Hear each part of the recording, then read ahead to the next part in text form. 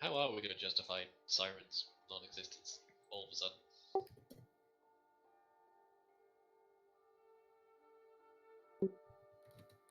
Okay. Well, thank you very much, Nick.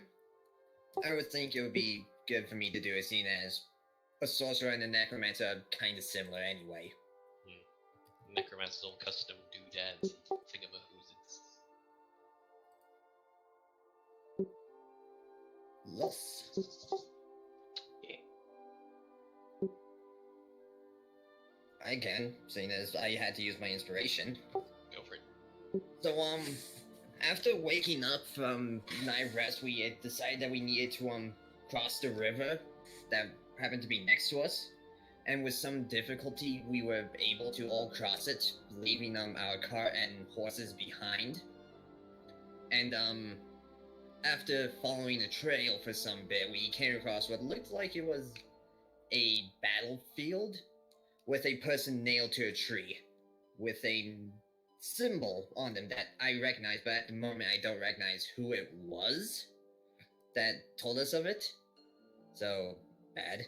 And after continuing on for a little bit, we came to this kind of rocky area near a shore, and due to it being low tide, there was a cave that we went to explore. And inside the cave was a bunch of marrows that proceeded to fuck us all up to some degree.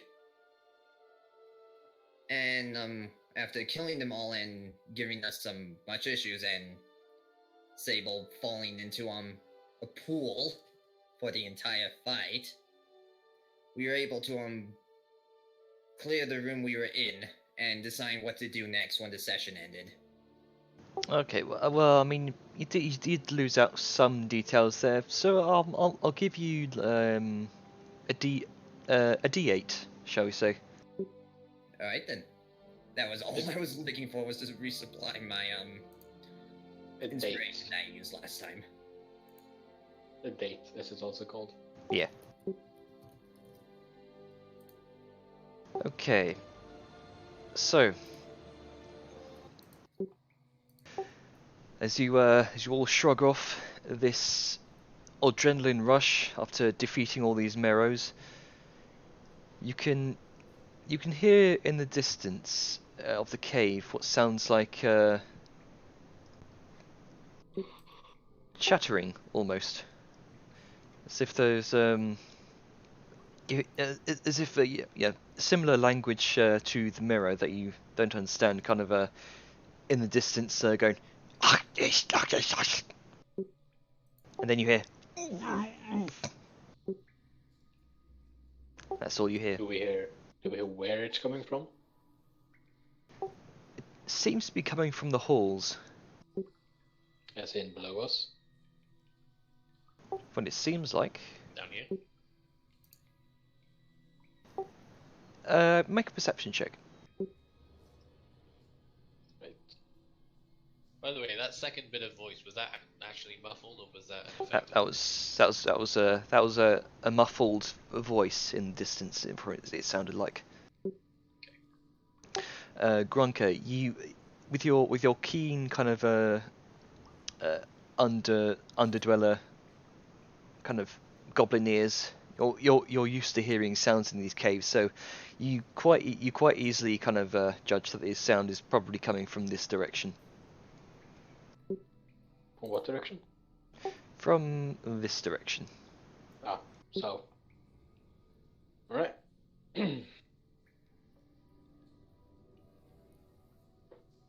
Right. We'll relay that to the group. Sounds like there's some more things over in the tunnels. And that there seems to be something that isn't one of these fish snakes.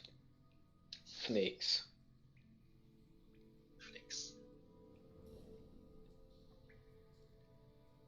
Did this area seem like a dead end when I saw it? Make a perception check. Ah, okay. Oh, actually no. Yeah. I mean, it seems from what you can see, kind of peeking over the edge of the rim here. It looks to be some sort of room with what looks like a kind of a carved stone shrine in it. Hmm. But it's like it's just a room. It's not like a corridor leading elsewhere. From what you can see, there is a small room, probably dead end, but you're not quite sure because you don't have a full view of the room. So which way are we going? Van's sort of trying to shake water off himself. That here. Here. Are we sure it's a good idea to go deeper into the cave? Honestly, Hey, I'm Dad. not sure at this point. My We first. have sunk ourselves this far. There's no reason we shouldn't go any further.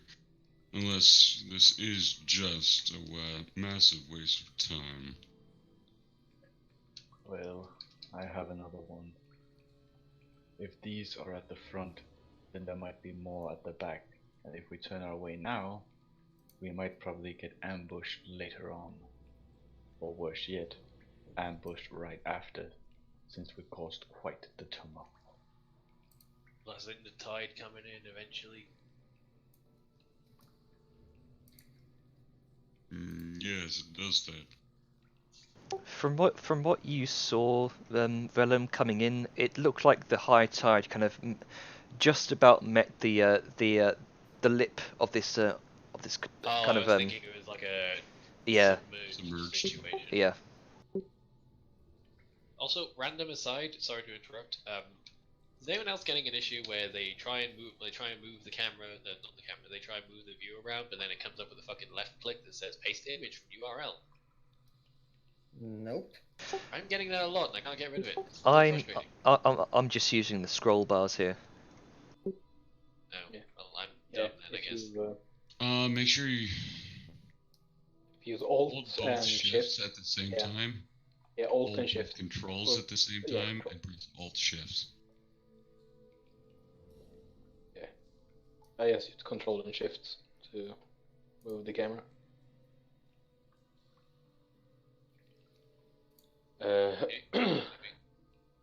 I'll deal. Yeah. When you make a decision here, standing around all day isn't gonna get anything done. Yeah.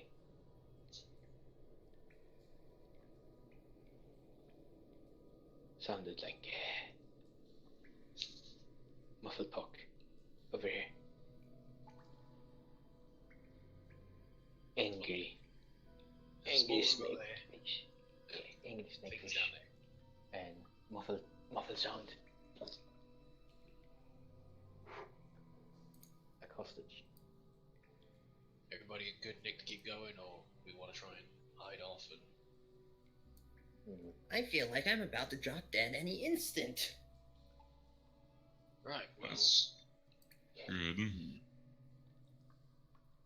should we try and cordon ourselves? Sorry, cordon is a bit advanced for base intelligence. Hang on. Try and like stick ourselves in that room over there and get a bit of rest, or because I'm a bit worried about our chances after all that mess. We might need a breather, yes. At the very least, we should take a few moments. Well, I'm just gonna take a peek see in here. Okay. As you enter the chamber, Vellum, you can immediately see in the center room what looks to be some kind of shrine carved from like a wet-looking stone. You can see chisel marks and fine detailing engraved onto the surface. You also immediately see through your dark vision that the shrine seems to depict a feminine figure, kind of sat cross-legged, a shawl draped over her legs. You're not sure what species this is, but as there's certain elements of like aquatic life scattered throughout her form. Her ears are like elegant fins. Her hands clasped across her kind of bare chest are webbed, and protruding from where her head, protruding from Where her hair would be are kind of short, sweeping cephalopod-like tentacles, which kind of come to a point behind her head. A feminine, shapely form seems to be a depiction of motherhood, evidenced by the kind of swollen, round midsection. Carved across her belly, you can see various engraved shapes of squids, octopi, fish, whales, shrimp, crabs, deep sea anglers, all sorts of sea life. How's the craftsmanship? Very fine. Strange. I mean, that from his viewpoint, these lots didn't seem like smart enough for that. It's like, this is weird. Right, so I'm guessing there is no other branchway. There's no other pathways out of this room, right? No, but at your feet, you do see what looks like kind of like bones, blood and gore, which seems to have been left to kind of rot and decay. Some of it's old, some of it's new. In the bowl before these. Borrowed, some of it's blue. Sorry. That's it. So, yeah. Some Sorry, of it. I couldn't help it. In the bowl before the sculpture's kind of crossed legs, you see a fresh chunk of bloodied meat. Amidst the offings of flesh and blood, you can see a medium-sized open sack of a kind of blackish bluish powder of sorts. Well, I am not touching anything. Vellum is gonna kick these various bits of bone and viscera that are on the floor, not the offering, because that would be stupid. And just sort of kick them out the doorway and just go. Ding ding ding ding, kind of scatter across the floor. Right, it seems closed off. If we're gonna do it, it'll be in here. I mean, I can tell there's a place over here, but that doesn't look closed off from what I saw when I was over there. There are also some boxes in there from when I was over there taking a look.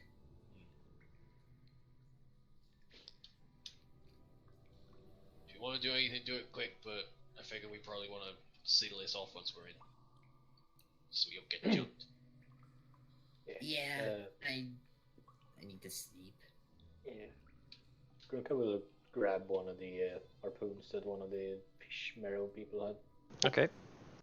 Just you can see as you take it, it seems attached to one of their like braces. Yeah, I'll take that as well. You're gonna have some kind of difficulty taking it off. So I'll Chop your hand off. okay. So chop the hand off and remove the bracer. Go ahead and just add one marrow harpoon with bracer to your inventory there. I assume the bracer is way too big for me to actually. Oh, very very big. These are large creatures. Yeah. Let's see. I'm probably just gonna put it in my inventory then. How much rope is it? It's a good 30 feet of rope.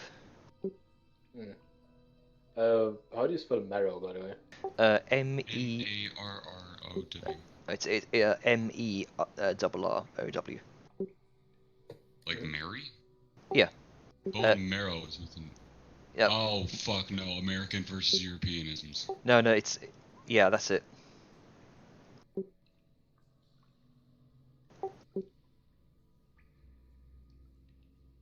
Because we're Right. not talking about bone marrow, right? No, Like the- no.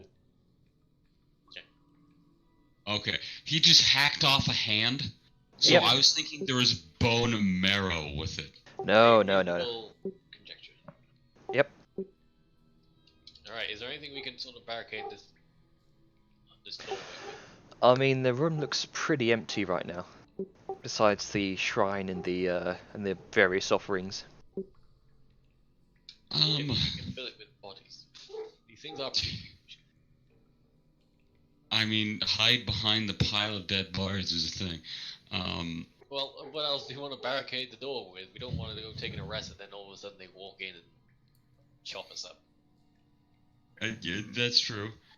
Before we do Found that, that just rock. make sure I'm not doing something that's gonna like, oh yes, this is the place they come to 3 times a day, every day to sacrifice. I mean, it is a holy place. Can I?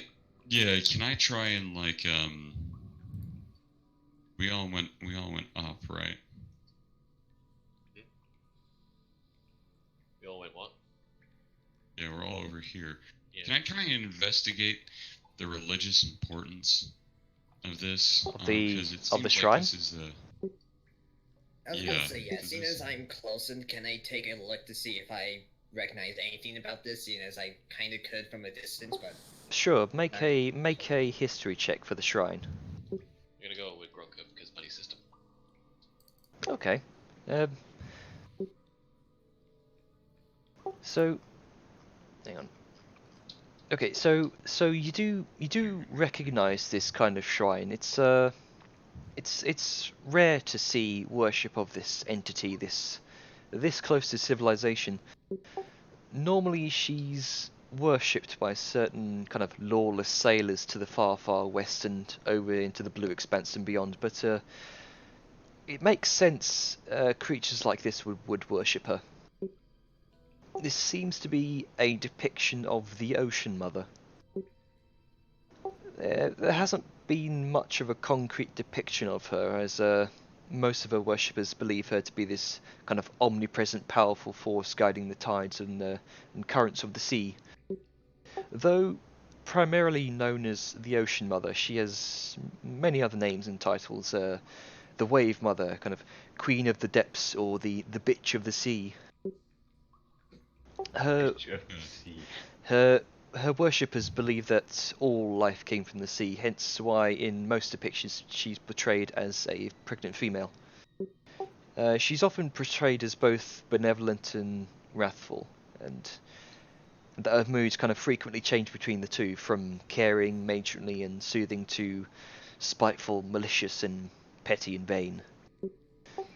Believers in her power often bring her valuables in exchange for favours such as calm seas, good winds in one's sails, clear skies, bountiful fishing harvests, or clear trading routes. That's as much as you know about her. huh. That makes sense, kind of.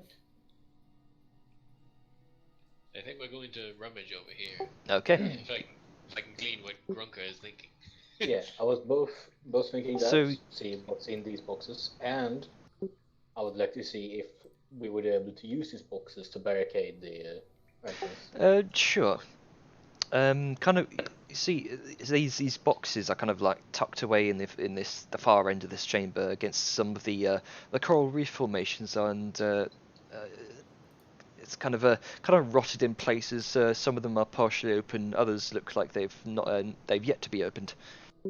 Some of them are kind of spattered with blood.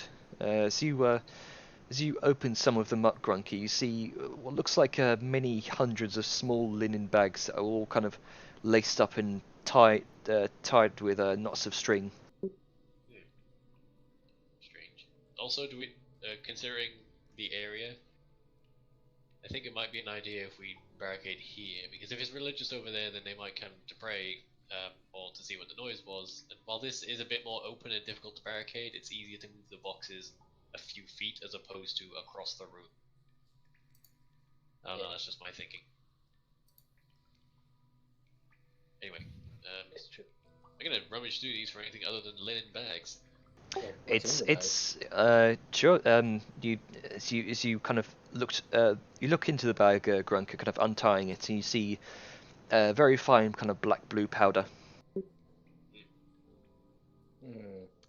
And as you kind of Okay. as you kind of keep rummaging through and opening these linen bags, they all seem to be filled with this black powder. Oh, Kind of take one of the sacks and I kind of show it to Zayun. What do you have here? Missing box. You have these. I take a look at the content. Make a history check.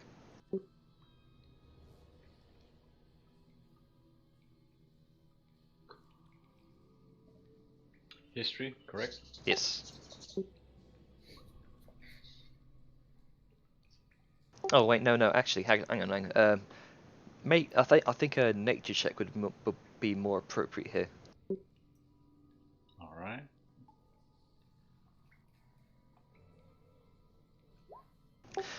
Yes, this is Duskvein. You heard Neril mention of it before on your way here when you encountered this the massacre site with the poor fellow pinned up against against the tree. Yeah. At This least is- his ring was nice. Sorry? At least his ring was nice. Oh yeah.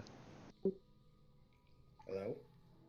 Hello? So it's some kind of like alchemical powder.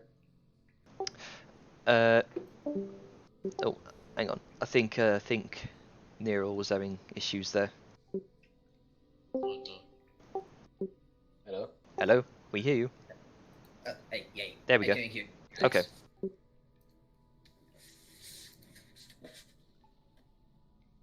Okay, can you hear us? Yes, I can hear you now. Okay, perfect. So, Sao Yun, Grunker, and Velum have just discovered a huge stockpile of Duskvein. Oh. It looks like 5 crates of it. Although you're all the way over there, so you don't It's know. all Duskvein. It is all Duskvein. So did. Just for sake of clarity, would it be possible to block up these entrances by here with these crates, or is it not enough crates? I mean, you can try. I'll move one crate over there Okay. to sort of make a size comparison. Just make a general athletics check to see if you can move the crate. Yep. Double 18s. You move you move what you actually move a couple of crates over there. Seems to block it off quite nicely, except gap in the middle, but it should function for the meantime. Right, well. I mean, they're only about like 4 foot high. Yeah, I'm just sort of using it as a comparison. To say, Yeah. okay, these cover this much, and then yeah, didn't think powder would be so bloody heavy. Right, back in a sec. Venom's gonna make his way back over to everyone. Doop a doop a doop a doop. Mm-hmm. Did you find anything? Yeah, there's a bunch of. Wait, out of character. Did Stallion mention what it was, or? I might have, but not verbally. Okay, well, not verbally then, so we'll continue. Right, well, we found a bunch of crates over there filled with some kind of bags of powder, but it looks probably a bit safer to hold up in. We moved some of the crates to come to block the entry, and honestly, I'm worried about them coming in here to prey or whatever it is they do in here. That's probably a good idea. Right, well then, I'm gonna make his way back over.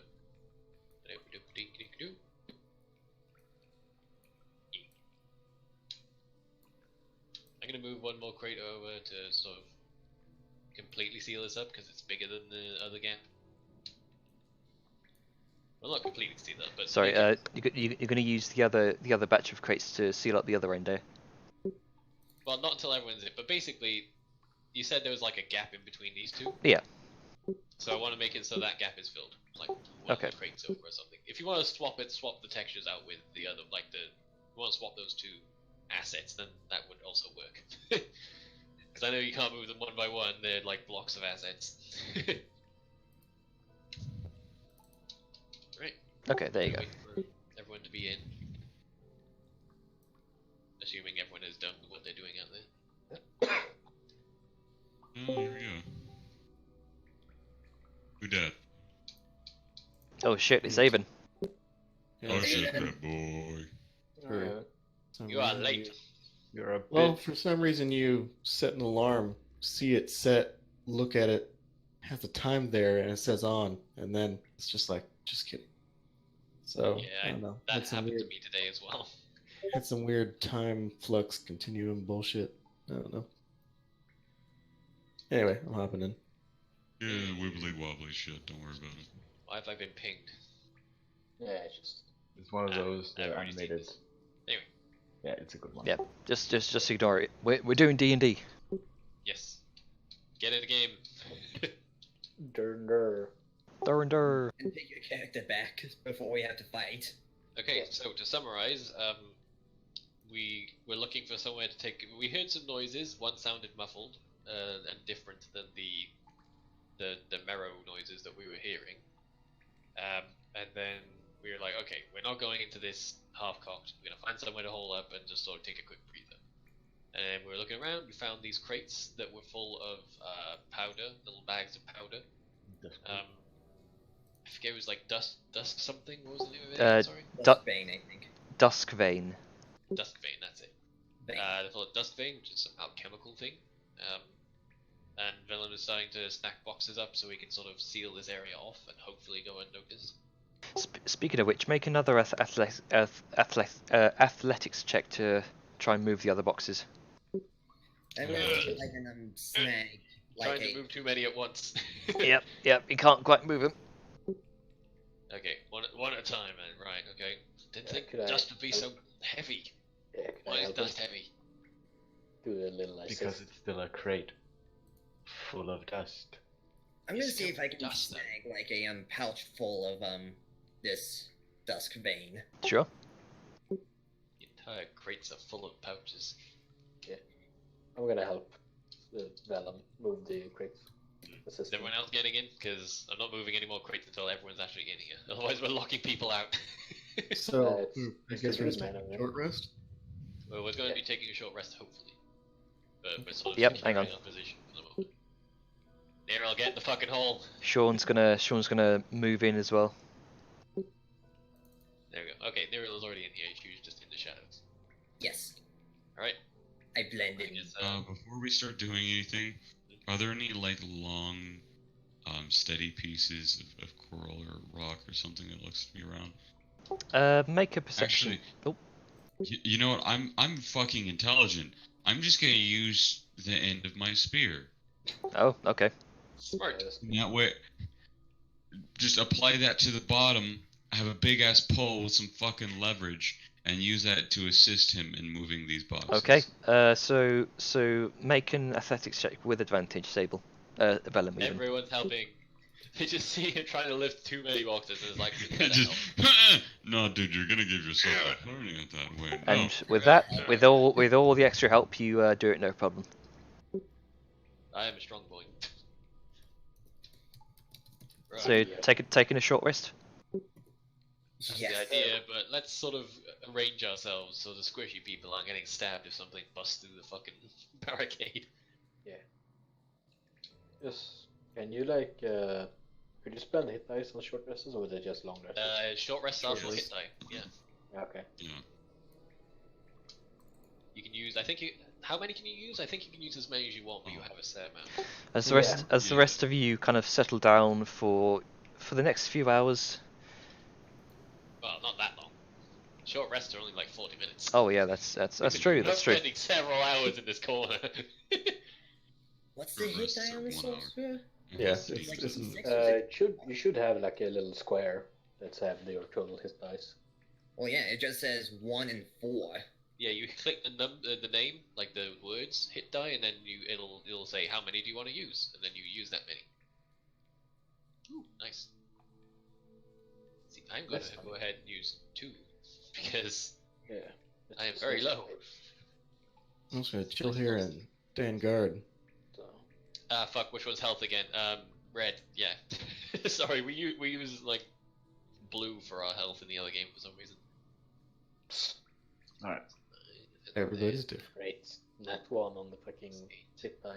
What am I at now? I'll use one more because I don't like the chances. Okay. That is +5. I don't feel like using Screw it, another I'll hit use all of die. them. I'd rather go in full. There we go. I'm Exactly not even full health. full I yet. used all of my hit dice and I'm still not at full. Well, I mean, you're a barb. You're kind of meat. Yeah. Something to remember that you only gain half of your total hit dice on a long rest, so you can eventually run into a negative deficit. Yes, but right now I'd rather be full health going in than Yes. risk anything. Yeah. I Very get a valid. feeling that after this is done, we'll have a bit of a breather. Hopefully. Venom had a shit time just now, so I think he's inclined to be like, I'm just going to do everything. Oh, you had a bad time, huh? So you I had still bad can't feel my days. arm. Vellum is still very wet. He is a wet, annoyed half-orc boy. Yeah, that'll happen. Yeah, that'll happen when you get knocked into water by a wall of force. When you eat serious ass. I assume we're not going to be obvious about or loud about anything. We're probably just sort of hiding out here. Yeah, Aaron's just. Speaking of which, everyone make a stealth check if you want to hide. I don't hide. I'm gonna assume that it's pretty dark in here. It's pretty dark. Yeah. So Yun I get- is I get gonna advantage. take her rifle and Oh, lay right. it on a Break. Break. Do I get Next to advantage? pointing out. Sadly not. I know. Right. Good thing I'm at the back. 15. So I should have Jesus. had advantage, but hmm I have exhaustion. But so it's just a normal, so 15. Yeah, it's just Oh, I a have normal exhaustion as well, 15. Right? Yeah, yeah. So it wouldn't matter anyway. Yeah. 15 is too good. Can't wait for that long rest. I can stop being disadvantaged. Yeah. Who still is looking to be, like, terrible? And this is why Tao Jones is balanced. People saying, "Oh, it's too powerful." This is the drawback. I mean, you have 2 turns of not being. Well, you have 2 turns, and then you get one little exhaustion that has a And long then you are rest. useless, and you can't even use it. I mean, until you have a long rest. Oh yeah, until you have a long rest. But if you push it too far, then you are just fucked for longer. Same thing with Frenzied Rage. Like, I've been pretty fucked. I had like 2 exhaustions. Couldn't do anything. Exhaustion is a scary thing. It is. Very annoying. But yeah.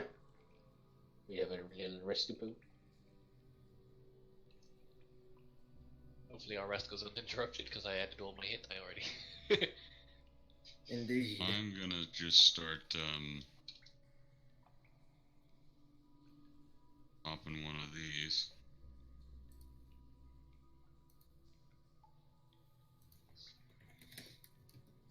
Hey, Daryl. Yes. Oh, I need to set that up so it casts. Don't suppose you could help me out with sort of lifts his arms and his like wet and soggy sleeves are just drooping and dripping. Yeah, I can.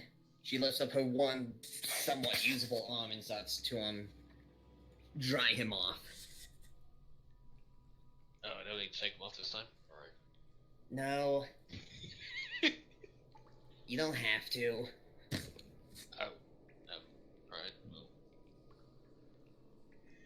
Kind Well, of once Sarah- he's dry, Sarah he's kind gonna of try- looks he's gonna try and askance sort at of that. help Daryl with her arm situation. I don't know, bundle it up or something. Yeah, because the snake thing tried to eat it. No, I'm saying that out of character. That is what Vellum is doing. He is helping like bundle up her arm or something, so it's not so fucked. Yeah. That would be Scanner. part of what I'm doing is the rest. There we go. Grunka's just kinda having a look at the harpoon, the the bracer. Just kinda, I don't know, having a look at it. See like how maybe thinking how hard it would be to like fit a new bracer that would actually fit him, or if he could like put the bracer on like around his around his waist or something. You said something, Xiaoyun? Yes. Sayuna's gonna lean her gun against one of the crates, pointing outwards, so she has a point of advantage on whomever might come crossing. Okay. I.e., she's staying watch, so if anything happens, she'll see it. Yeah. And so Saren. Look at keeping an eye out as well. But yeah, is the bracer like big enough to fit around his waist, or is it not that big? Waster. Yeah. Mhm. You heard me? Yep, I heard you. Sorry. Okay. What did you want to do? I was asking if the bracer that the harpoon is attached to with the rope, like would it how like is it big enough to fit like around his waist, or is it not that big? It's a very long and kind of thin bracer. It probably wouldn't fit around your waist, sadly. Maybe like your leg or something thicker than an arm. Yeah. Would it fit around the leg? Like, is there any part of my body that this thing would fit around? Probably not. Your head? Nah, it's way too big. Also, it's not circular. It's like American football shaped. Football. Football. Rugby. Football. Yeah. But yeah, that's just kind of what he tried. See if he could. So do you- that. Yes. You seeing that? No, because you kinda blocked out the Yeah, that's on purpose. part. Mhm. But can I just plunk out my token on the other side to see? Just That's quickly. cheating. I think you can react to it.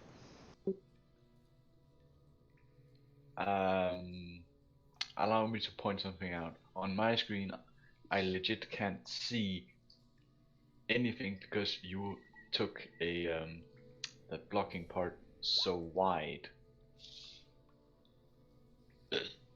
But whatever.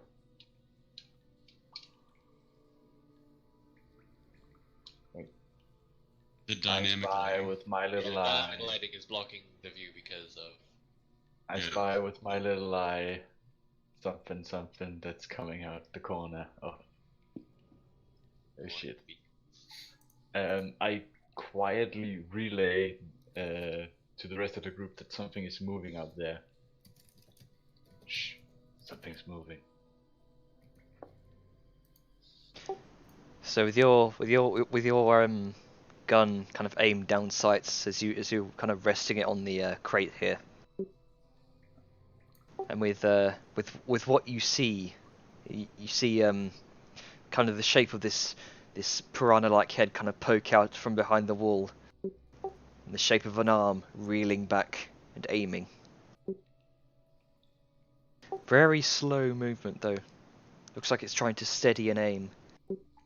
But as you kind of line up your sights towards the head, roll attack with advantage.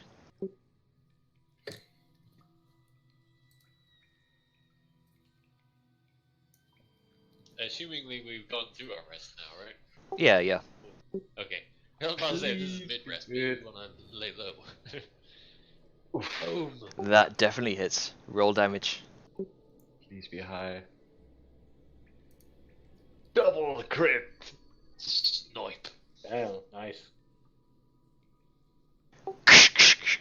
Kind of. Everyone's just like, oh shit! You all kind of snap your heads around to Xiaoyun, who lets out this deafening kind of cracking noise as a long gun fires through the cavern, and the rest of you hear this kind of this hissing shriek somewhere else in the cavern.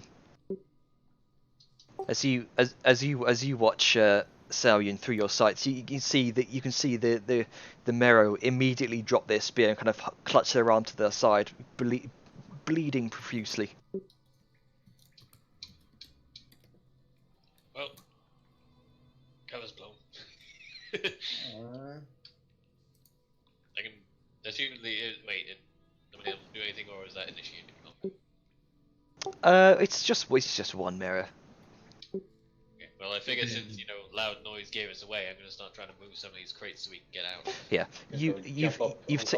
you've taken your long rest. Don't worry. Short rest, yeah. Short rest, even. Sorry. Are these short enough to go over? Like they're only about 4 feet. they're at 4 feet high.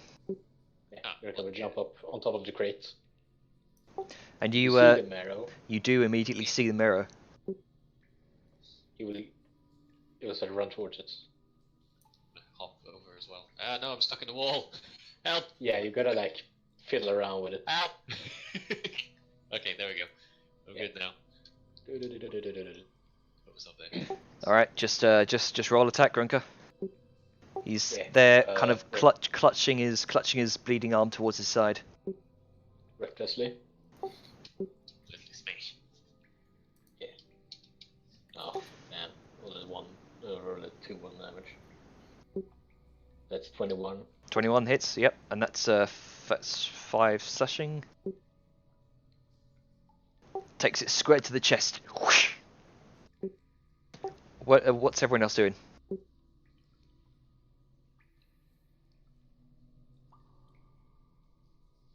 Come on, guys.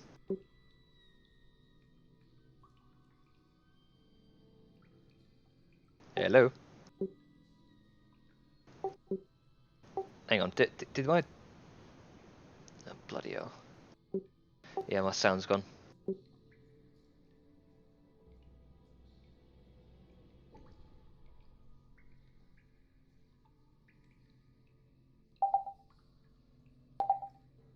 Hello? Hello? Yeah, I'm gonna, exit call, rejoin. Hello? Hello? There we go. Hello. Hello. Okay. Right, so what's everyone else doing? Okay, so Vellum is keeping an eye out because it's unlikely. Oh, sodding hell, it's done again. Being fairly close to Neural as she moves, just so she isn't singled out. Yeah. Okay. Going to chill touch. Yep, roll attack. Oh shit, there's one I couldn't see. Yep, 14 hits. Roll damage. Just one. Damage. One Ah, no. Say I love you. Yeah, that was Sean. You see it clutch its head, almost like a mind freeze, brain freeze. It's not undead, is it? Doesn't appear to be undead, no. Okay, then no secondary effects. Nope. What else? What's everyone else doing? The boxes, or? It's going to go ahead and reach down, grab its harpoon with its other hand. Oh, no. No, not the poon. That hand needs a good blasting. Thinking maybe like an Eldritch blasting, like on that hand. Last of the Eldritch variety. Yeah, so something kind of like that. Ooh. So you fling an Eldritch blast from over the crates downwards. Roll damage. That definitely hits. We were ready for this. We just came out swinging. Ah, rip. So, Wait, and you're saying just Neil's one? going to just Yeah. move here with a spell ready for it. Sadly, it just glances off of just glances off its wrist, not enough to stop it from picking up the harpoon. Yeah. Do I see any of its friends about? Kind of worried about that. It looks as though this is probably the last man standing. Probably fighting out of sheer desperation. Thought it could make some sort of sneak attack on Saoyun, but underestimated her long gun. your fucking gun. They never expect gun. No, it's gun versus javelin. Who would win? It's a new technology. They've never seen guns before. Okay. Do we want to kill it, or I think everyone wants to kill it. I think the only one who hasn't acted is Nerl. She's ready, I think. Yeah, I did. I moved to here and was ready for if anything decides to try to jump over the boxes to throw a firebolt at its face.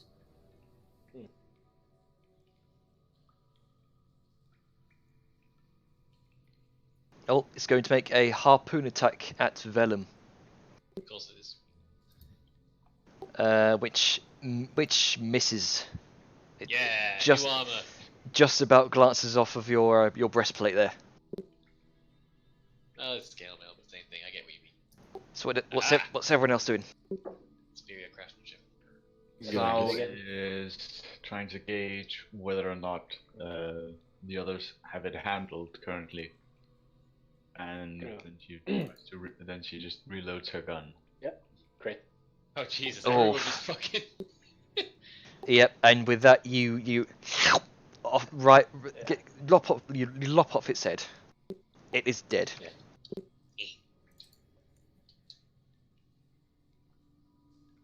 Yeah.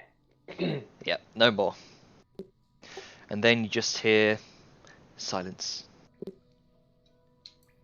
Wow, that was underwhelming. Well, Yes. got hurt. Are we safe? Looks like it. Oh. Granka will kind of take a little moment just to see if they have anything else interesting on them.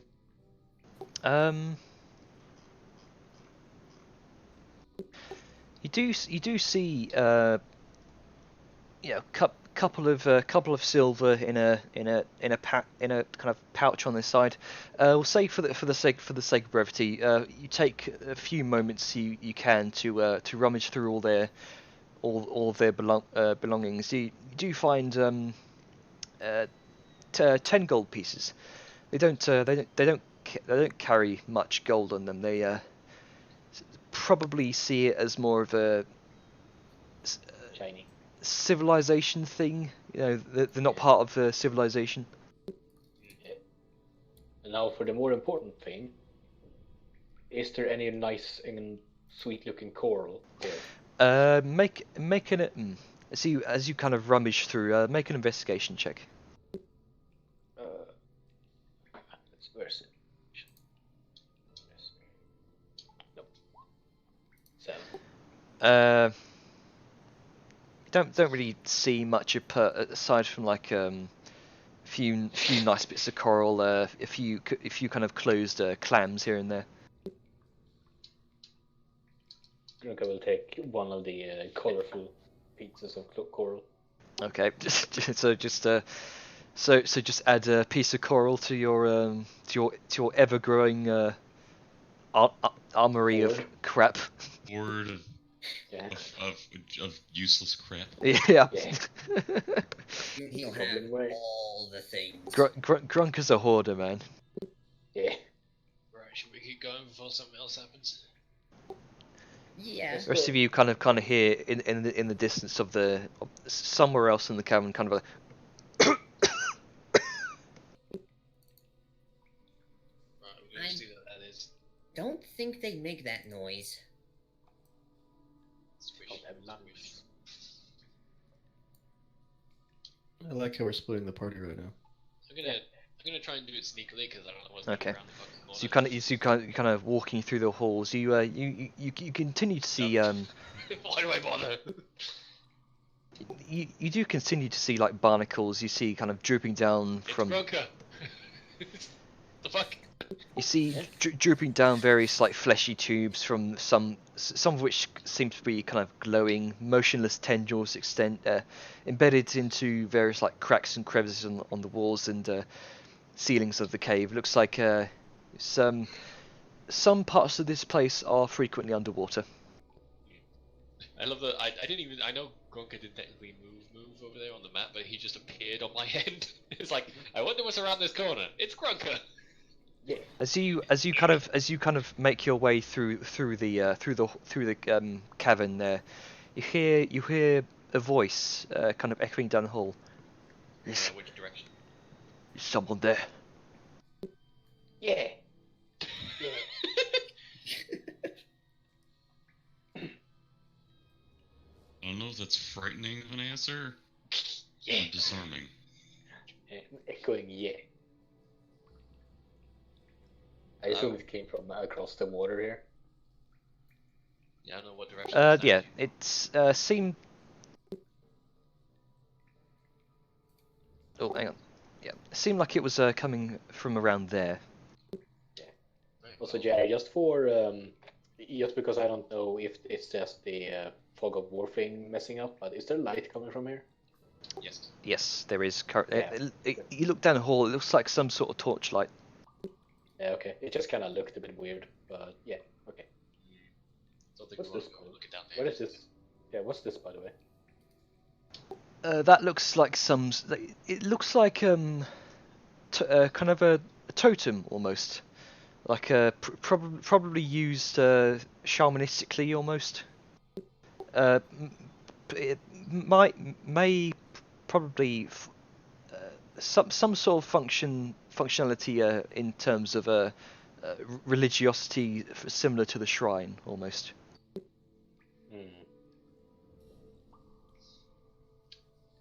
Is there anything interesting around it, like except these ribs? Yes, as you've kind of been moving through these halls, you have seen various bones, bloodstains scattered throughout them.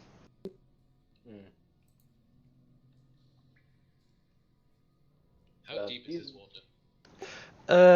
The lip there is about 5 feet down, and the water looks like a gradual slope downwards into what seems like a kind of like an underwater tunnel almost there.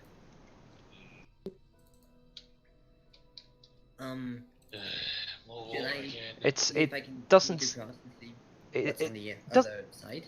I will say it doesn't seem to be very deep. Only like a foot deep, maybe. Yeah, but he's sick of water at this point, so any depth of water is just like, this shit again. Water, who needs it? You forget what region he came from. Yeah, desert boy. So you kind of make your way across fairly easily. It's not too difficult. Feet get a bit wet, but that's about it. Could be worse. By the way, Janek. Mhm. You said there were like glowy bits in the walls and stuff. Yeah, kind of like bioluminescent, almost like corals. Yeah, could Grog is gonna try and pry off a piece. Make a strength check. This is glowing. This is with disadvantage, right? With disadvantage. Yeah, because it's an ability check, right? Yeah. So you do manage to pull off like one glowy tentacle with a. I love how the rest of us are making progress in the background. Yeah. Is Brunka getting things? So as you kind of peek your head around the corner, you see kind of strung up against the wall of the cave a pale grey-skinned humanoid male. His hair is long and black and kind of covers most of his face. Looks like he's coughing up blood.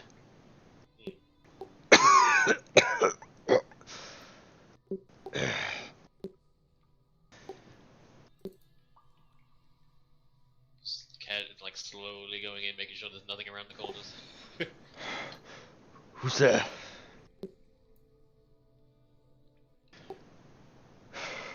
Nobody you know.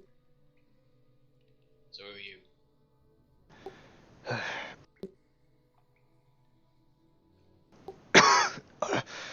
I am Hanshin Shorttusk. And upon a closer look, the male is orcish. He's probably in his mid-30s. His hair is long and matted. From what you can see, he hasn't eaten in a while. Lots of kind of gashes across his chest. Probably been tortured while he's here, as evidenced by the his coughing and the pool of blood on the floor. As he kind of lifts his head up, you do notice his tattoo of a hand with a key in the palm on his neck. Right, now the important question. If we get you down from there, you gonna go trying anything?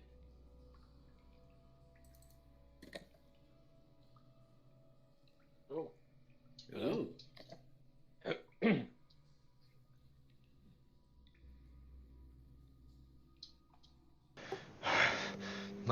My soul is broken. I cannot fight back. Even if I wanted to, I wouldn't have the strength. Works for me.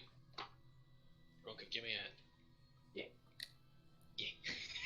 Yeah. I know there's deeper paths to his character, but I can't get over that. Yeah. Yeah. Gotta find him, man. He's kind of. I know. So you kind of as you two cut him down, he slumps to the floor. Well, carefully, we're gonna make sure he doesn't just flop to the floor. Oh yeah. Okay. So you notice he's kind of weak in the knees, and as you kind of help him down, he kind of falls to his knees almost. Yeah. Does it look like he's like dying? It doesn't look like he's dying, but he's probably. Yeah, he's been roughed up a fair bit. Yeah.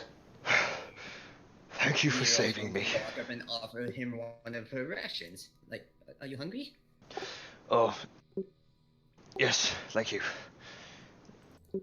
He kind of takes the ration out of your hand and eats happily. Sayun looks at him almost. Does want to join us? Sayun looks at him with almost a sense of pity, but also wanting to be more sense of comfort to him. And she asks him in Orcish, "Where are you from?" Hey, I know that. Back up a bit. One moment. Sorry, I'm gathering my notes here. Hey, Balthazar joined the party. Yeah. Lurking from January. all the way from a distance. January, just Yes. before we continue, I have like more of a question. Like this piece here, this plant, I guess. Are we supposed to be able to see past it? As you kind of closely inspect it. Just like as a question, like, are we supposed to see it? Because like, you know, yes. I can see past it. Okay, good. I just wanted to know if you were like, supposed to have it hidden, or if it was the I'm gonna grab a drink and keep going. division thing that was messing up. Continue.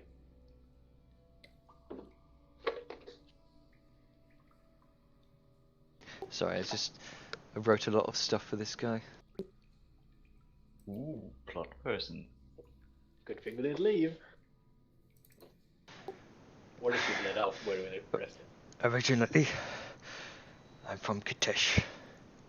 I cannot say any more, though. His eyes constantly watching me. I understand.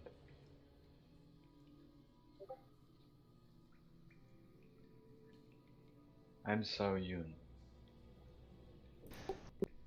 My name is Hanshin. Pleasure to meet one of fellow kin. Our caravan was ambushed by these creatures.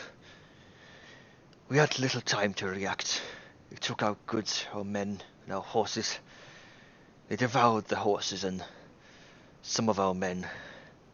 I suspect the rest they killed or savored for some other time.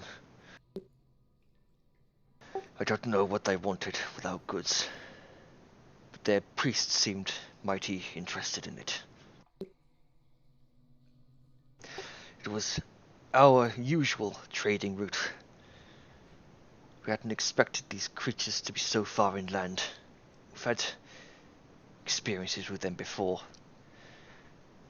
but that was along the outer coastlines, not this far inland. They seemed desperate.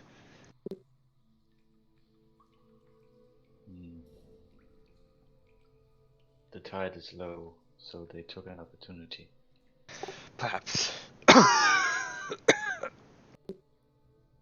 enough speaking. You should. I was gonna rest. say, I'm going to take a look him over with a mess and see how badly hurt he is. Nope. Sure. He is perfectly fine. He is just faking it. You don't know. I mean, he seems pretty beat up from what you can understand, but he does seem to eventually kind of gather the strength to stand up and lean up against the wall.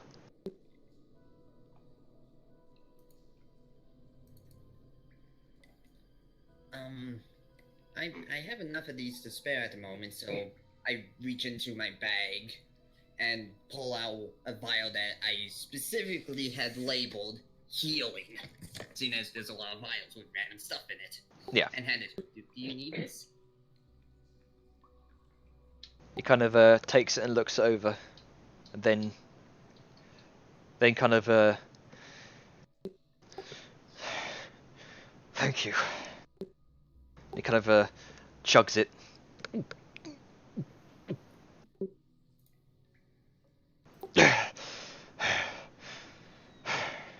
And he kind of smashes it over to one side. What is a man smash? I would like that vial back, but okay. Nope. Sorry.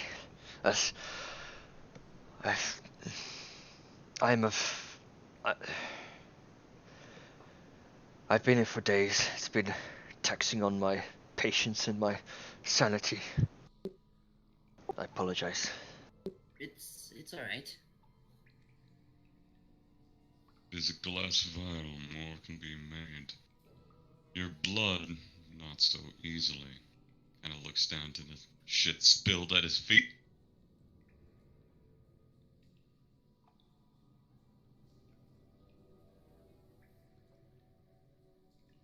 Tell me, Short Tusk, what can you do? Well, go for the dagger.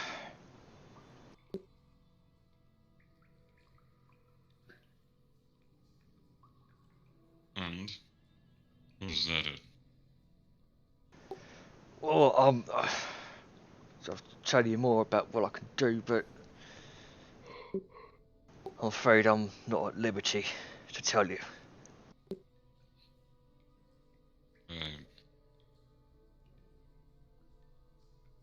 I look for any tattoo of a hand with a key. You do see it on his neck, as you can see in the handout there. Oh yeah. Yep. So what's the story behind the tattoo on your neck?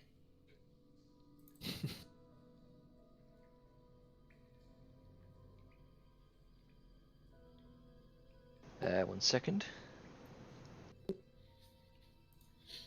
Make a persuasion check. Ooh. Let's see. Persuasion. Nope. Can I have advantage seeing as I've been so nice to him? It doesn't work that way, sadly. I can't say anything. Even just speaking out against him, you may think you're alone, but he has invisible eyes everywhere. Can't say anything more. It isn't safe. Huh. I look over to Balthazar.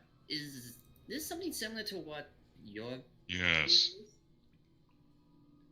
I'm gonna go forward and I'm gonna step up to him and raise the back of my hand up as if I'm about to like backhand him and gently bring the hand forward and present the ring I took from the gentleman who was pinned to the tree.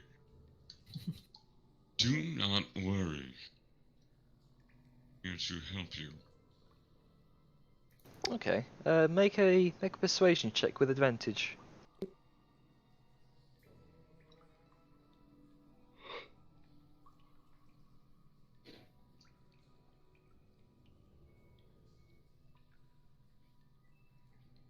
We've seen other terrible similar things happen here. Your caravan was ambushed, was it? Yes. I'm afraid we might have seen some evidence of that. for a survivor, and we're hesitant to let you join the rest of your comrades in the afterlife. We give you a dagger to help you get out of here. Can you assure us that we won't have it returned within our back? Very well. I suppose, since this whole expedition has been all for naught, it shouldn't matter, I suppose. They'll probably think me killed on the road anyhow. It hasn't been all for naught, friend. You've met the best people you could have. Us. Hand on his shoulder. Retrieve boot dagger. Give boot dagger.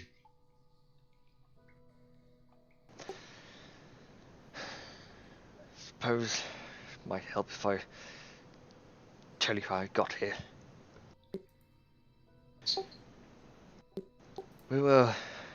As I told you, we were transporting a newly arrived shipment of Duskrain, freshly smuggled all the way from Port Sisu under the cover of night by the orders of the handyman. Let's say Duskrain isn't exactly a legal substance in Mayland. We left Port Morkney for the moorland forest under the cover of night a few days ago, when we were attacked by night by these creatures. And the rest of you kind of oh, hang on. Don't mind us. Casually chatting in the background. Oh no! And he appears on top of Nero. I keep forgetting about that guy. What do you mean appears? He's been here the whole time, clearly. Yeah, but we just haven't noticed, so he appears. Yeah, you can see him. Yeah, dude, you know he's a good scout when you don't know he's there. It's like a ninja. The rest of you kind of watch as Sean kind of approaches with a frown, with almost a frown of disgust at this orcish man, at the name Handyman. All right, he's a city official, isn't he? Whoops. Handyman's got his claws in every part of Mayland, the Carthage Commonwealth, under all the underground criminal enterprises. He's got his hand in slave trades, people trafficking, smuggling, contraband, bribing politicians, you name it.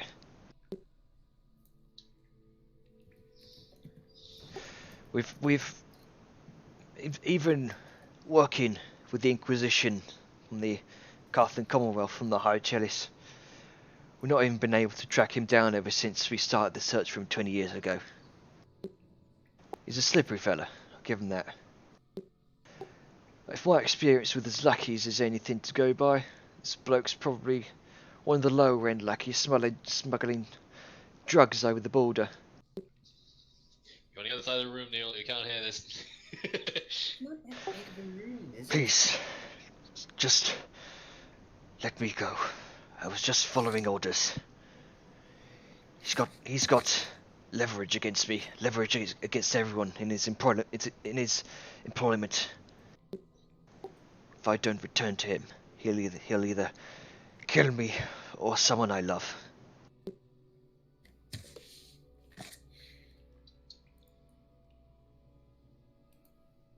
Which is Sean just kind of slims his eyes at him.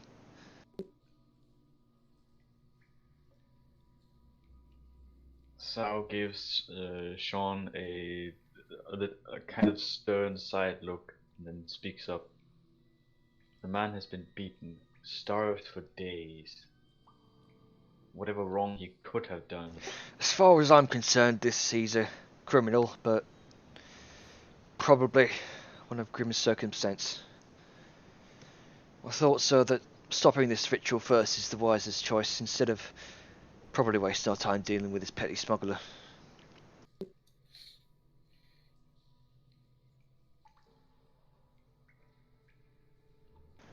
I first met the handyman when he offered my wife and daughter and I a better life here in Mayland. war was brewing in Kadesh. We fled, sensing the coming conflict. I made an agreement with the handyman to help my family find a better life. I provided work for him, he employed smugglers to bring us across to the other side of the world to here.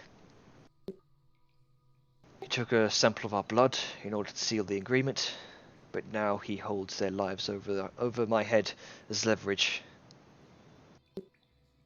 I don't know what kind of magic he employs, but I've seen angry employees of his drop down dead without anyone around them so much as lifting a finger.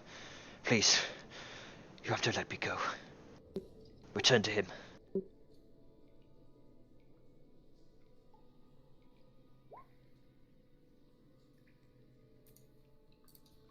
Siren kind of steps forward and just looks at him and says, so you're a smuggler, yes? Yes. So that means that you probably, given the circumstance and the location of where we're at, you probably know the hidden caves and entrances to most of the hiding places around here. Most caves, yes. Do you know a way to get up to the top of these cliffs? And perhaps an entrance to the area in there? You talking about the Tomb of the Shamed King? Mm-hmm. No one ever goes up there. That place is cursed. That's interesting. Usually it's people like you that spread that rumor.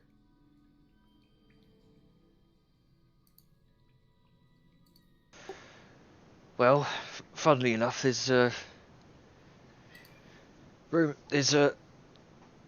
more dangers up there than the cursed tomb.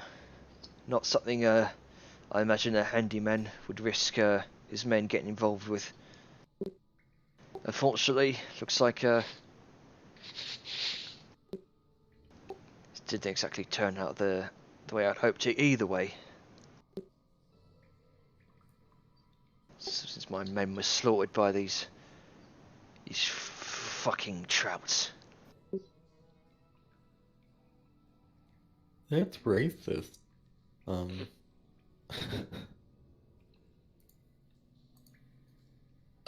Siren. You call him a trout, as in like a fish? Yeah. Fish people, I guess. Yeah, it's fish. Open chuckles. So yeah, Siren's just like, well, it seems that we've healed most of your wounds. Not most, some. Yes, thank you. And so in that regard, I don't really care. Like, she looks at Sean Balthazar, it's like, do what you wish. And then she just like goes over and she's just gonna basically take time to go explore this room. Okay. You don't find much aside from a few blood splatters on the floor. What looks like a kind of half a rib cage, maybe. Probably a Merrow's evening meal at some point.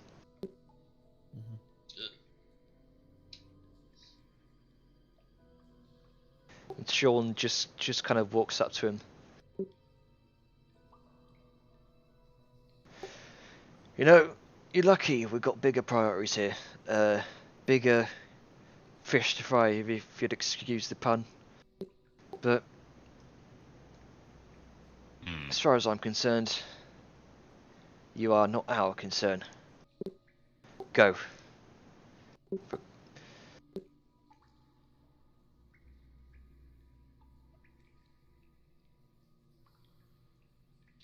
And the rest of you watch as begins to start stumbling off, kind of making his way around you, Saoyun.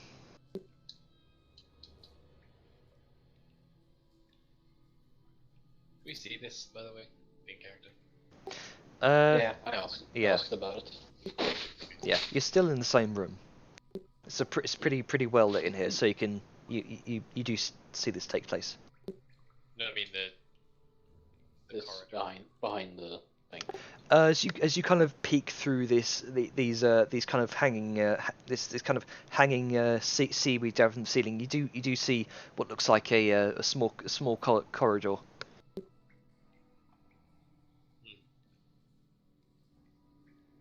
Well, I think while this is going on, Glunka and Valen are probably going to start moving this stuff. Clearing the coral. Yeah, so it's not that hard to to clear. It's like one of those kind of beaded art doorways almost. Ah, right, okay. For hippies. So you just kind of shift your way through them without much issue. Well, we'll wait until everyone's ready to do that. No, well, Grover's not going to wait. Are we sending this guy off like just good luck? Basically. We gave him a dagger. Yeah. Yeah, I gave him a dagger. I mean, unless you guys want to stop him, that's fine. He'll Yeah, because if we are, and like because if we've hit the GM ruling of because Sean lawbreakers equals untrue in party, then like I'm not gonna contest that because like I don't want to kill Sean. I mean, you can feel free to contest it. It's your choice. You're the players here.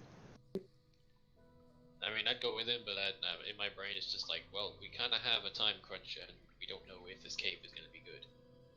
True. Well, hey, shit, if it's open. Balthazar will want to contest sending him away. But I can wait on that conversation for a moment. So Okay. you guys can do your stuff over there. Okay. We're literally just clearing Carl. Go right ahead. Okay, so the rest of you kind of make your way in. Ah! Not much issue. You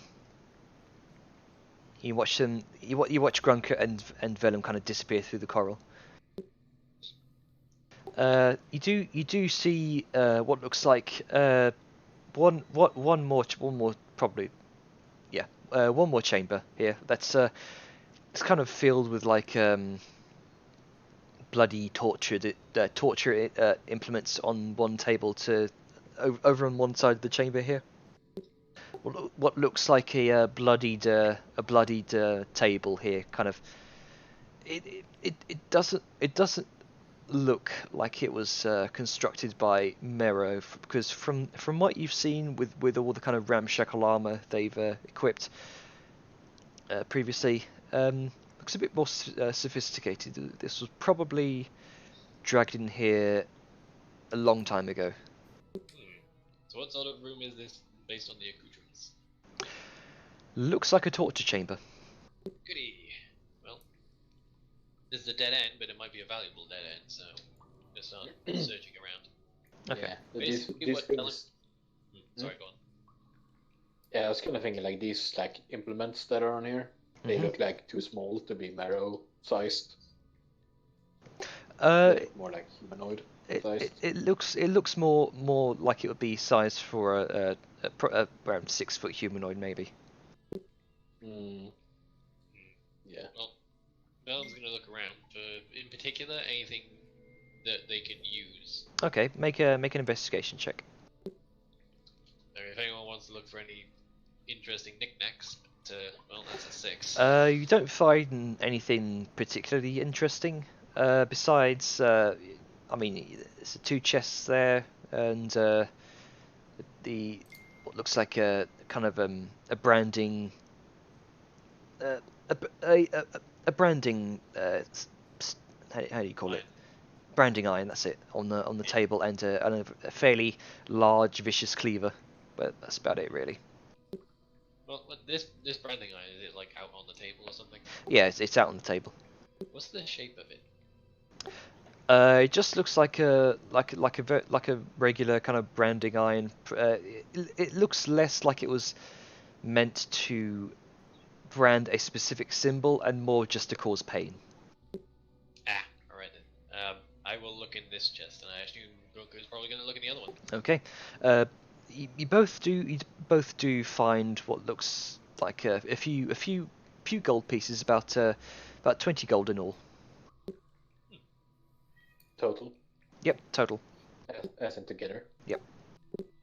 Yeah, we'll divvy that out. Yeah. Well, Vellum will. I don't know if Grunk is going to. You got quite enough gold already. Okay, so Saoyun and Balthazar and Siren, what are you doing? I was gonna try and stop Sean from sending this guy off. So as you kind of look to see Han Shin make his way out, you grasp his shoulder to stop him,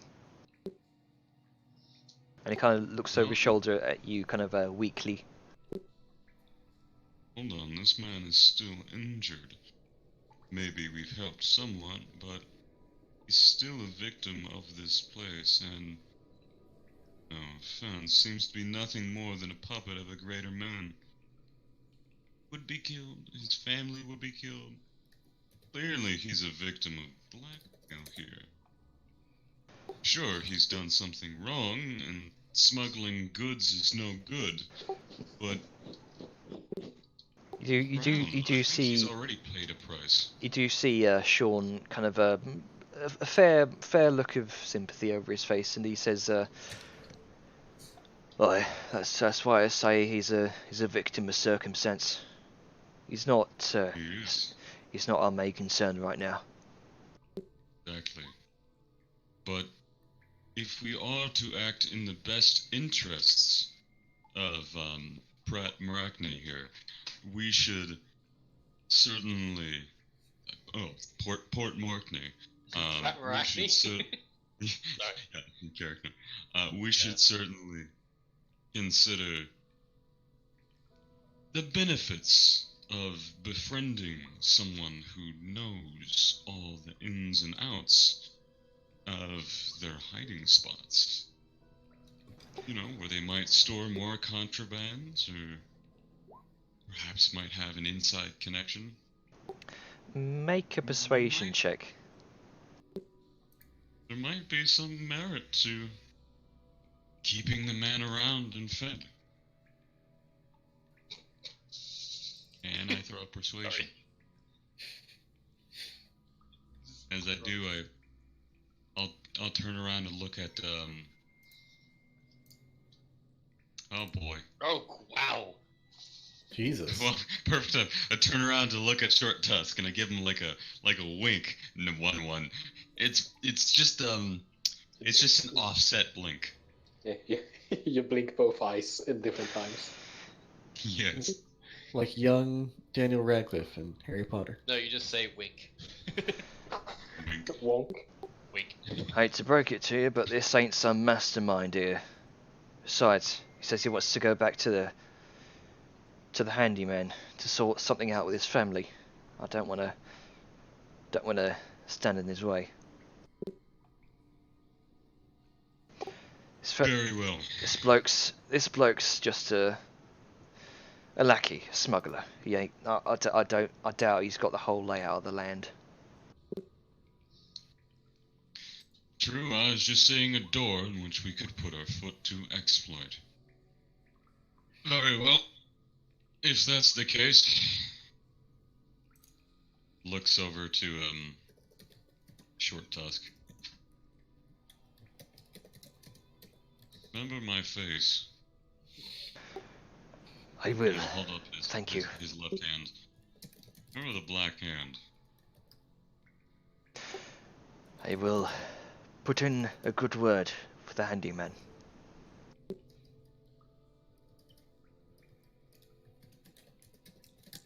Quick question. Peter?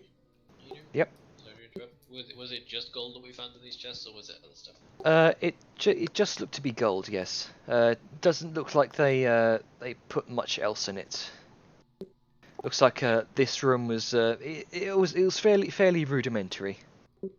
Nothing too Probably elaborate. emptied on abandonment. Yeah. There's and sorry. Oh, I was just gonna say I'm gonna give the room a quick once over. Okay. Yeah, looks like your standard torture room. You don't find much else besides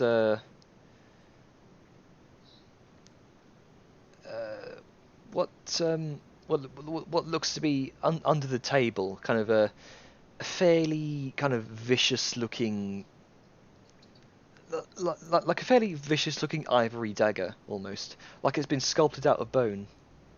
Yeah. We keep finding these daggers. Daggers Everyone everywhere. loves daggers. Just going to, real quick, before picking up, see if I can feel any magical energy coming off of it, because It doesn't seem to be magical, no. Okay, I'm going to take it. Yay, bone dagger.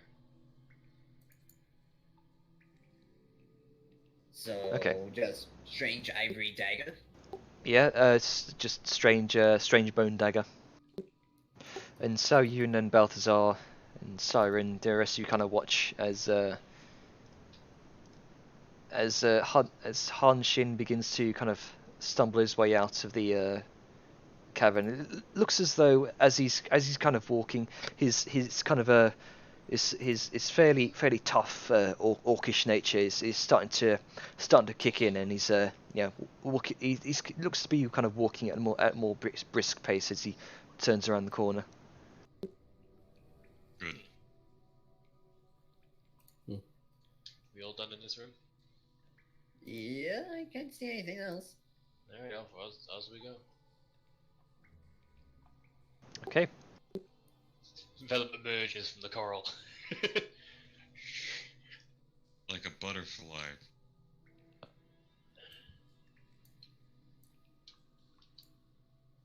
Well, that's a dead end. I found this. Holds up the bone dagger.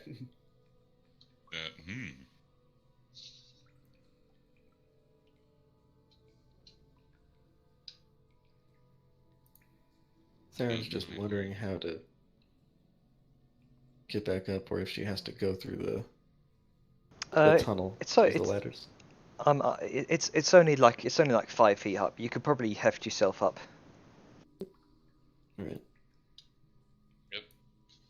She does that. Guess we're going. Siren just books it immediately. So, are you guys making your way out of the cave then? Well, I want to see what's down here first. Okay. We didn't really go down that way. We went immediately towards the voice. So I'm gonna try and be sneaky again. It's probably not gonna go well. Nope. Moving on. It looks as though it just wraps around to the main chamber here. Ah, okay. That's where I came from. Yeah. What do I do with This this? is a waste of time. It looks like another kind of coral formation. Looks like a Just turtle shell. One day is like a. I was just thinking, like, because there's like something strapped to it. No, it looks like it does look like some sort of turtle shell which has been kind of carved into 4 pieces, similar to the kind of a totem you saw previously. Looks like this probably has some sort of kind of spiritual or religious significance to it. You're not sure what though. Okay. Hey, wait. Wasn't there some sort of water thing down here? Looked like it goes deeper. Water thing? Oh right, yes. It looks like this is this was a kind of a tunnel. Kind of Connects to over here, probably. From remembering your encounter with the Mero, you suspect it's a tunnel that probably wraps around to there. Ah, right. Yeah, that makes sense. Is there any, like, looking down here, is there anything up here, like a ladder or something? You do see what looks like kind of a blocked off waterfall. It looks like there's been some sort of underground kind of landslide almost, where the water is just kind of pouring through the rocks. Doesn't look like there's any sort of access you can gain though.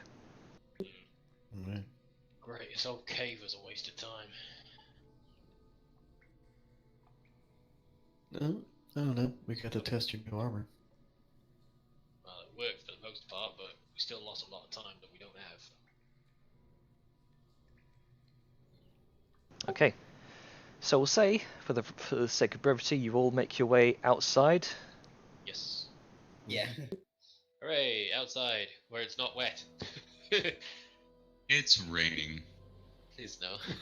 I'm gonna get pneumonia at this rate. Holy rating. Alright, so yeah, I guess we'll take the other path then, assuming. What time of day is it now we're back outside? It looks like it's about 3 o'clock, maybe. We still got time then. Mid-afternoon, yeah. Right, so I guess we're gonna try and double time it up the other path. Okay. We in agreement? I don't want to just talk for the group like that. Well- I'm fine to do so. So you see, you I'd do. rather just climb safely than double time. Well, yeah, climbing safely is better. If there's a path, we can double climb it. Yeah, but if that's we what- actually have And to there is a- climb or And Any- there is a path as you kind of make your way down the beach, kind of curve back around to where you once were. You do see off in the distance, around 200 feet or so, what looks like 2 stone obelisks marking what looks like a pathway around the edge of this kind of sheer cliff that this cave was part of. You also Getting never-ending story flashbacks. yeah, you also see yeah, and you saw that cave there. So yeah, you've got the path with the obelisks, and looks like that might be the path. Right, so I guess we're going that way, but I am worried about these obelisks, both in character and out of character. This place is cursed for some reason, and giant black obelisks are sort of... yeah. I'll look around to see if there's any other circumspect route so we're not coming straight up their front driveway. It looks as though this cliff this cliff is fairly kind of fairly solid all the way around, and looking over to so that would be the east, yeah. Looking over towards the east, you do see the Garrins Ridge Mountains kind of extend down into the distance. It doesn't look as though there are many other pathways up. Okay. I don't like being so obvious, but seems that's the only way. Well, I mean, we're not immediately there yet, I don't think. We're like at the base, so we probably got some way to go before we get to anywhere threatening. Right, onwards. Okay. Let's hope it. So, Keep going. you begin to ascend the mountain along the winding pathway up the side of the hillside steps. It's not well travelled by the looks of it. The half crumbled kind of 3-foot stone walls you occasionally pass on your way up this winding path indicates it's a very, very old pathway. Nevertheless, you press on to unknown territory. I will bring up the... Hooray, map.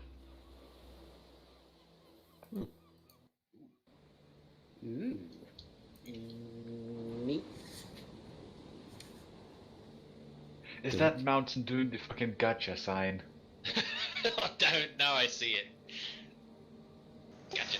Eventually, you pass through these stone obelisks. The carvings etched into these granite slabs of rock seem to be worn away by the march of time and erosions from the wind, which you now kind of notice as you've ascended that the winds are growing bitterly cold.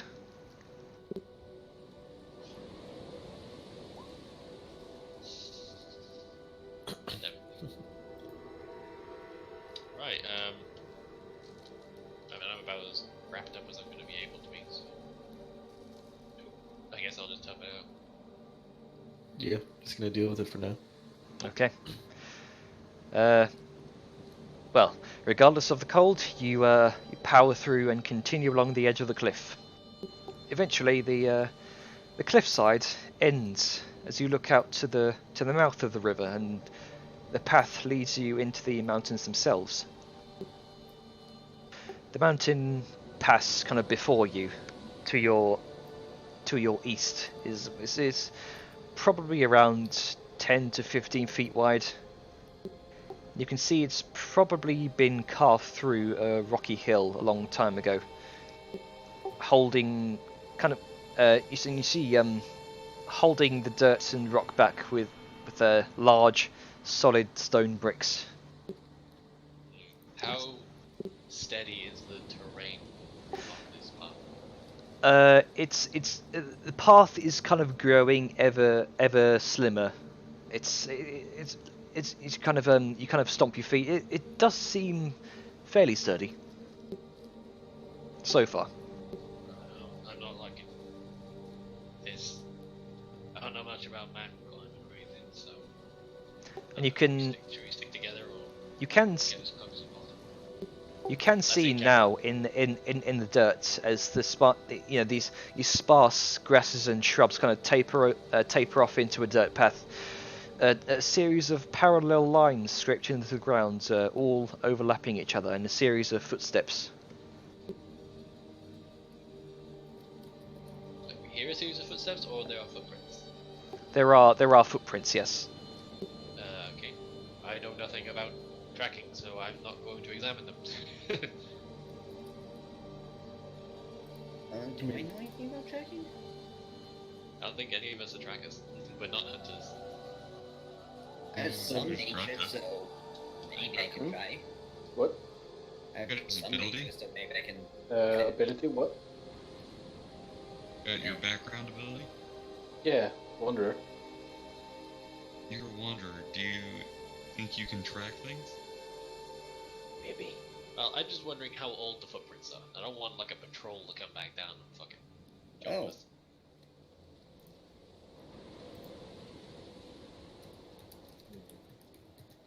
Could I track him, Jenner? Make a survival check, I guess. Sure, make a survival check. What's disadvantage? Or advantage, what do you say? Well, rather is it a disadvantage or normal roll? It would be a. Disadvantage, right? But Yeah, it would be disadvantage because you have exhaustion. Yeah, and I wouldn't get an advantage for something because Outlander isn't necessarily like tracking stuff. Not necessarily. No, it will be kind of foraging and stuff. Yeah. Let's see. Survivors. Nope. No, through your kind of exhaustion-induced haze, you can't exactly focus enough to figure out where these tracks lead. So you said there's multiple parallel lines of just that have been worn into the path, basically? It looks like kind of scraped into the dirt, almost like multiples of these kind of parallel lines. Yes. They're not necessarily footprints, just like literal. They doesn't look like scraped into the. Doesn't look like they're footprints. No. I mean, Okay. if you would like to make a nature check to see what these are, or a survival check. Sure. Why not?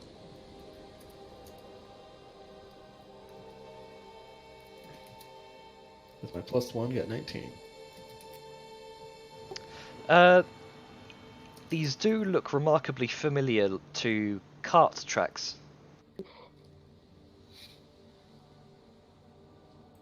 Okay. God damn it. Just trying to be nice and make sure nobody falls off the fucking cliff.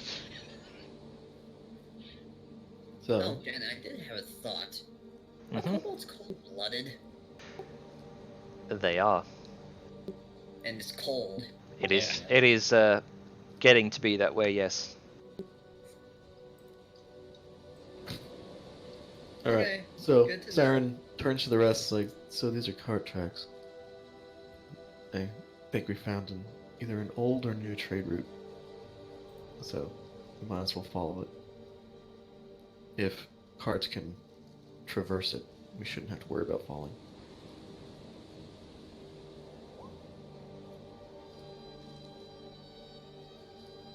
Short And then talk. she- He said not been smuggling goods through here, or at least through this way. It makes sense to find cart tracks here, and we all felt how heavy those boxes are. A cart loaded with that and a beast of burden can safely pass. Yes, I agree. We should at least be safe, barring weather. I am now Master Blaster. Who rules Barter Town?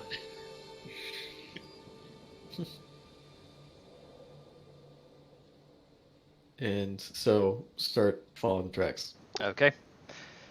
Looks like they do indeed kind of go through to this mountain pass. So you press on, and you find yourselves ever climbing up and up in a constant steady slope as you leave the carved kind of pass behind. You find yourselves on another path, and from the way it winds and kind of snakes between the peaks, it seems as though this was a natural pathway between the peaks that was taken advantage of by whomever built this road into the mountains. It takes another hour or so until you notice that the parts of the cobblestone road ahead begin to sort of dust over with dirt, and you still find the occasional kind of 3-foot stone wall guiding your path, so you use that to guide your route through the Garen's Ridge Mountains. You find yourselves eventually in a large ravine about 50 feet across. To your left, so you follow the path along the side of the canyon. You look over. Some of you kind of look over the edge. You see a long drop down where the fog, sea fog, fills the abyss. Probably around 50 feet or so down.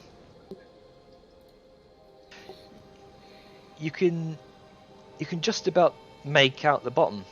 The fog from the nearby sea kind of bathing the area in a haze of cold and briny smelling moisture. Despite this, you also see shapes here and there kind of scattered across the bottom of this ravine.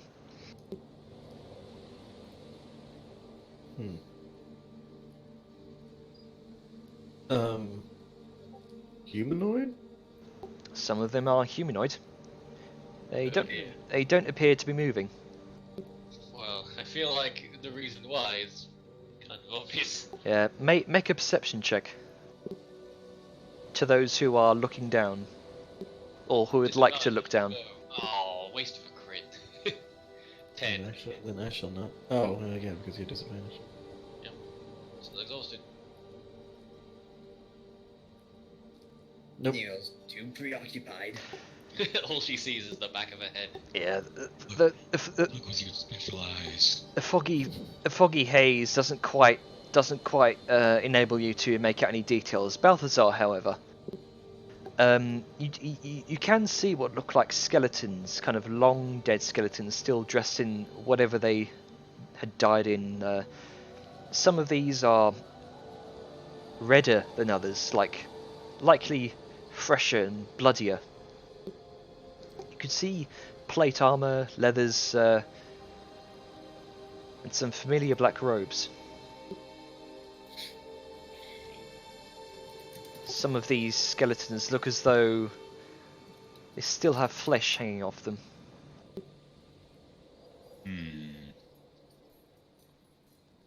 Occultists are down there too.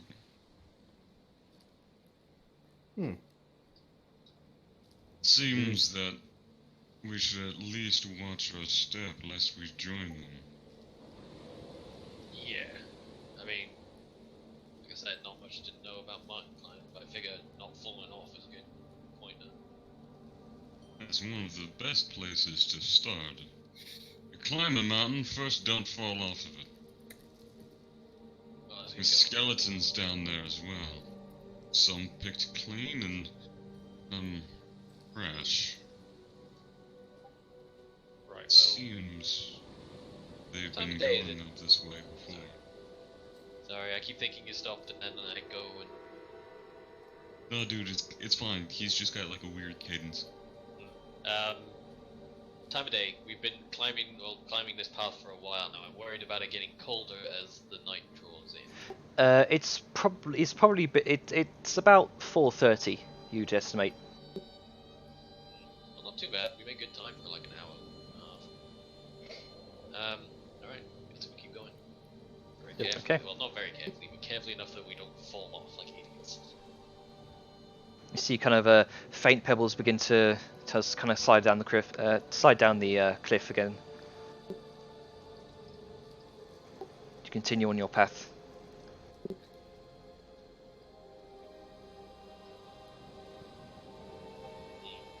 Yep.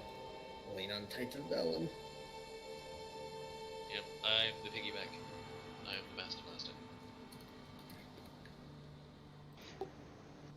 So as you begin to kind of continue your way up the path, you begin to hear kind of the faintest pebbles fall down the side of the cliff again, and one good-sized pebble hits you in the side of the head from above, Balthazar.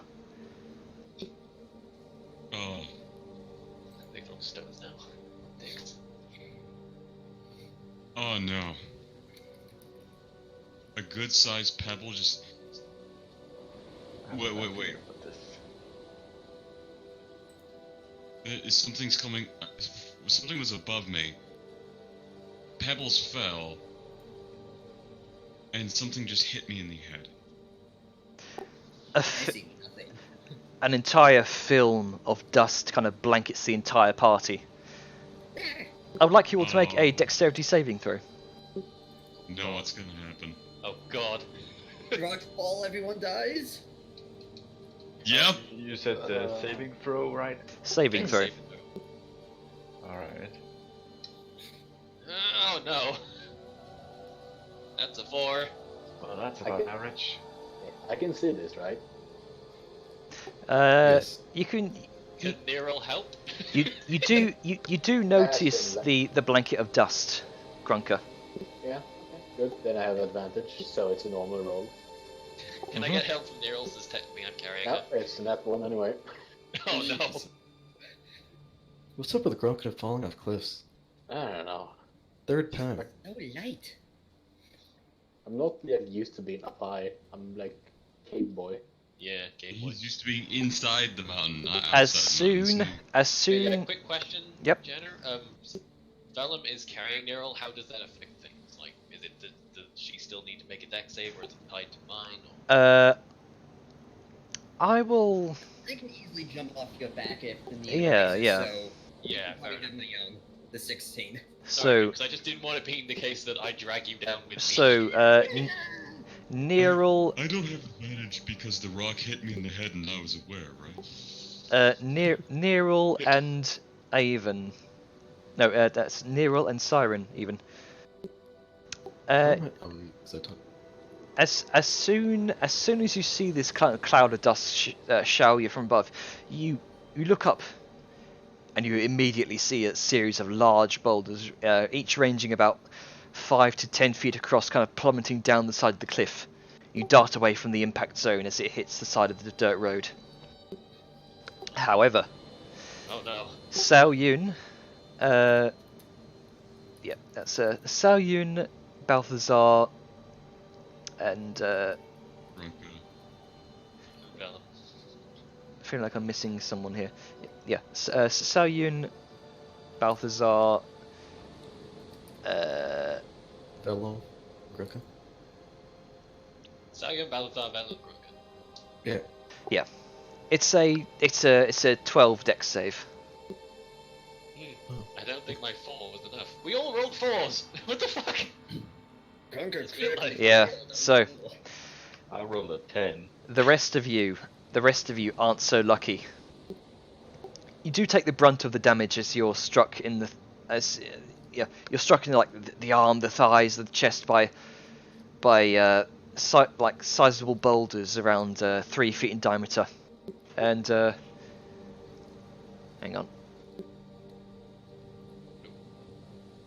Instantly die. Oh no, Jenner died. Oof. Right. You take each of you. Yeah, Each of you take 12 points of bludgeoning damage. As you you kind of lose your footing. The earth shatters. The earth immediately shatters beneath you, Grunker. You said 12, right? Dex save of 12, yeah. No, I mean damage. Damage was 12 Yeah, too. 12 bludgeoning damage, yeah. Grunker, the earth kind of shatters beneath you, and you immediately plummet towards the bottom of the ravine. Those who did not roll a natural one, I would like you to make a dexterity saving throw again. Try and grab the Grunker, or is it not fall off? You rolled a natural one. Fucking 6. 21, bitches. This is why exhaustion is terrible. This is why exhaustion is the worst, yes. I was hoping we'd find like a cave to rest in, but... Nope, rocks fall, Rocks everyone dies. So, I feel like I'm moving over. Siren and Xiaoyun, as you kind of begin to lose your footing, you begin to feel yourself fall with the rest of the rubble. But you just about managed to grasp a hold of the edge of one of the now shattered stone walls. But you're holding on by one hand. However, Velum, you lose your footing, and you reach out to grasp the edge of the cliff. Then, in that fraction of a second, but your hand just about brushes the edge, and you fall with the rock slide down into the fog below, along with Grunker. Do I fall at the same time as Grunker? Like it's all collapsing at once, so we both go down? It's all collapsing at once. Yes. I'm going to grab the poon. No. The poon! Okay. And I'm going to try and throw it, because that is probably our best bet for not plummeting to our deaths. Okay. Boom. The poon! Okay. I'll say roll. First would be reaction times, wouldn't it? So just make a general dexterity check. Oh, it has to be a save. Oh no.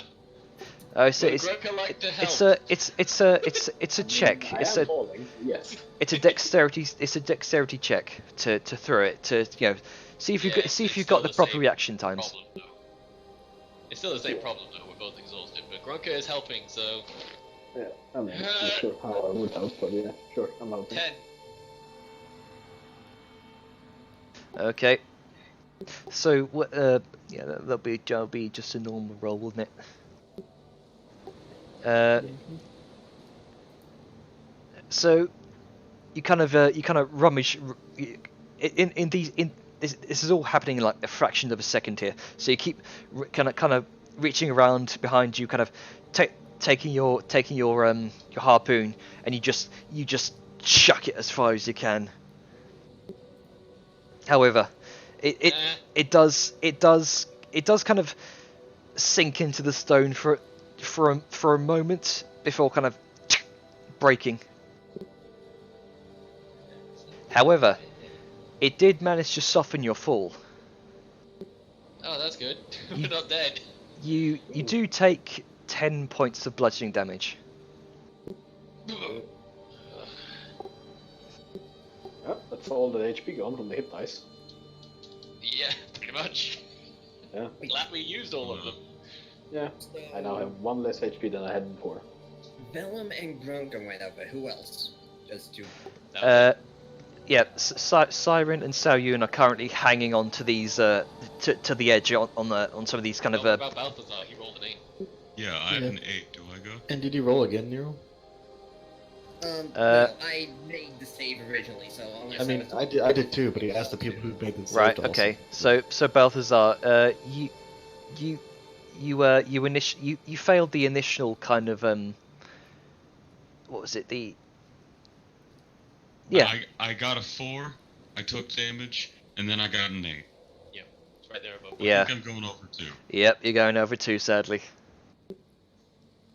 Right. So anything you want to do, or anything you can do? Yeah, sadly, my gambit only worked for me and Grunker because I didn't realize he would fall on.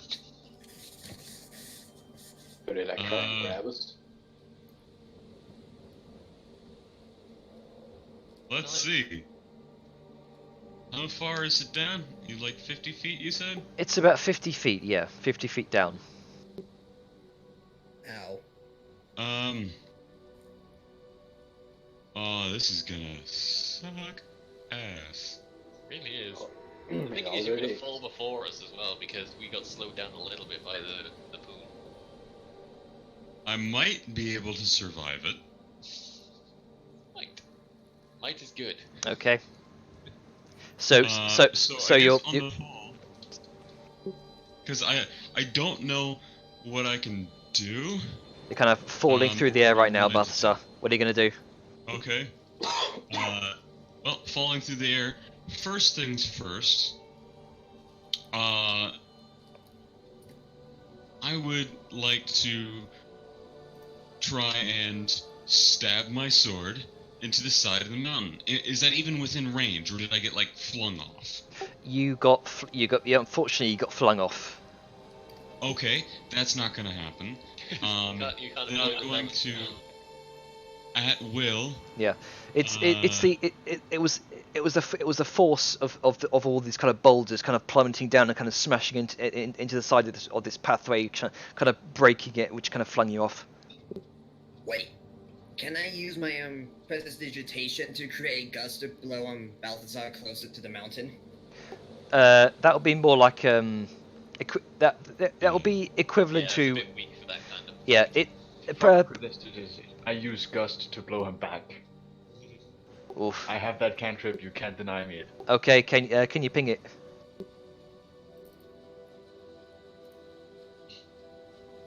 Okay. And I'm just gonna brace for impact with this. So Okay. You push him further away from the. I blow him closer. Okay. Well, blows it away. You blew me further away, dude. Yeah, sadly that's 5 feet away from you.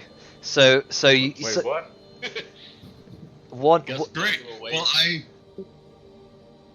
So. Shit. Yeah. Lost life. I got 8 temp hit points now. You gotta read your. Sao Yun, you gotta read your spells. No, it's fine. We can say it was a sort of. I'm just gonna grab my coat and I'm just gonna open it as wide as I can. I'm gonna cross my legs and I'm gonna start leading with them and lean forward to create as much surface area and then land feet first. Into the snow. Okay. Flying squirrel. Make an acrobatics check.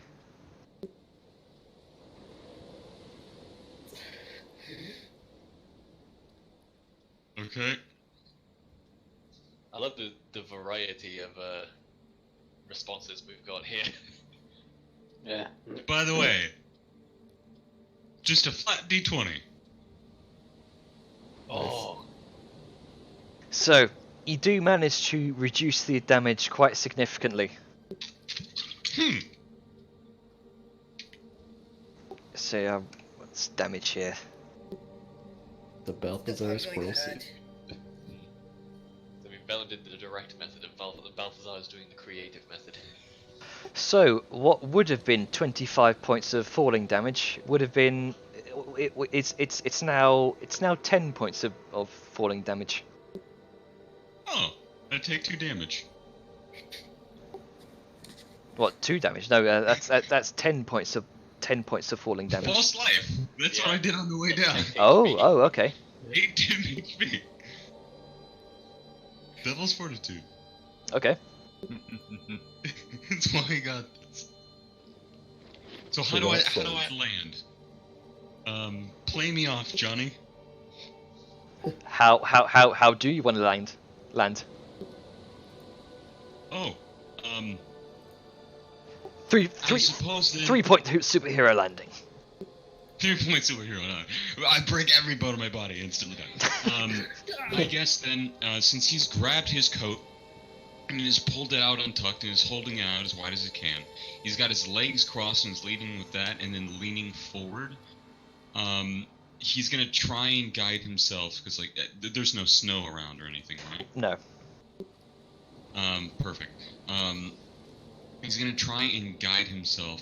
Since he got pushed a little bit, he's gonna take that forward momentum, and as soon as he hits the ground, he's just gonna crumple at the knees, fall to the hips, and then roll in that bit of his coat, and he's just gonna probably transfer that momentum forward the best he can, and just roll for like 30 feet.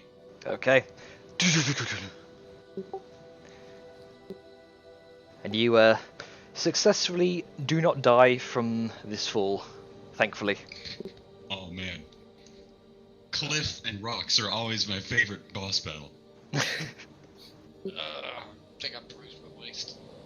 So, Siren and Sao Yun are hanging off the edge of the cliff, right? Because you said they grabbed on after Yes. kind of thrown off a little bit?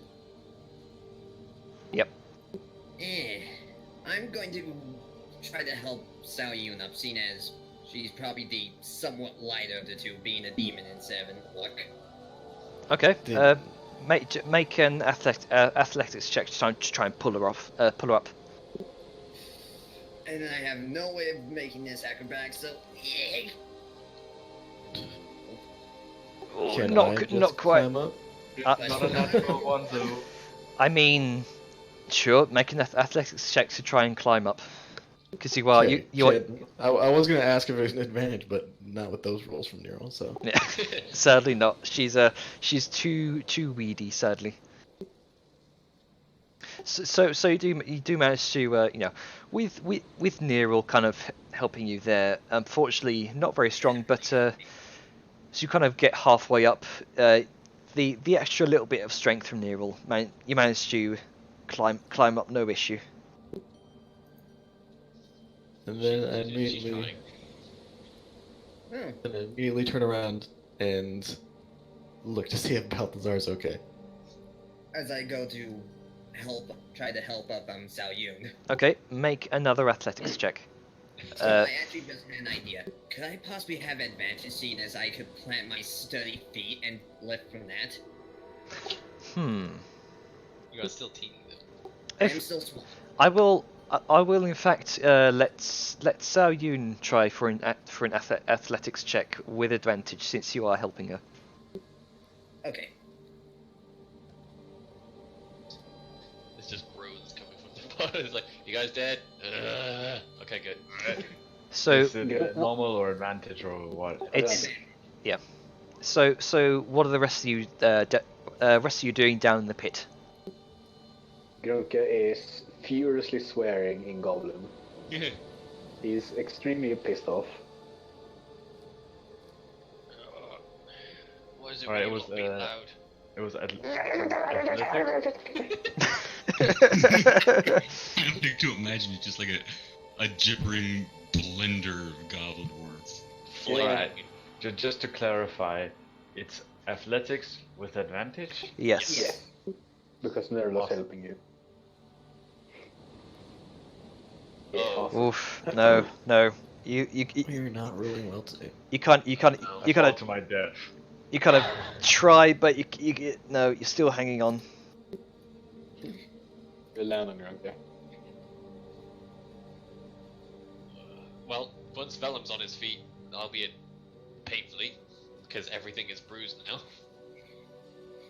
Probably bruised some ribs, his fucking pelvis, a leg. But yeah, is there a way like back to the path from where we landed? Make a perception check. Gusto. Also, did I land near the other guys? Since I know I got pushed. You did land nearby, yes. Okay, so I can see. Vellum, you do see what looks like a kind of pathway that twists around about 500 feet on, because this is a very kind of long, winding canyon. Ah, right. So is it the sort of, is it like the back and forth snaky, or is it the round the mountain sort of thing? As you kind of lean backwards to kind of get a better perspective, you do see what look like a set of steps off in the distance. It's quite a ways off yet. Oh hey, there are bodies down here still? There are. Yep. I'm Do about they have anything? to go check them. You don't. Alright, you check them and let us know if you find anything You don't. good. Yep. You do see Yeah. what look like coin purses. However, it looks like they've been torn to shreds. Oh, well, I mean, they've been here a while, so. Yeah. I mean, probably also the fall. Jenna, with the help of Siren, are we able to pull Salyun up? Yes. Alright, let's just get back to the path.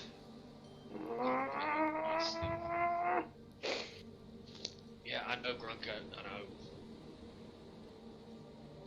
Was that actually Grunko, or was it somebody making a similar sound? No, it's Grunko. Okay, just making sure. He is absolutely furious. Oh yeah, he is rightfully livid. Yeah. Balthazar, as you kind of search through the bodies again, it doesn't look like they've got much on them besides, scant pieces of flesh and kind of bloodied bones, and looks like anything valuable on them has either been stolen or is been lost. Perfect. Now, I want something a little bit more valuable. The bodies in black robes that matched the cultists, that seemed fresh. Yes.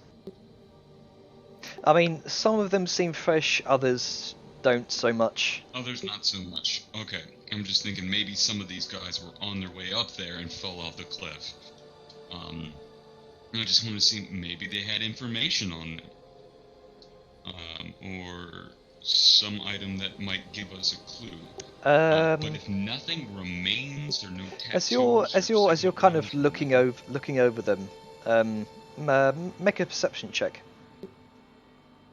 I'm not as good at those as I wish I was. Super good. I know everything about this man. Where was that crit when you were falling to your death?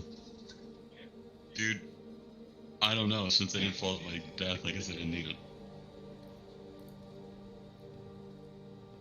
It's fine. Can you hear us? You don't see much on the bodies, however. Balthazar looks to have seen something. To my specialized see.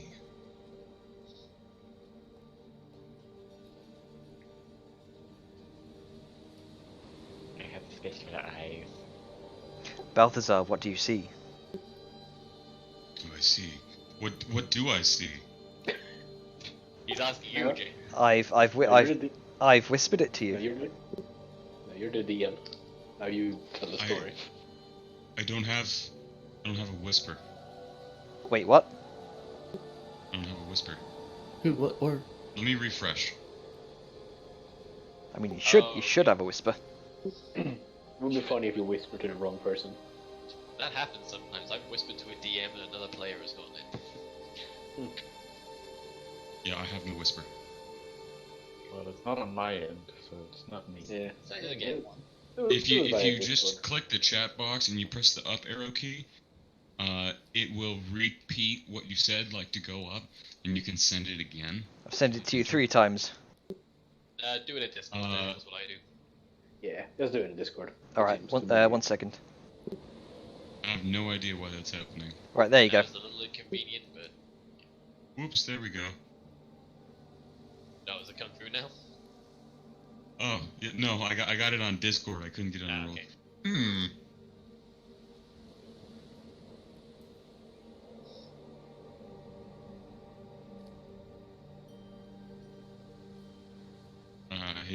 He's going to snap his vision up to one of the cliff sides of the mountains, and his head will track something for a brief moment before it goes still.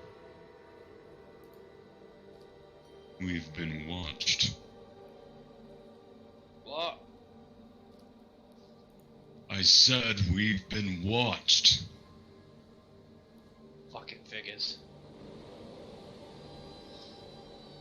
Who would have guessed? They're on the hills watching us. All I saw was a figure darkened on the bright backlight of the sky, but figure nonetheless. One that sought best to hide when I looked at them. We aren't in good company. We should get out of this ravine quickly. Yeah, we need to get back to the rest. Just let me know if you see this, Balthazar. Oh yes. Right. Okay. I was talking to myself with the command there. Fucking damn it. What? You GM whisper yourself. No. I had the talk to self toggled on there. Ah. Okay. You're just talking to yourself. Okay. Sorry, One moment. Laugh. It's just funny. I look around for any place or thing like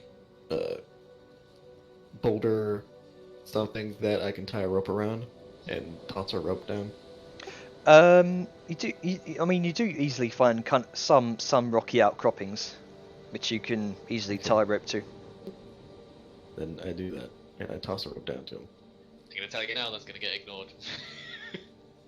I mean that's fine. Yeah. I'm pretty sure Balthazar won't though. You're 50 feet up. Indeed. Yeah. So I'll just throw the rope down anyway and assume that Balthazar will take it. Yeah. I'm gonna be like, oh. Immediately grab rope, tie rope around waist. So Yeah, you have fun with that. you begin to easily kind of climb your way up.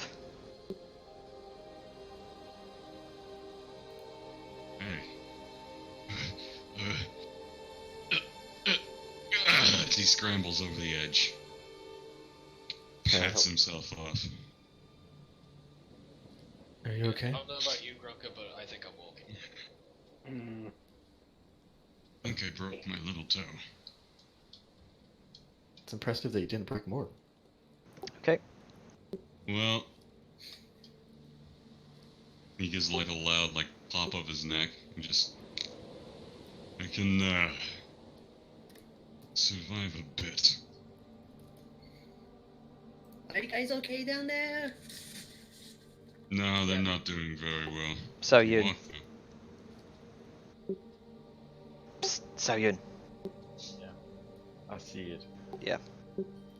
Or rather, I hear it. So, what's Grunka doing? Because that's kind of what Melon's next action hinges on. Rope, then he's using a rope too, but... how hard would it be to walk up? How long would it take? Steps up, I think. It looks as though the pathway and the kind of gorge that you've fallen in, it looks like it's a kind of a parallel pathway. So if we just walk down here, we will meet up with them. Probably. I'm just hesitant about both of us in our exhausted state trying to climb a rope. Yeah, I mean, he didn't have to do a check, but, I'm not gonna risk it. I think Grunka just wants some time as alone as he can. I heard that as some fine ass alone.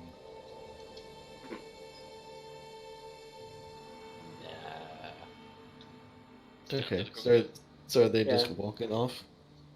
Yeah, maybe less saying that... We fell once, we don't want to fall again. Nope. Yeah, we'll just kind of communicate that if they keep walking, we will catch up with them. Yeah. Okay. We'll be up with you further down. I ain't taking any chances with a rope. So you all begin to kind of oh, yeah. Siren pulls out the rope and just mutters to herself well, let's hope they don't get attacked. And then I think the fighter and the barbarian might be fine. Really? After all the damage y'all have taken? We were at full health when you fell. No, I wasn't. Well, I was. You were almost. Yeah. I mean, fine. Good luck. Okay. So you continue along the path. About 10 more minutes of travel later, you come to a point wherein the path comes to what looks like an old stone bridge, and looks like the ravine kind of ends at this point. The bridge. Back up with the others. Hang on. The bridge kind of spans They have to climb up because that'd be hilarious. The bridge spans the ravines for about 25 to 30 feet, and the path kind of continues into a rocky alcove out of the canyon.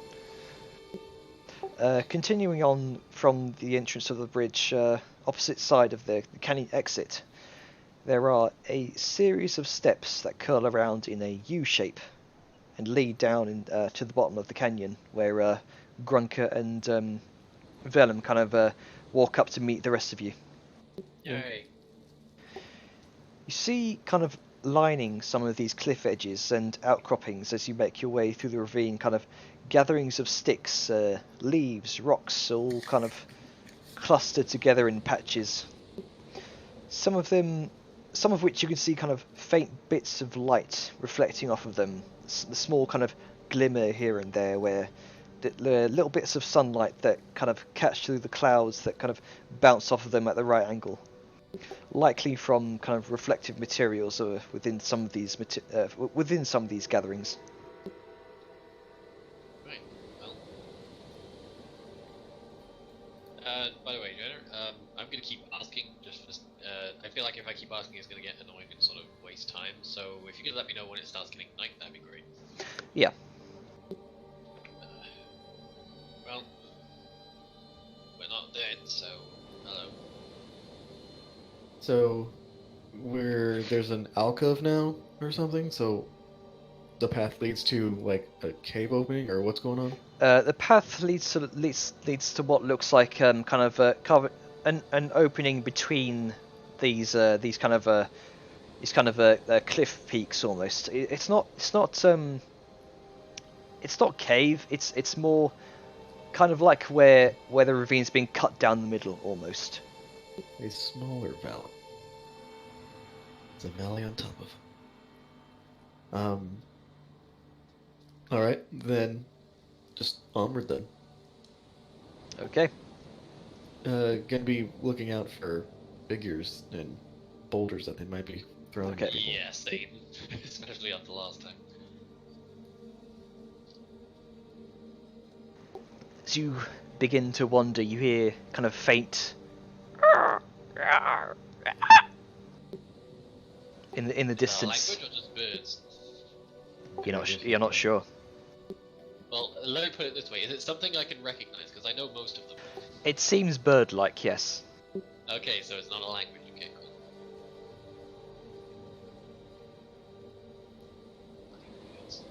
cool. So you We watch. can see way out here, then. You watch overhead the very brief movement of what looks like feathers. There it is Big again. movement or little movement? Did you see it? No.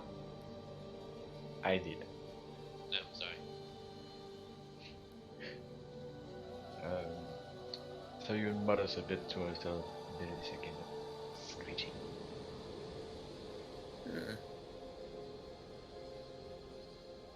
How was the movement? It was very brief, almost like a shadow passing overhead. We should be on the lookout. Something else might be here. Besides somebody watching.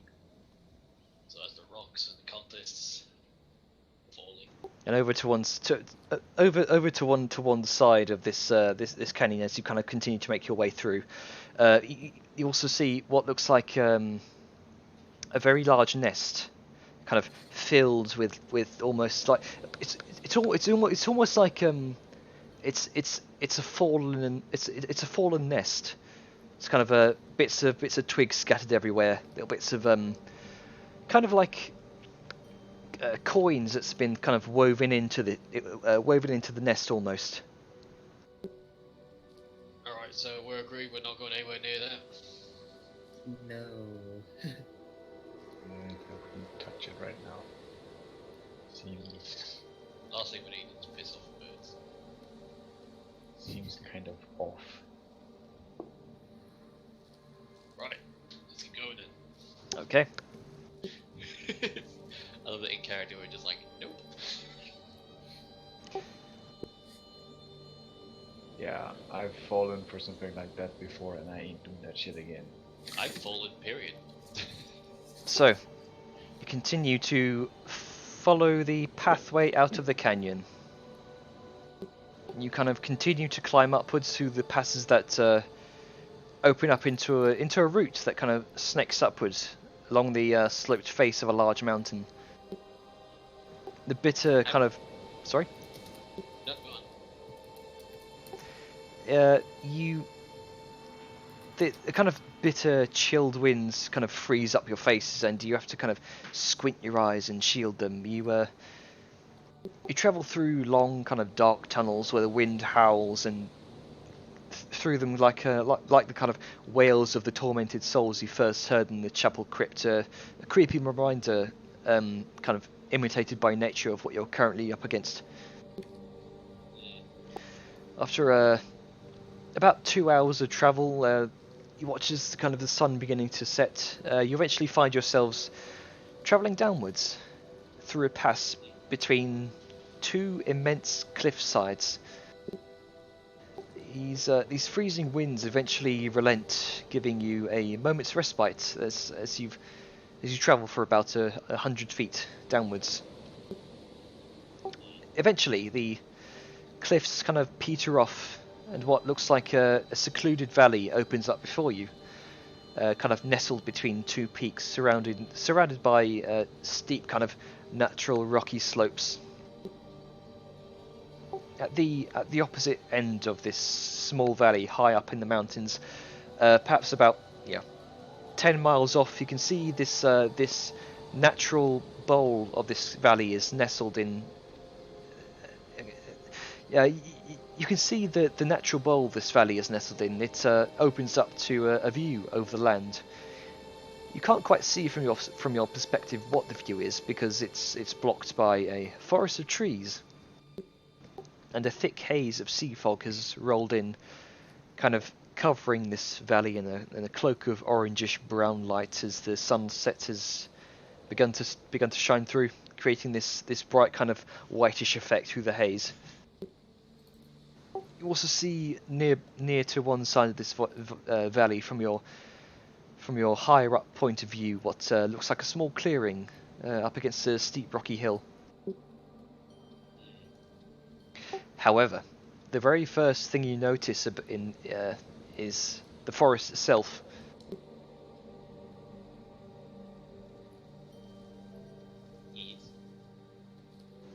Where is it? Hang on.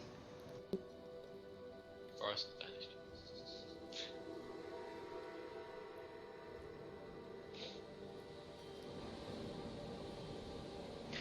Oh, hang on.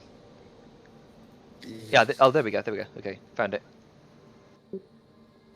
Yay. Oh, it's spooky. Very spooky. Oh. The spookiest of forests.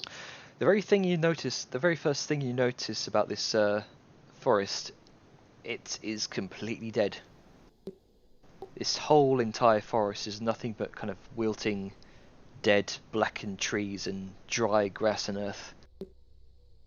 As you make your way down the slope, it's like looking through a series of skeletal figures, all arched and twisted in horrifying ways, and the light shining through from the sunset kind of dapples the area with striped hazy shadows.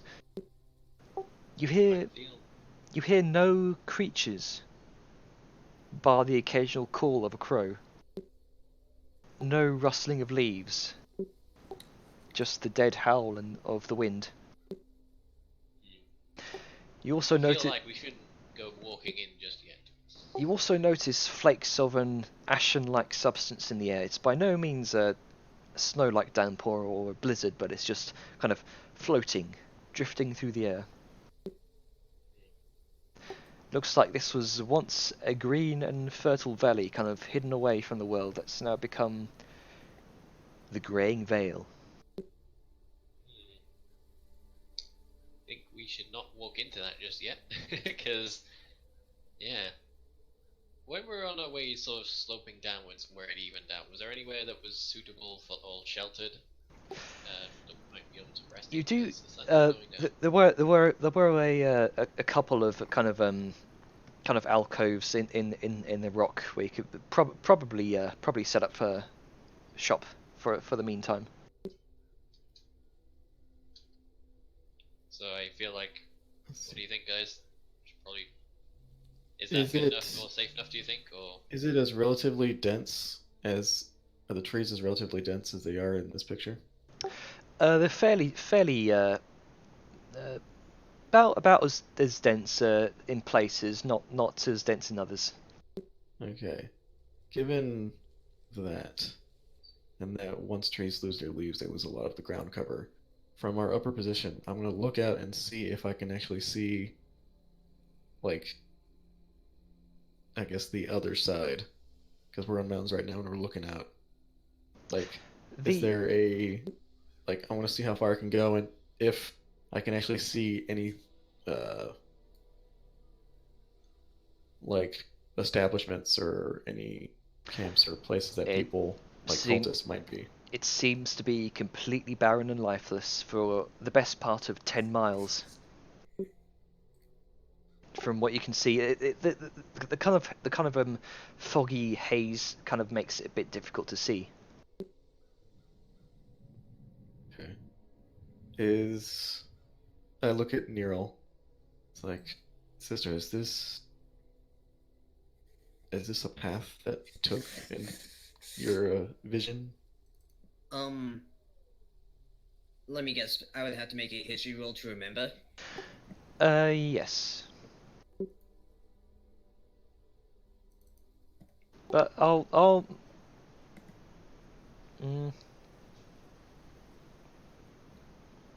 actually, I'll for the sake of this, I will say that you do remember something about trees, kind of hooded figures in carts. Yeah, it seems like this was the place they went through. Okay. I imagine that there are at least some tracks or something else for... Make a perception check. Alright. Bloop.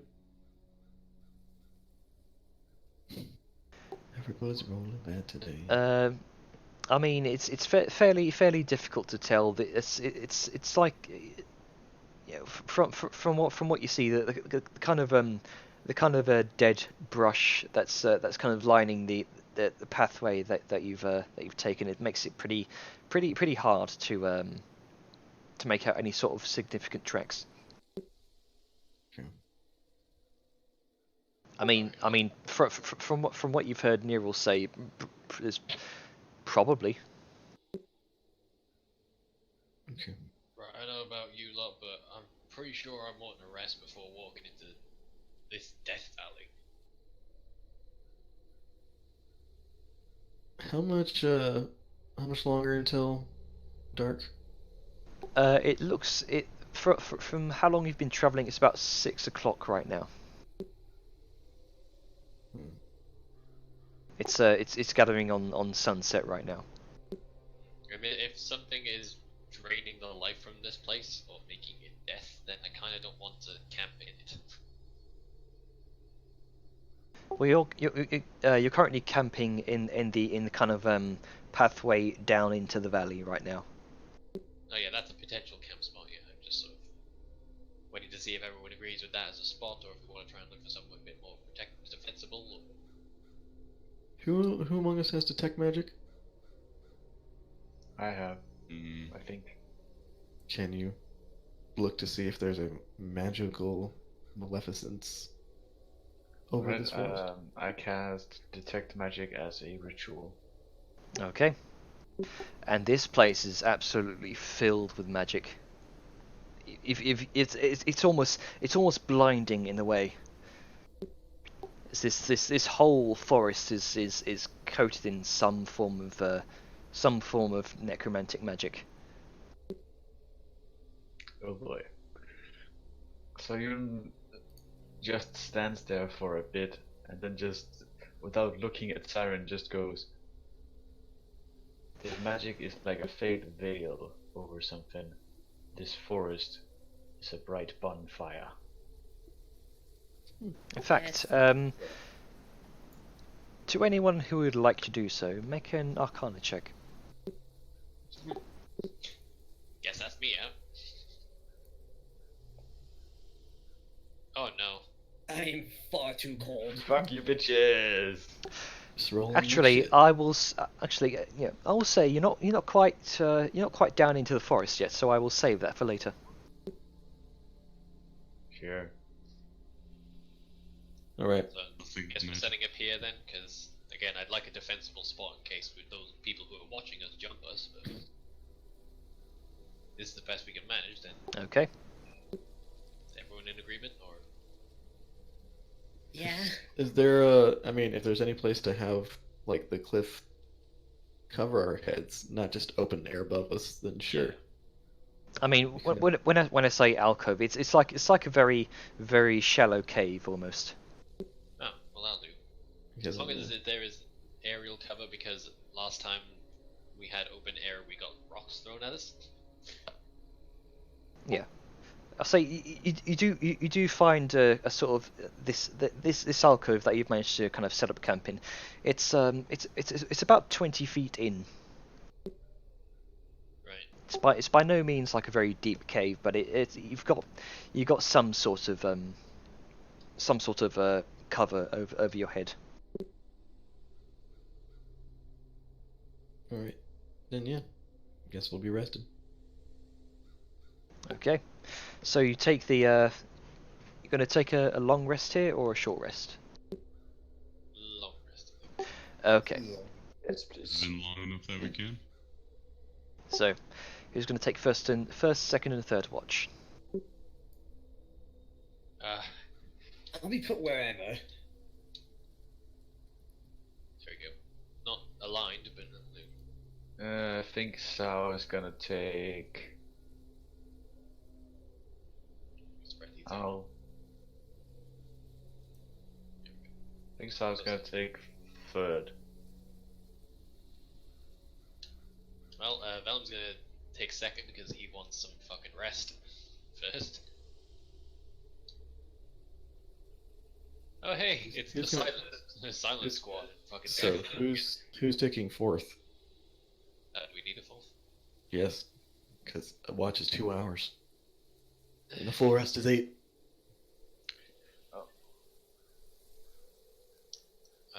I think we can split the watch so that the Sao and Balthasar takes fourth. We want to do that? Okay, so somebody from the first watch can bleed into the second, and then No, I can't. I basically have to be on the first watch. Yeah.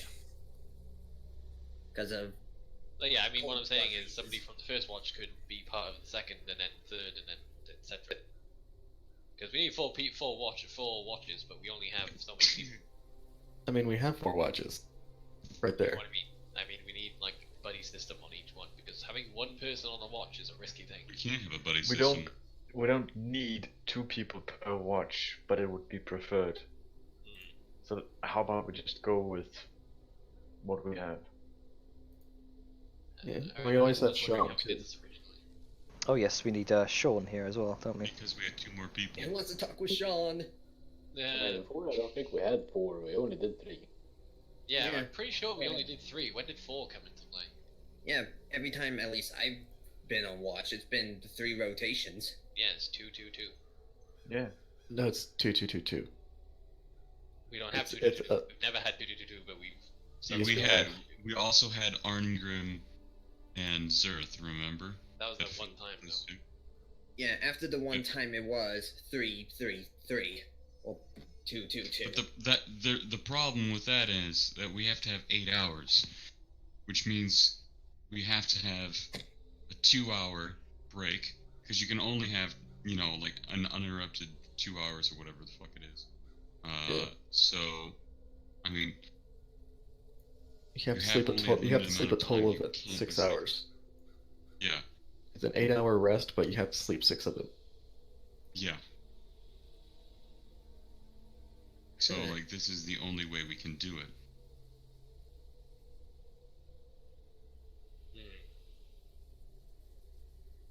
You know, we could put Vellum and Gronka together and have Sean take a watch on his own. Sure. Something that we could do, is we could stagger. So, like,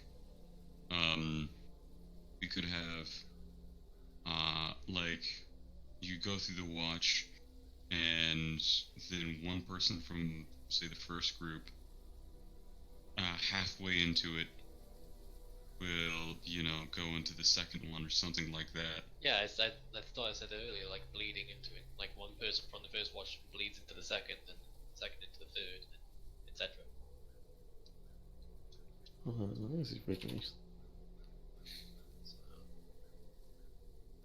Could move it so either Siren or Nero is in between, and then they would go as part of the second watch, and then Vellum would go as part of the third, and then Gronka would go as part of the fifth. If that makes sense, I think I'm getting it. Yeah. Is that what you mean? If that's the case, then we only need 6 people. So, yeah, that would work. But still, the person at the beginning and the person at the end are going to be alone for an hour, and that adds up to 2.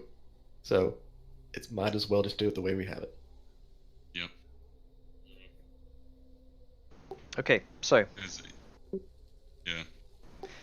Who's taking first do watch? We want to change watch seems any to be position of Siren. like who takes what watches for like the amount of light that's going to be out or anything? Well, I think we all have dark vision here. Yeah. I mean, Vellum's gonna want to sleep immediately, so he kind of has to take at least a second watch. He can't do any of it. Okay.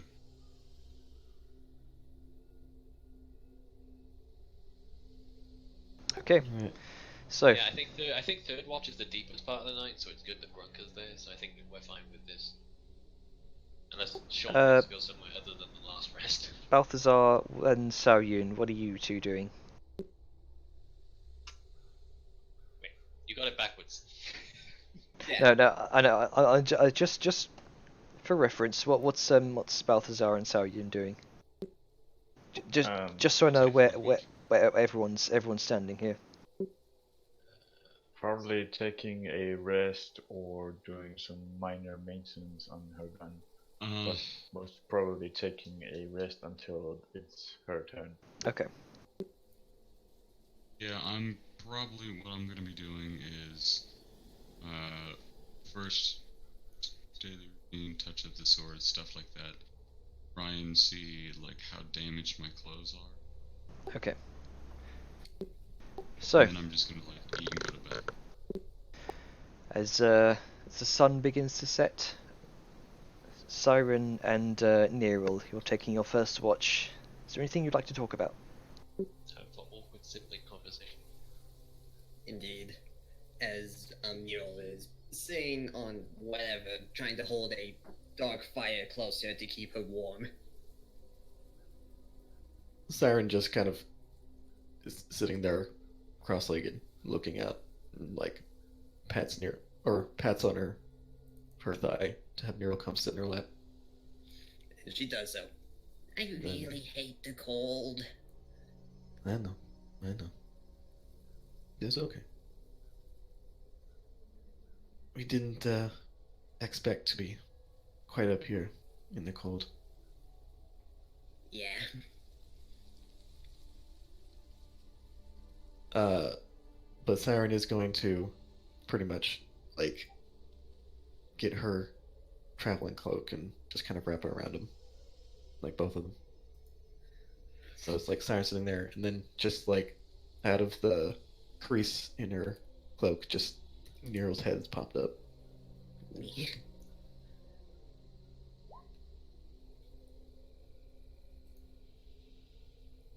But yeah. So. Not much. So, I guess there is something I kind of wanted to ask you about, but never really had the time. Mm-hmm. I've been feeling weird lately. Mm-hmm.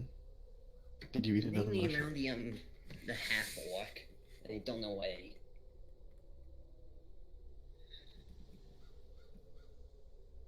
You should probably try to forget these feelings. From what I understand, from what I understand, that's not something you want to get mixed up with. Oh. Okay. Yes, I tried to steer clear of anything beyond just a cordial acquaintance with the half-orc. At least for now. Okay, even though I don't understand what is going on, but I'll do as you say and try and forget about it.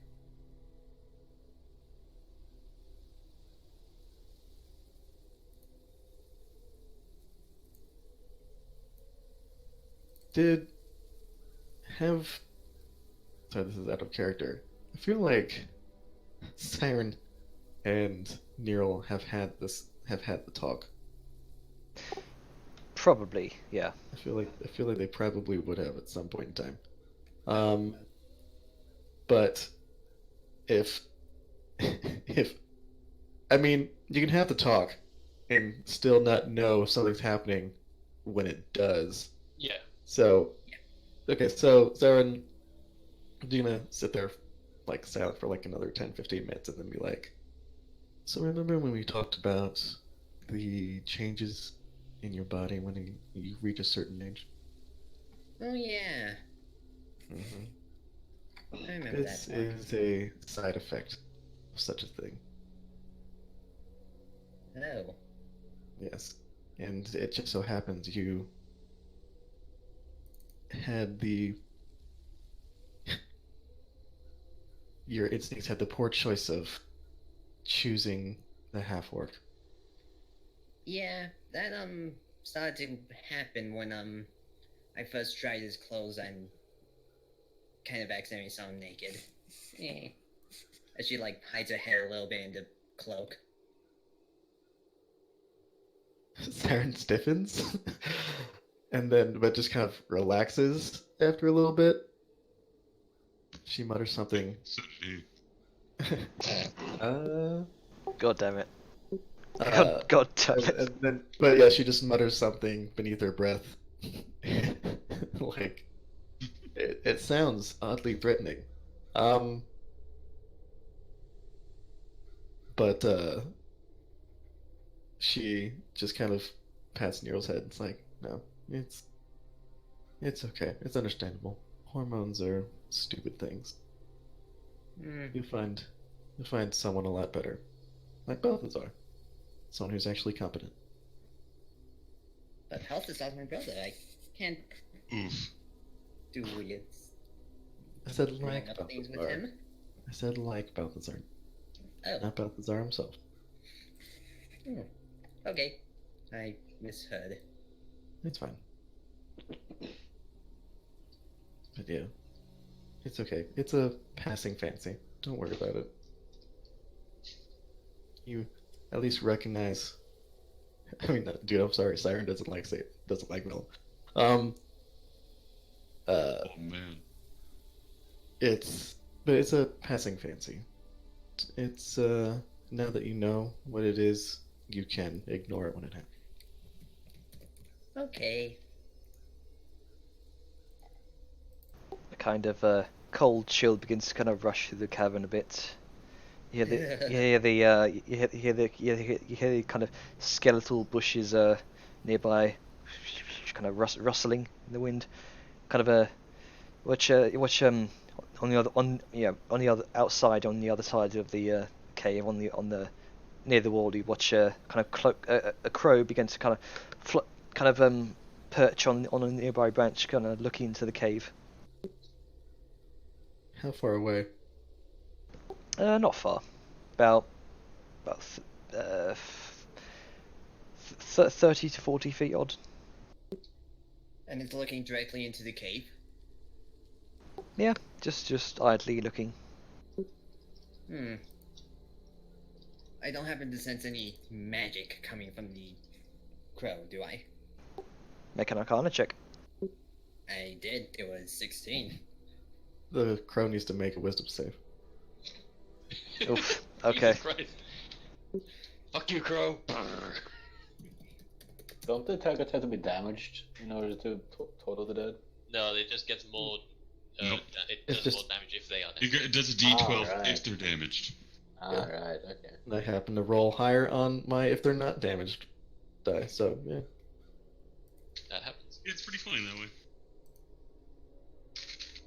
So will 16 say if bird is magic? Well, we'll find out if it makes the save or not. Is that a magical crow? Let's see. Bzz. No, but it was a magical corpse. You watch as the crow kind of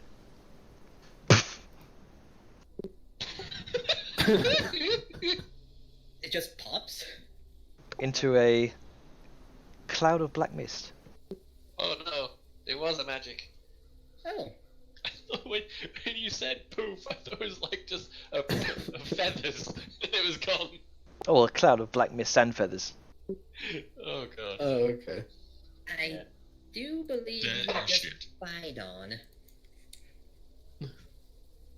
That's why I killed Sleeping, mumbling. it. So let's see. The crow came down, died, and so I'm guessing the black mist is not from my spell. So- That would have been from your spell, yes. So Okay, so you just killed a crow. Okay. Was it a magical spy familiar clone or crow, or was it just? You didn't detect any magic on it, no. Yes. Evaporated the crow. Yeah. Well done. Congratulations, sister. You just vaporized a crow. Not even Wow. breakfast left. You killed the only living thing in this forest. I'm actually proud. First of all, we're not in the forest right now. To an enemy We're still in the territory. mountain. That was an enemy bird. Those are enemy birds. But yeah, so it's just like it's simply a bird, and they are often used enough for the eyes of those with magical talent. Yeah.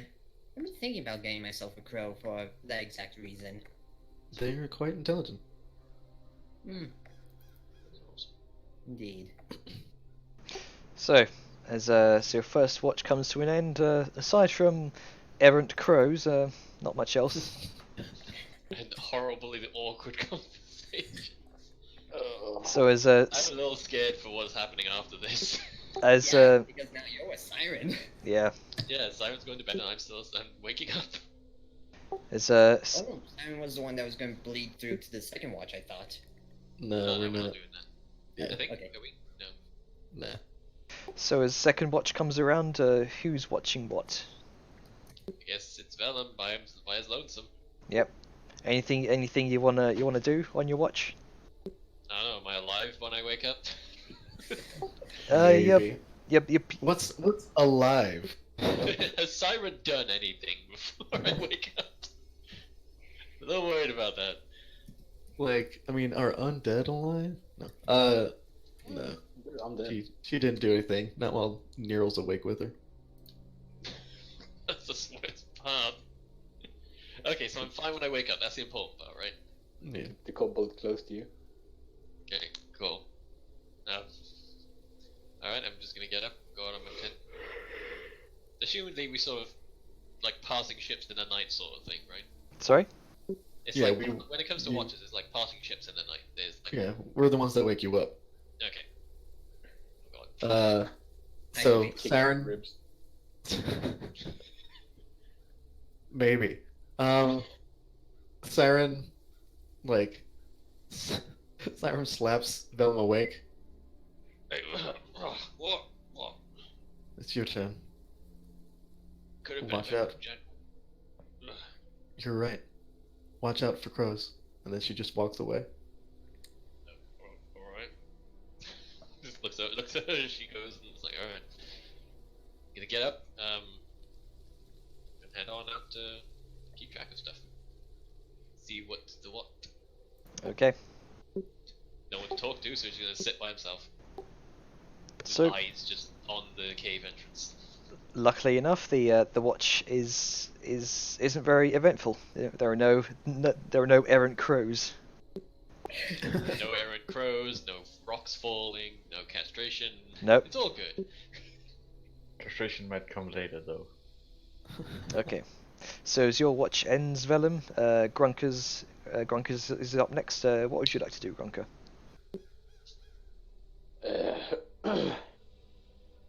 So. Is Sean with Bronca? Or is Sean just also on the last one? Yeah, where is Sean? Which watch is Sean on? Is he being the There we go. wheel of the full? I'll say he's just sleeping the entire night. He's just like, I'm good.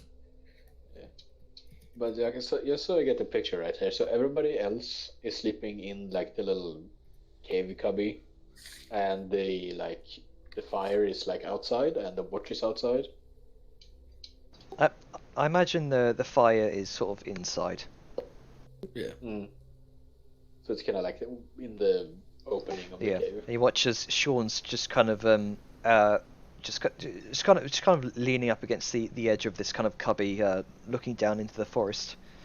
He's being a broody fella. And you just hear in the echo in the distant yee. My people are calling. I don't know. We could probably just kind of fiddle around with all of the literal garbage you have. So those of you having trouble trying to sleep, just see him kind of rummaging through his backpack, like. Yeah. He's probably gonna check on Gary. Oh, was your little spider egg? Yeah. Yeah. It has. Oh, It's grown a little bit. no. Okay, it didn't get smushed when we fell off the cliff. Thankfully not. Thank God. Yeah. It was- The reason being that he wants this thing to hatch and attack us in our sleep. Grunker landed on his back, and it was in one of his front pockets, in one of his kind of his ramshackle kilt. Gotcha. Yeah. Also, I figured that those eggs are kind of sturdy. Oh, there. You kind of squeeze the egg a bit. It's a fairly sturdy spider egg. He kind of holds it up like a little bit to the fire, just kind of like see through it with the light. You don't see much through the egg, but as you kind of take a closer look, you can see the reason why. The kind of a spider embryo inside the egg it's taking up the whole kind of translucent sphere. So it has grown quite a bit. He kind of like puts it back in his pocket, kind of pats it a little bit, and then he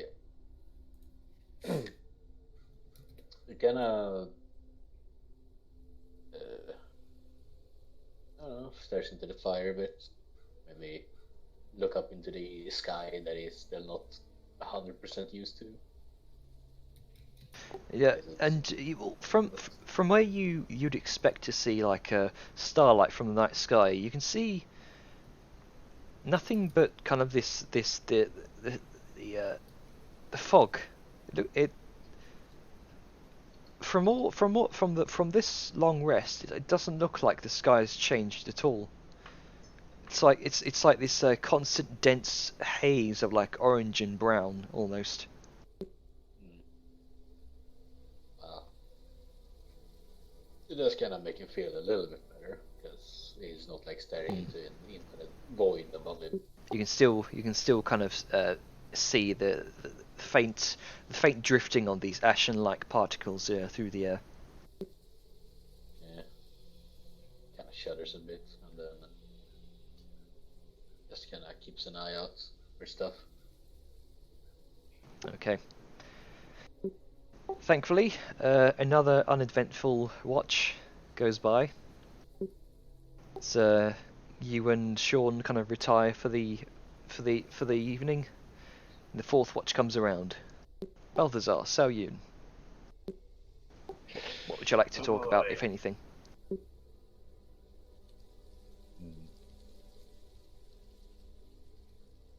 Sao takes a glance at Balthazar. Seems rarely there's time for sitting down and just talking. Oh, yes. Your sister. Ah, yes. Siren. I have my suspicions, and they are confirmed about her magic and what it is.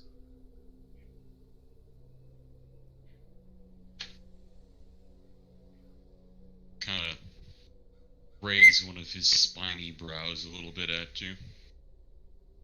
Kind of interlace his fingers a little bit, lean back, hands by his lap. What is that?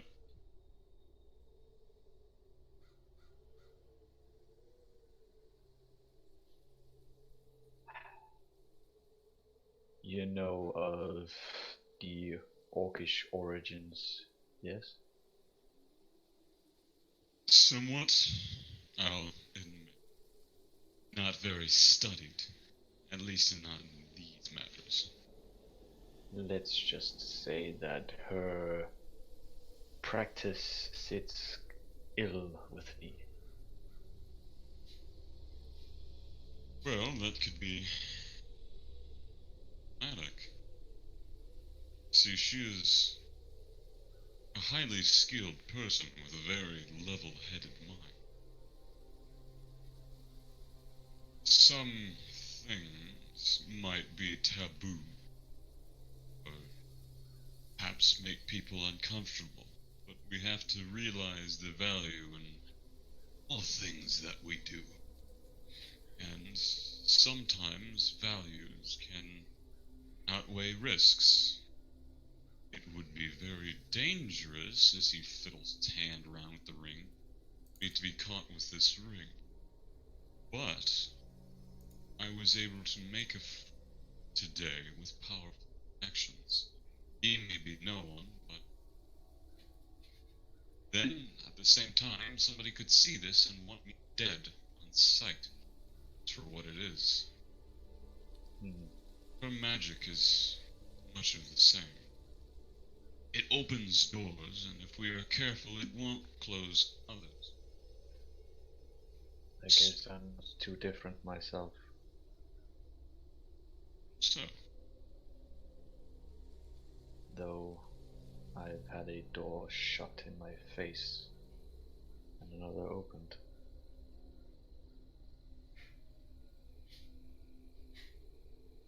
She has this sort of stare out in the wild.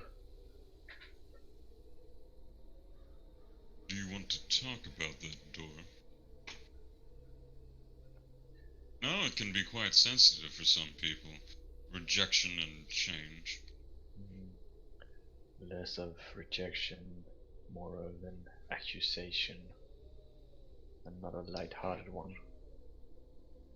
Kind of leans forward, the look on his face going from being leaned back, very casual, dismissive, to now forward and interested. I don't know much of orcs. Know a little bit about your magic and your culture. Never actually gotten the chance to delve deep into it. We had a few at our camp, but it was taboo to bring up race. You're a group of mercenaries, you fight with whoever you are. But tell me, such accusations that shut doors for you. Leans in and he whispers, "Are you a traitor?"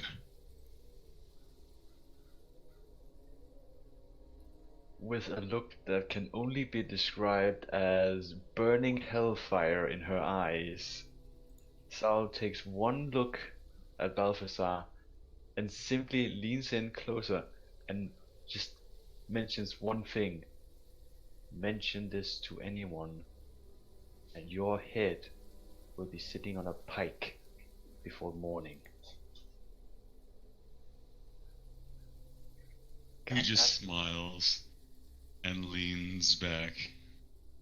Don't worry, I won't tell anyone. I'm not in the business of spreading secrets. I have a few myself, you see. But do you have a secret that could get you killed? Yes. Yes, I do. With that, he's just going to idly just play around the pommel of his long sword as he looks out towards the forest a little bit and then back towards Geo. We all have secrets. Even simple ones can get us killed if we're not careful with them. I have severe ones as well, so take refuge in me. Sal looks at her arm a bit, the one that's bandaged up. She undoes the bindings at the top near her hand and simply shows a quite rough burn mark. I was branded because of something I didn't do. Accused by not one only of my are you a own. traitor, you're falsely accused. And he says that with a harsh but hushed tone. He does actually interrupt you on that. Please go. In orc culture, there is no such thing as falsely accused. Once accused, you stand trial and defend yourself. In my case, my trial would have been death.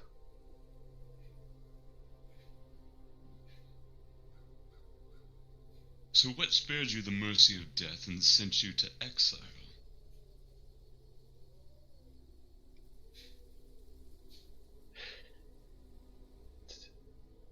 A deal and a promise. One I still have yet to repay.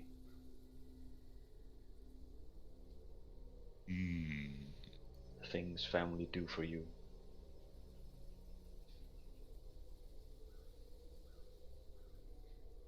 Bit more serious. We all make deals and promises that we must keep. Our word is vital, for they're the chains that bind us. I never thought much of gods or powerful beings, but I do tend to wonder sometimes. Your sword, it's not made in a forge, is it? This one is a bit different, I will admit. Saryun, you see on the kind of crossguard of his sword, you see what looks like two lids of an eye shut.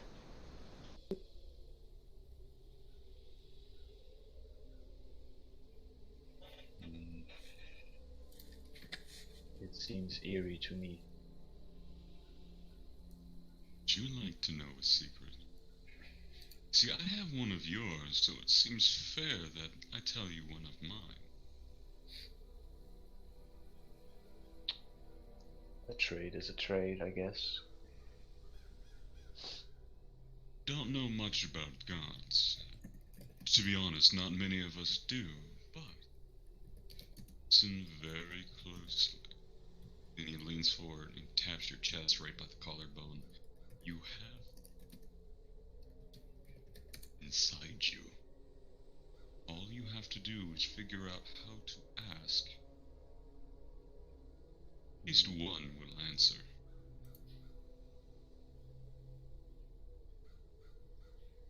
Leans back again. You have Sal looks at Balthasar with a bit of distrust, but also trust in a way. Sort of a mixed. Skepticism? Yeah. Certain interest. Yeah. He leans back. The serious look kind of fades back into his smile. An attempt at suave, passive expression. If you don't know, then what's the shame in asking? Ask any god.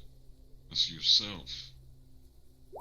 We all have something that we can do that others can't, great or small. We're fighting cultists here. We're seeking revenge and plotting something that's a bard would tell stories of and a small farmer boy aspires to be. It's the limit of our power. What we can do. But assured of yourself, you don't need a god. But make yourself powerful enough to serve one.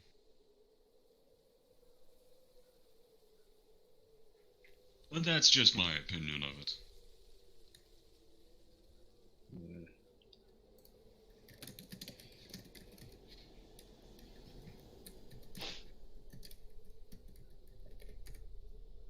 Okay.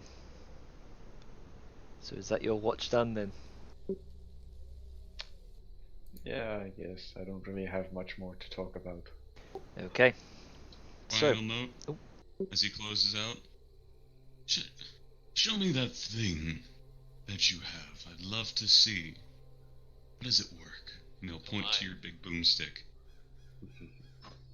And for the rest of the shift, he'll want to talk about the gun with you, because he has never seen one of those.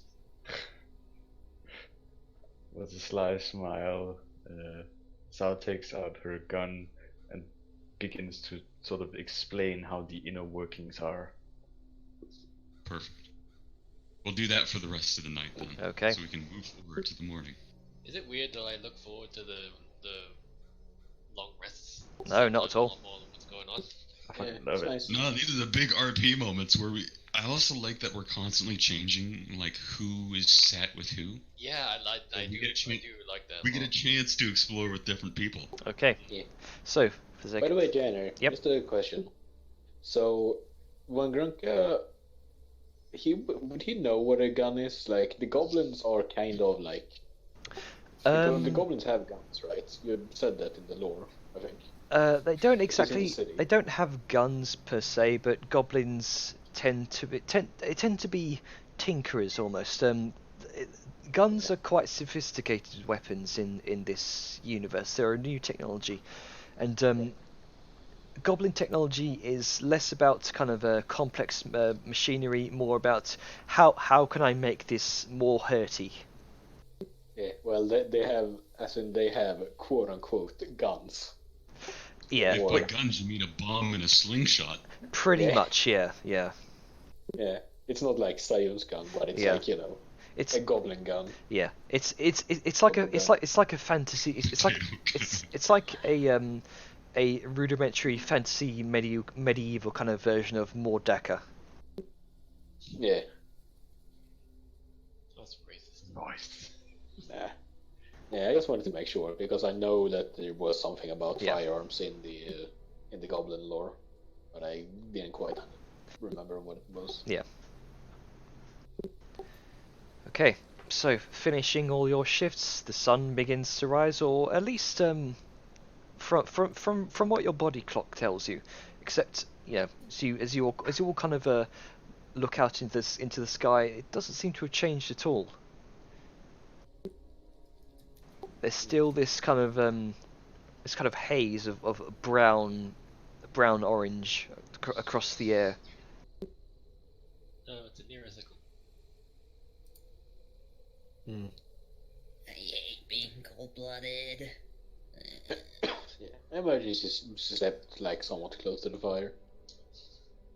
Well, she was like surrounded on all sides overnight, so it's fine. But it's like getting out of the warm bed to the cold is like, eh. Yeah. Yeah. It's like stepping out of a hot shower to a cold ass room. You're like, no. Nah, it's more like you're in the shower, the water is warm as fuck, then all of a sudden the warm water disappears and it's replaced by like icy cold water. Oh yeah.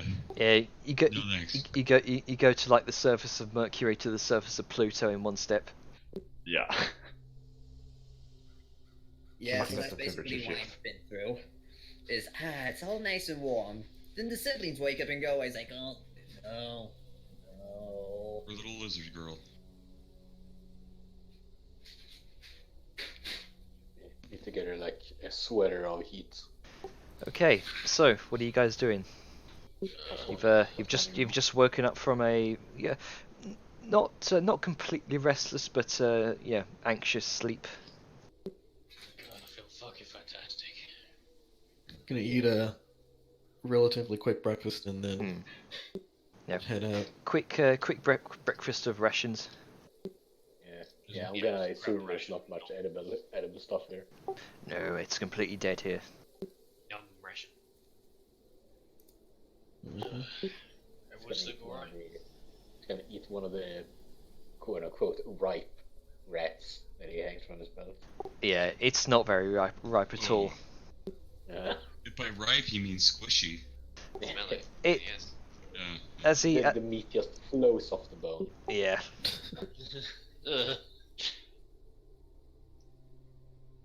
Okay. Alright. So after a It's not a picky eater. Like imagine in the cartoons when the cats just eat the fish, just put the whole fish in his mouth and then it pulls out and it's just the bones. It's basically that. That sucks it up. Theron's also gonna check on the crow. there's nothing but feathers left. There is no more crow. Alright. She's gonna take a couple feathers. Okay, just add a cup, just like 2 crow feathers to your inventory then. Alright. Oh, I don't feel like Sweet shit. components. Yep. And then, so I guess with that, we might as well head out. We are on a schedule. Yep. Okay. Pack up fast as possible and get on going. Alright. So you begin to make your way down into the valley. You make your way through the forest. You can see amidst the dying and kind of greying foliage what looks like tiny bones of various woodland creatures, secluded in various tree crevices, half buried across dusty ground. It looks like this place once had life. So far, it only seems to be small creatures. What D20 for personal reasons, okay? Secret reasons, I'm sure. Indeed.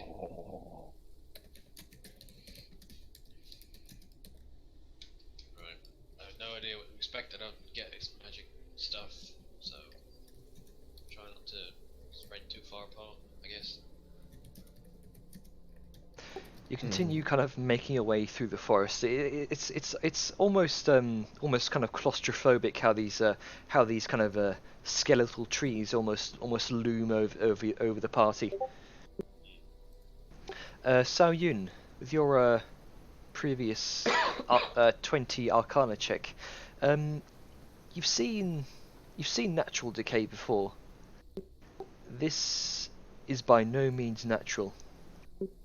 Quite the opposite I'm taking. It is unnatural, very unnatural. As you kind of touch some of the tree trunks, they're kind of cold and icy to the touch. You also notice in places that the wood, kind of dried up tree leaves and dead plant life are varying shades of grey almost. not brown. Not brown or muted green or anything. Grey. Almost like the colour's been completely sucked from it. This is not natural. It's almost forced into decay. Mm-hmm. Jin. Yep. Is it getting colder the closer we get, or was that just because of the high altitude? The coldness is the high altitude. However, as you, Vellum, you kind of reach out to touch one of the trees, it is like icy cold to the touch. No, I'm staying the fuck away from these trees. Okay. Vellum does not trust anything that's going on here. Yeah. Simon, I'd like you to make an Arcana check. Oh no. All right. Try to click on the right thing. Is this with advantage, disadvantage, normal? Because of the nature of your type of magic, I will say with advantage. Right. Hopefully something good. Well, it is. Oh, well. A natural 20 and a natural 1. Thank God Yep. for advantage. Natural 20 then, I mean, okay. So, Advantage was you've seen this type of thing before happen in this valley. Not many know of it, but in places where necromancy has been used beyond overuse, even the very land around it begins to, even the very land around whatever source this necromancy is from, it begins to magically wither and die, but not because of the necromantic magic itself. Rather because the overuse of such dark magic bends the kind of film between worlds, kind of weakening it. There are rumours that some necromancers have become so powerful and use their magic so much that they've just disappeared, vanished. Even among small necromancy circles, this is a terrifying subject to bring up. Within this valley, you know that essences of the Blacklands have bled into reality, kind of overlapping parts of the forest with its own dead mirror image of the world around it.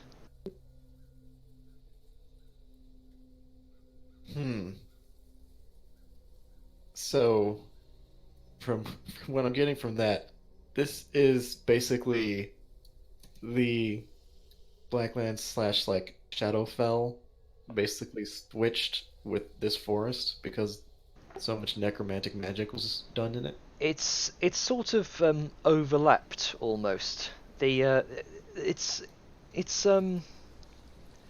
like reality almost has sort of faded. The essences of the Blacklands have kind of faded into reality into this valley.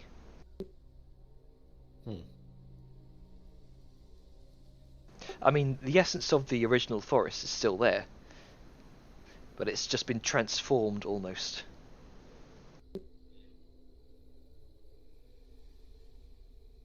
It's like reality and the Blacklands have sort of merged together into one. This is obviously we're realizing all this while we're moving, right? We're not just stopping and standing around.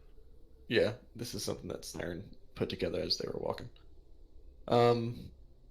So she kind of goes up, touches a tree, she just kind of gets a feel for it, like the cold of it, kind of gets a sense around.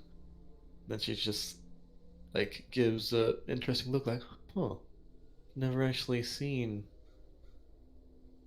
this happen. I've heard of it happening before, but I've never actually seen it. Like, it's amazing that it's so widespread. Either that's a good sign or a bad sign. Probably bad considering everything's dead. I mean, you don't know what I'm talking about. If you said that aloud, he's just gonna assume you mean, oh well, all this thing that's going on. But he doesn't know. He's just assuming. She turns and looks back at Vellum. It's like, again, depends on whether or not the masters that caused this are still here or not. Usually this level of magic use, they tend to be gone. Just phantoms and memories. So I was giving Siren a bit of a "you are saying what" look. Vellum is just looking for cultists. Make a perception check. Yeah, Siren looks at Sayun and says, "You're walking through the Blacklands now. We all are."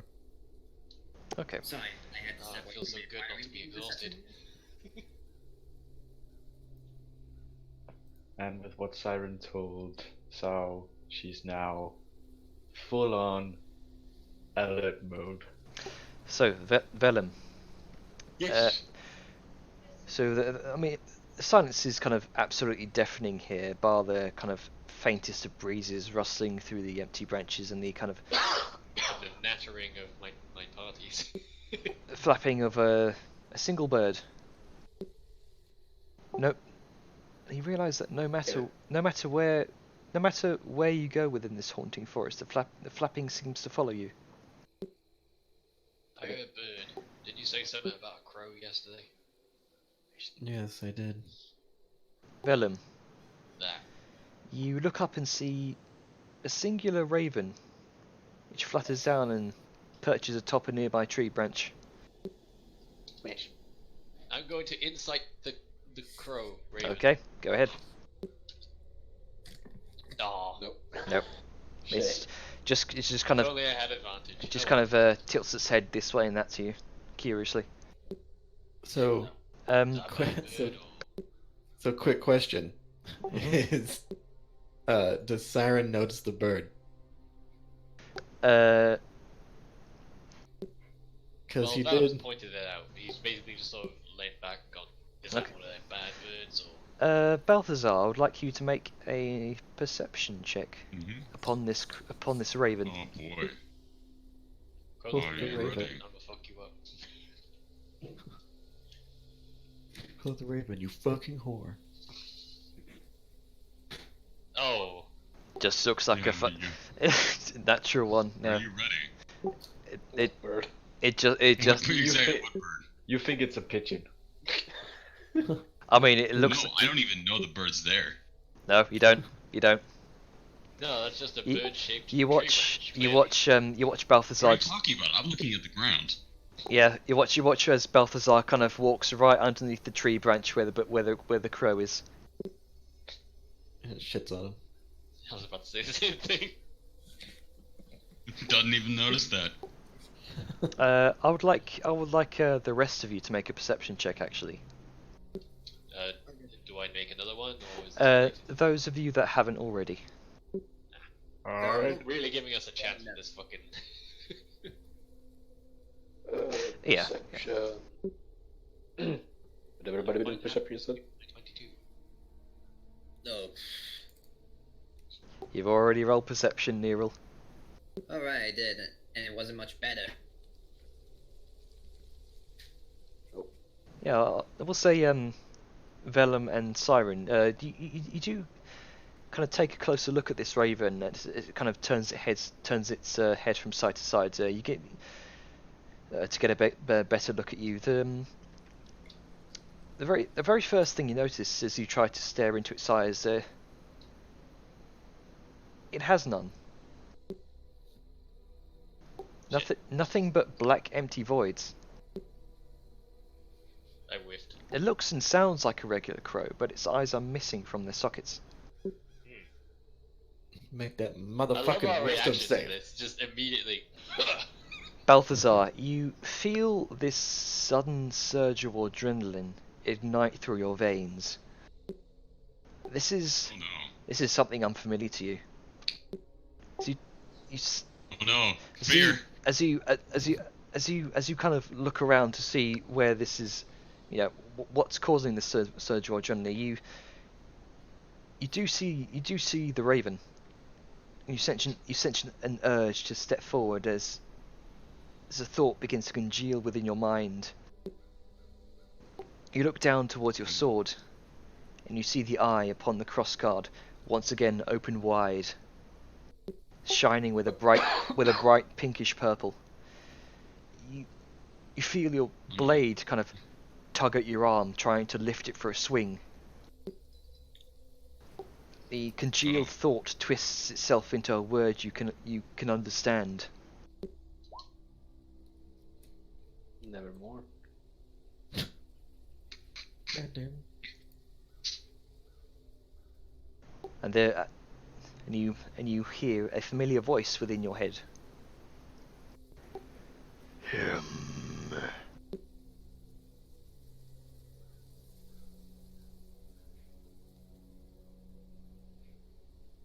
The hand.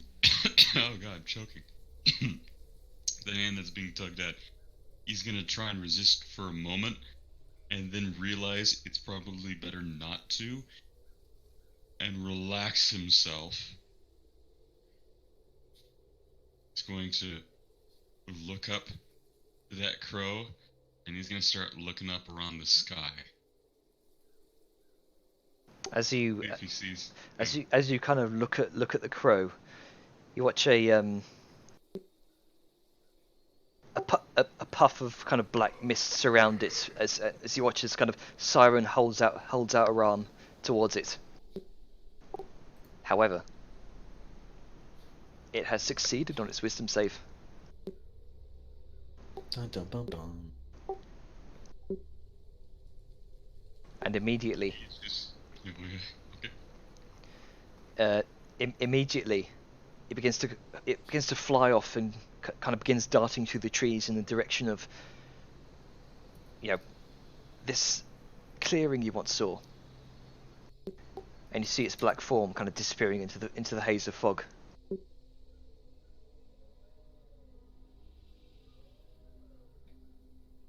So sorry I didn't see any of that play or byplay with Balthazar, so she just curses under her breath seems we have been discovered.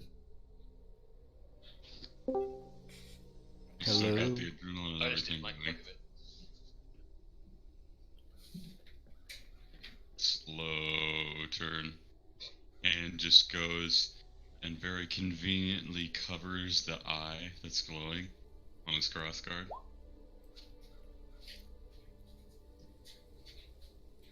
It might be best for us to leave the crows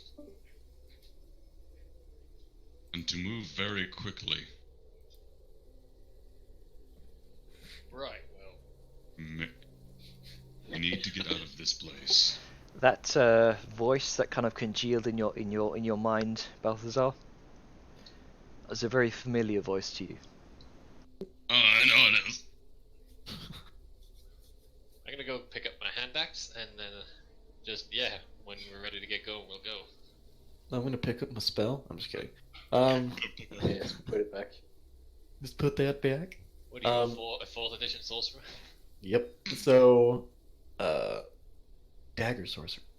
So, yeah, then I'm fine with going quick. We can easily cover 10 miles in a day. So I'm fine with this. Okay, can we maybe not 10, but maybe a night in here. Alright then, so shall we keep going? Mm-hmm. So, Yeah. what are you guys doing? Which way are you going? Across, following the possible tracks that there may or may not have been. Okay. Make a survival check to see if you can find any tracks then. Can I help? She's gonna look at Sean and be like, "You seem to be the most at home with this sort of thing. Aye. Almost seem like a bounty hunter. Perhaps you can see where the tracks may lie." Alright. I will help. Alright. You, Grunker, follow me. Yeah.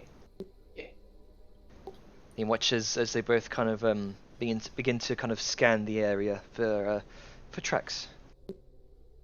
Let's give it a nature check. It's a nature check is a wisdom check, isn't it? Intelligence. Intelligence. Yeah, But survival. I assume I'll give him advantage. It's 16. Yeah, with advantage? Yep, 16 with advantage. Okay. You watch as Sean kind of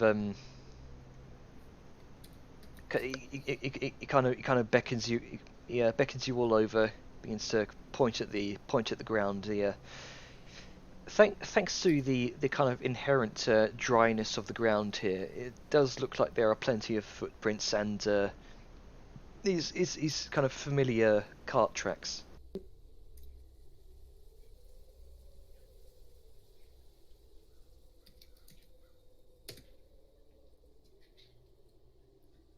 And he begins to kind of lead you all through the forest, following these tracks. As you kind of make your way through the forest, thankfully there are no canopies to block your view of the mountains, but the fog obscures your vision somewhat. You can easily orient yourselves. The only trouble is trying to discern and remember where you came in. The fact that all these trees look similar in their kind of dead and desiccated state doesn't really seem to help either. But following the tracks, you do manage to kind of reorient yourself. You do stumble upon what look like 3 large bleached white skeletons, the bones of which look like they're kind of half buried in the dirt and dust. Immediately you can tell they are not humanoid. But it's difficult to tell because the bones all seem to kind of overlap on each other. Does it look more like animal bones? Make a perception check.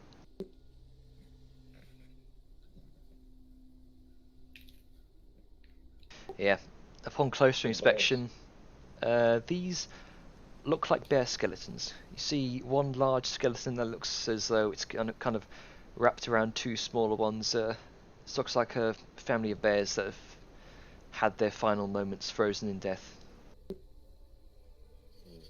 And there's just bones left, nothing else? Just bones. It would usually mean that something like took it. Unless it just like instantly lured it away.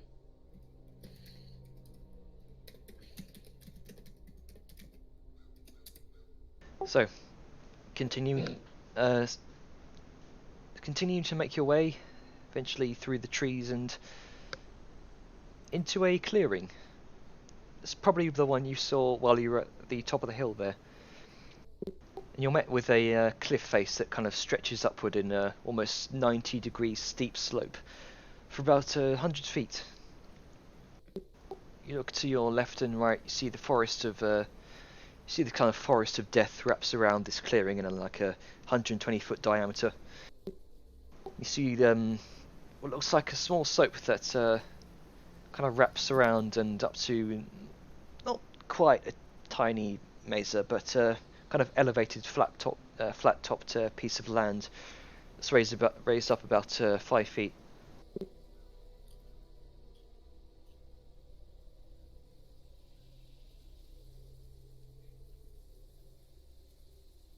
Second. The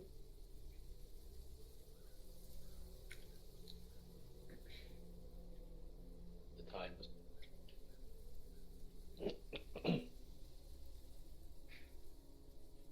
So we go? Everyone's kind of suddenly silent. Hang on. Well, he said, hold on. Ah, Yeah. I didn't catch that Right. part. Sorry. Must have been the mouthful of food. And at the moment, I just see a black screen. Yep, hang on. I'm gonna fix that. Yep, we're waiting for vision and stuff.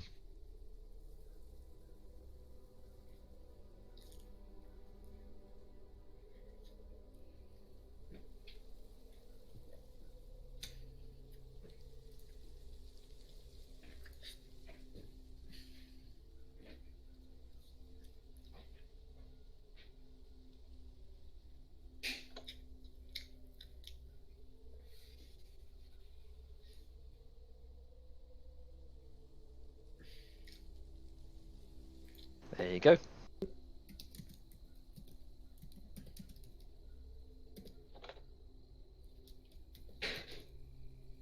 Cool. zoom out quite a lot. Oh, hey, I'm not with everybody else. Round it. Alright.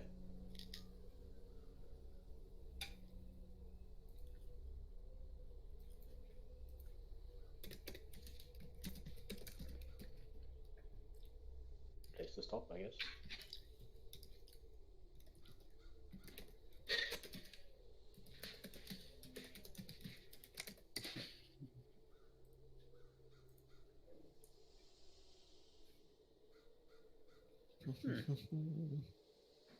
Yeah, prestidigitation, yo. Some good shit. Yeah. So, what's everyone doing? So this is okay. So a clearing with a 100-foot cliff face. You said? Yeah, it kind of stretches up for 100 feet. It's very, very, very steep slope. Is this the way that the bird flew? From what you can tell, yes. This is also where the treks led, huh? It seemed to peter off around this area.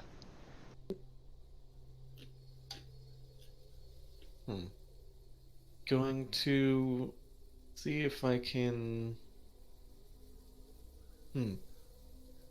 Going to go start checking for illusory walls and shit.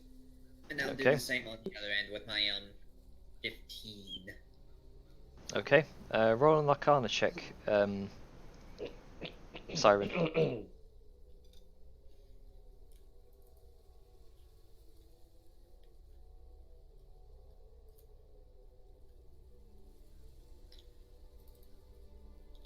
You do notice some kind of near the cliff, some of the shadows don't sit right. It's just something off about them you can't quite put your finger on. And I guess we both kind of get this at the same time. Yeah, you do notice this. Where on the map would it be? Would it be like in the center, in the back, or?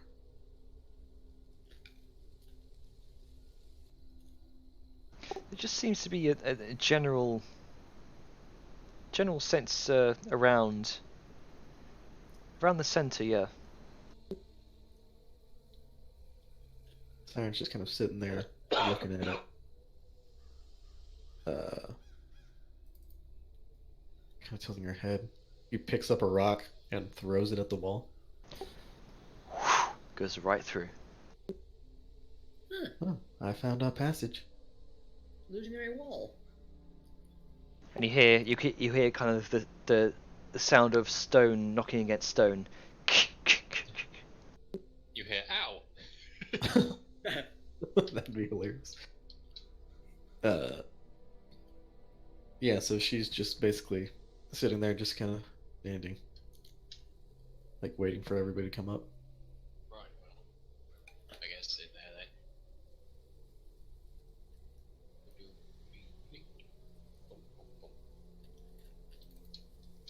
Is it like here or like where?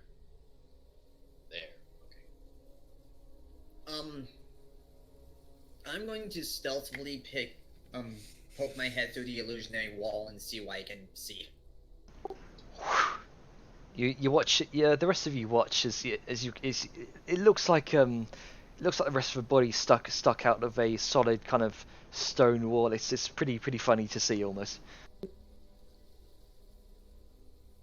So you, Neril, are immediately met with a massive, very thick stone slab with a set of stairs kind of leading up to it for about 5 feet.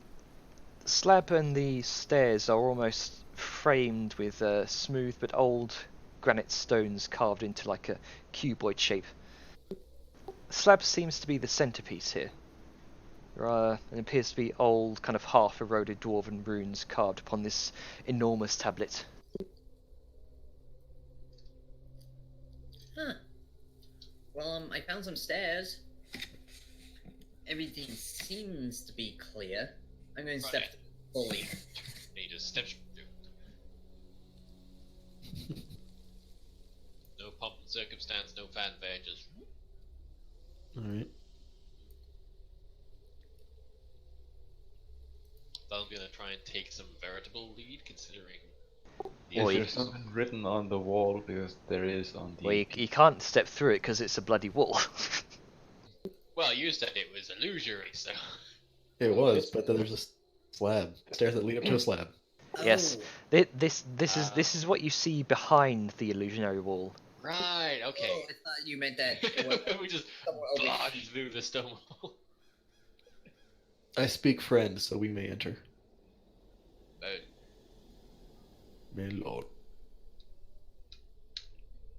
So what languages does everyone speak? All of them. Does anyone speak Dwarven? Yes, I do. A dwarf used to be able to, but he's gone. Yeah, Siren I don't have does. Dwarven. I've actually been thinking about trying to learn Dwarven for obvious reasons. So you can speak friend and enter. What's that Arngrim dick? Siren can speak Dwarvish. Yeah. You see, you and want Orcish. what we like to call the boner breed. Kind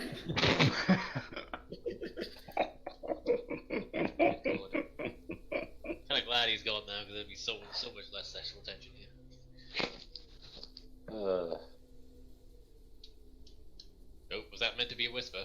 Well, shit. Okay, well, I mean, I'm sure it is. ah well. Okay, we would have found out eventually. Just Yeah. make Just sure you're not because stupid. remember, Or just if you because ever ran hit- out to us.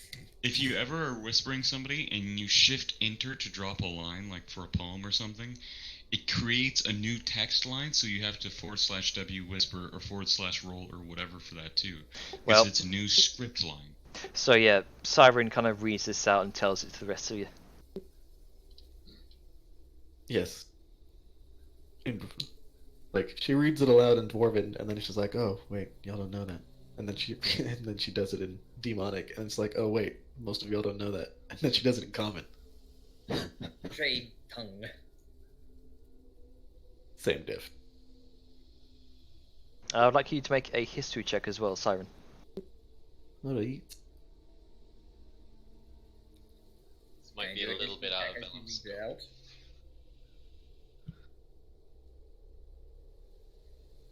So, with what was kind of what you remember being told about well, what you recall about this Tomb of the Shamed King from information kind of helping you earlier. We don't want to go here. That even though he was such an evil tyrant, Dwarven traditions of royalty and of royalty burial far predated his reign. This Nogdur Ashbite. Knowing Dwarven history and their kind of fierce will to preserve certain traditions, even murderous tyrants like this Ashbite figure were given the proper royal interment, albeit out of the way and in the middle of the mountains where nobody else lived.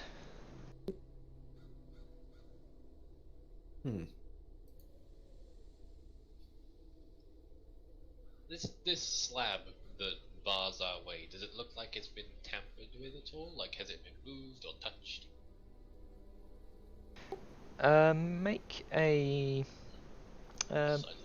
Make a perception check. Can do. Can not. I mean, it looks like a pretty sturdy stone slab. Right. Well, if they're through this way, do we know they're through this way? Seems to be the end of the trail. Let's see. Is there any? So is the slab perfectly smooth aside from the words on it? It appears to be, yeah. And saying the name Gwyn aloud in Dwarvish, Demonic, and then Trade Tongue. Did any of that do anything? No, it didn't appear to do anything. Can I make a history check to see if I have ever read or anything of how these dwarven doors work, or if you just have to push it open? Sure. Nope. No, you're not quite. You're not quite sure. Just looks like a stone a stone tablet with a dwarven poem on it. Huh. I'm gonna push on it. You're gonna what? Push on it. And amount to what people expect. Okay. So as you kind of You get pushed back. so as you kind of make contact with your hand over it, trying to push against it, you immediately feel weak, as out from the pores of your fingertips and palm, kind of droplets of blood are pulled from your veins, disappearing into the stone and kind of burning away upon contact. Ow. And you take 3 necrotic damage. Don't touch that. Okay, since Sao has been traveling with Arngrim, can she try and pull some sort of pseudo history bullshit and sort of know what's going on? Make a Something in the EU chat for you right now. make a history check. Hold the fucking phone! Yeah. Alright, Sorry. you said history? Yep, history check. I need to copy this.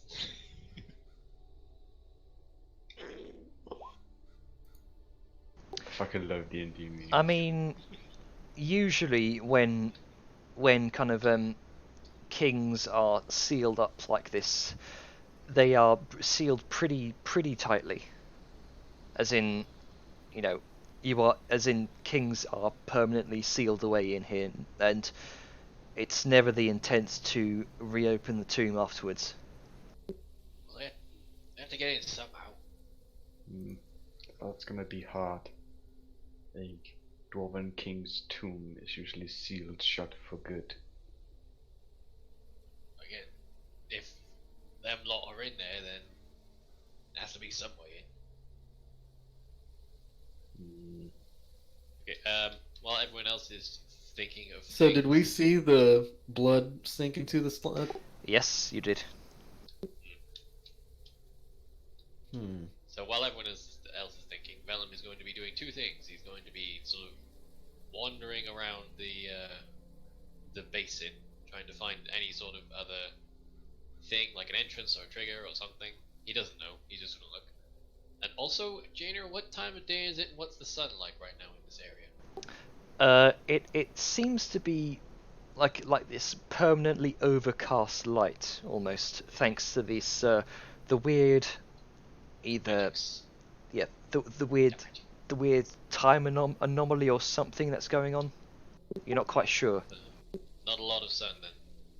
No, not quite. It's like this. Well, part of me was thinking like Temple of Doom or whatever it was. Maybe there's some sort of light puzzle. But... Anyway, carry on with what you guys are thinking, because I have a sort of be-all end-all backup plan if everything does fail. So go right ahead. Does he fall blowing up the door? Close, but you do you. Vellum is just looking around for now.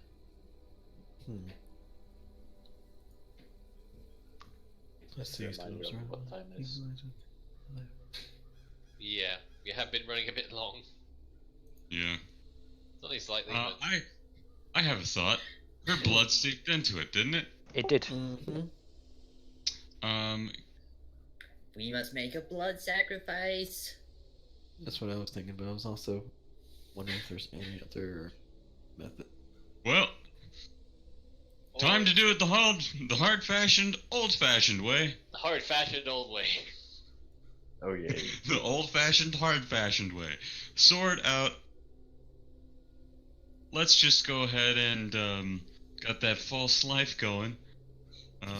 So I got a little bit of help here.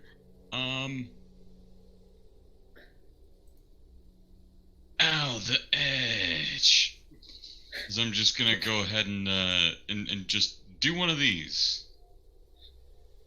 Oh, you crit yourself. Just gonna Chop just off my hand. do one of these. Why would you crit yourself? was gonna say, does critting yourself count as a critical failure, or is it still considered a crit? It's a success. It's a crit. So you guys I watch. just open up my arm and just Yeah. boom Yeah. on the wall. Just the fucking bloody hand. And you watch as the stone sort of absorbs the blood, and you watch it kind of the residue of it kind of burn away. However, it moment passes. 2 moments pass. Nothing.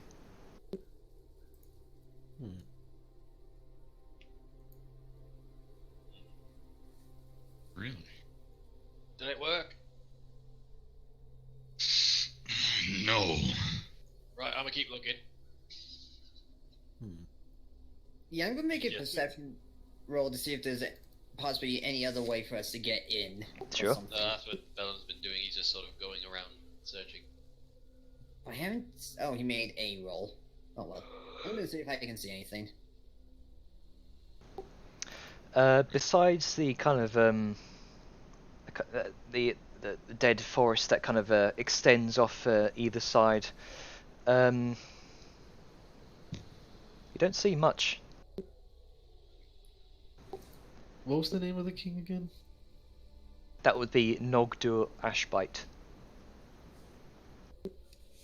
I say Nogdur Ashbite out loud in Dwarven.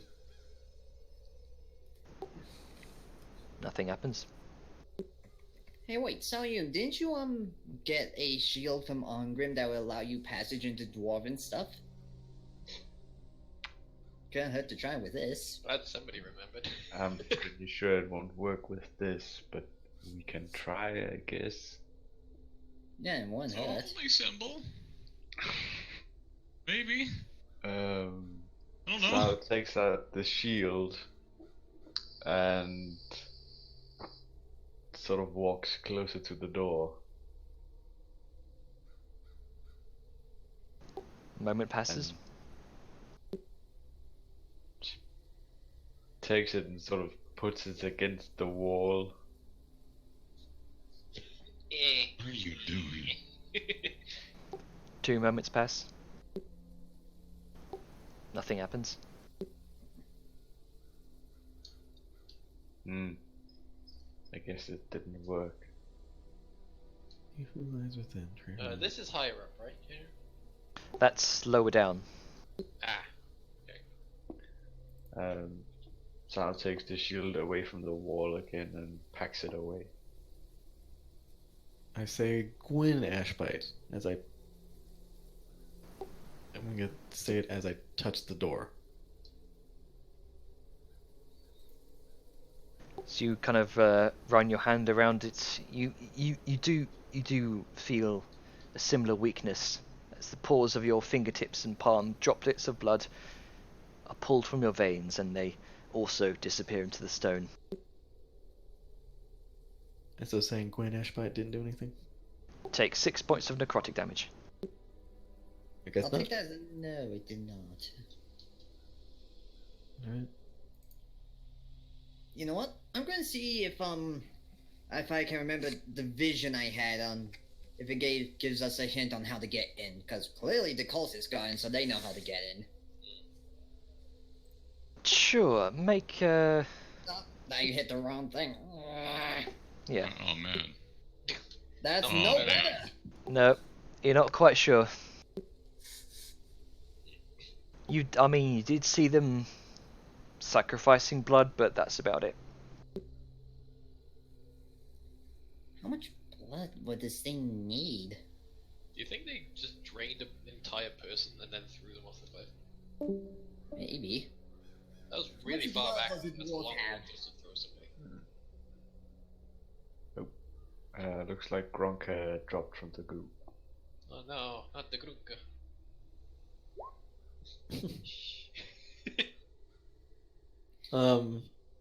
Either way, I actually think this is a good point to sort of stop. We don't want to go an hour over time. Yeah. It'll give us a Okay. chance to think as well. So, with that, We go with the nuclear option that I have in mind. yep. So with that, we will leave you at the door. Hmm. Good times. Shall we, Skittles?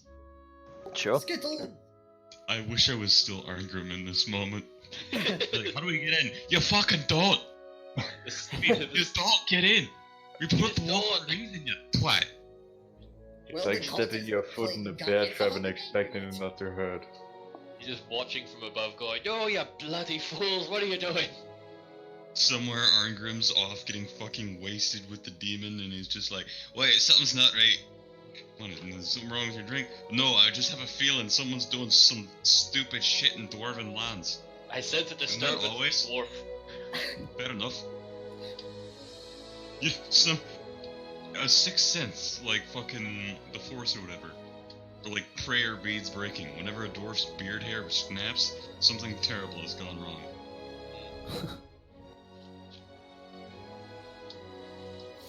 So yeah. Like I said, I have an idea, but in character and out of character, I don't like it. Does It may he not bomb? work. I mean, if you want to blow up the door, Sayun has, I think, a few more bombs I left. mean, you can try blowing up the door first, that's another option. I have a thing that may or may not work, but it will be fine. I mean, think it you're will gonna be sacrifice getting- himself or something? No, nothing, that's stupid. Nothing that final? I gotcha.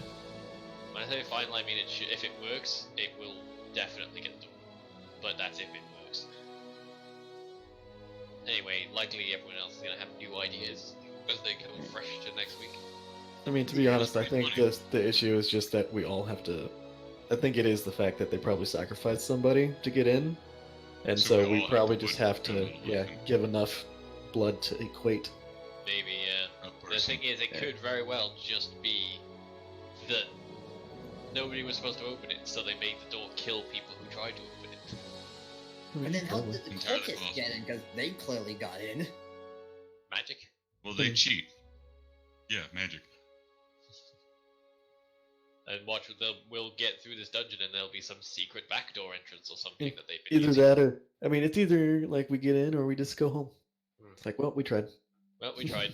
The land is doomed. Let's go to another part of the world.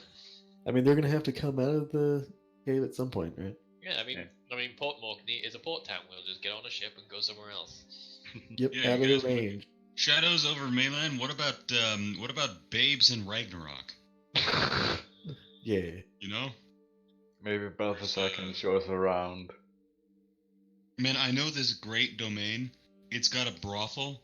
You know, we can just hang out there for a while. I know this great domain. I know a It is guy. brothel. I know a guy. I am the guy. I have. That's actually something we might have to pick up on the I know a guy home brew rule. Well, in either case, Skittles. Yes. Let's see. Normally it's whoever is first in the chat. So Atlas, go.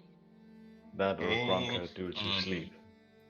Okay, yeah, Skittles, first off, it was fun. I liked the RP moments. Those were good. I also wish that I could see more RP from players. I feel a little bit bad when I'm the only one leading things, but I'm enthralled to do that with other people. Yeah. You know, what we did get into was pretty good. I don't see any glaring issues. We kept a pretty good pace. There wasn't a lot of downtime except for like transitional scenes. Things for improvement.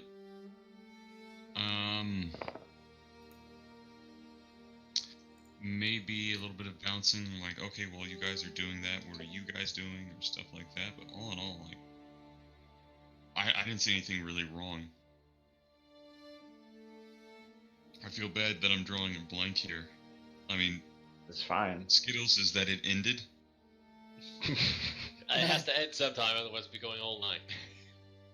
I See mean, no issue I'm with fine this. for that, baby. Yeah, but not everyone is. I mean, I'm fine for it too, but... Okay, I got a pill for that. Okay, Yeah, I just wish we could play some more, but time constraints on I the know. evening All the end time is. constraints. Yeah, it was my bad for apparently my alarm unsetting itself. I mean, So- you Yeah, only put it's us fine. half an hour behind, so it's fine. It's fine. Amen. Positives, negatives. Let's see. Positives, just, I mean, it was good. Keep doing what you're doing. I